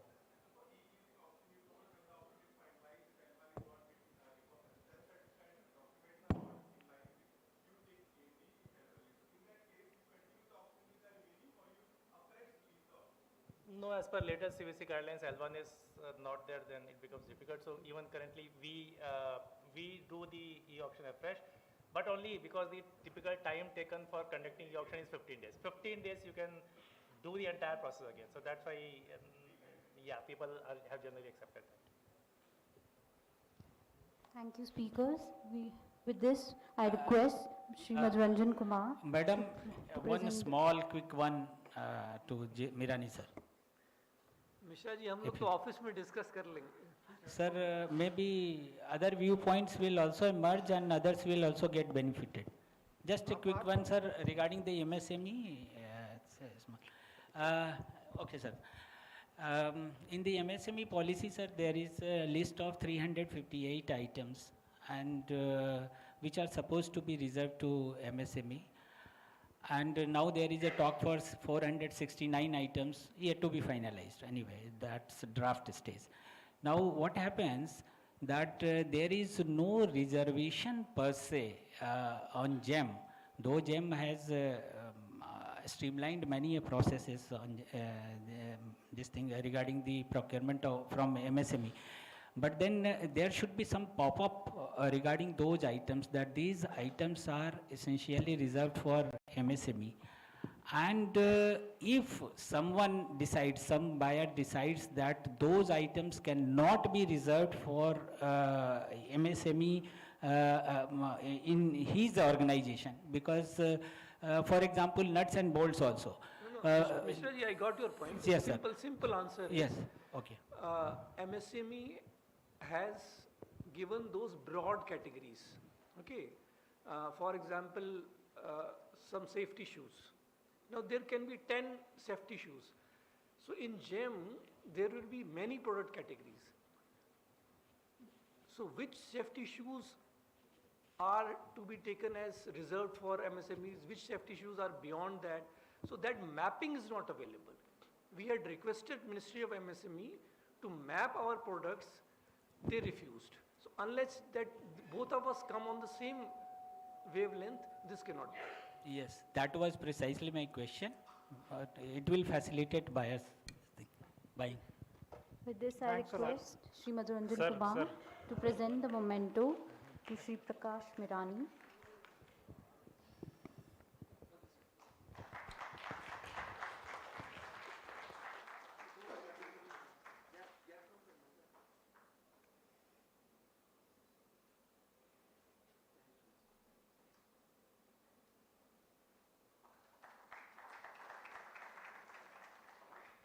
And Sri Rajesh Abro.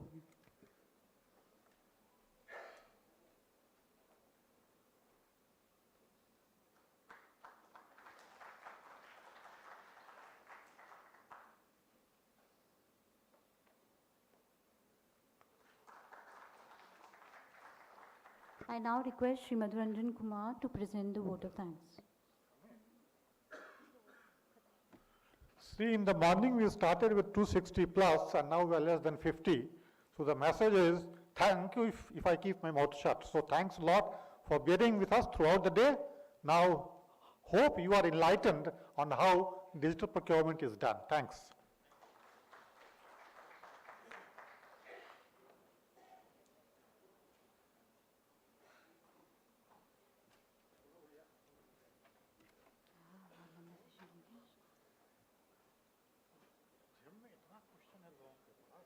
वहाँ वो जो training कराते हैं, they ask very micro question because professional level में तो बहुत झमेला होता है, हाँ? नहीं, your help desk will be decentralized. अभी जो help desk है, it is fully digital. मैंने, if you look at it from the user perspective, IRDPS में पहले नहीं था, अब हुआ है जाके कि हर जगह किस टाइप के representative है, so that they can answer. LMS पे बहुत काम हो रहा है, सिस्टम पे। अभी कल परसों ही लॉन्च किया इंटरएक्टिव।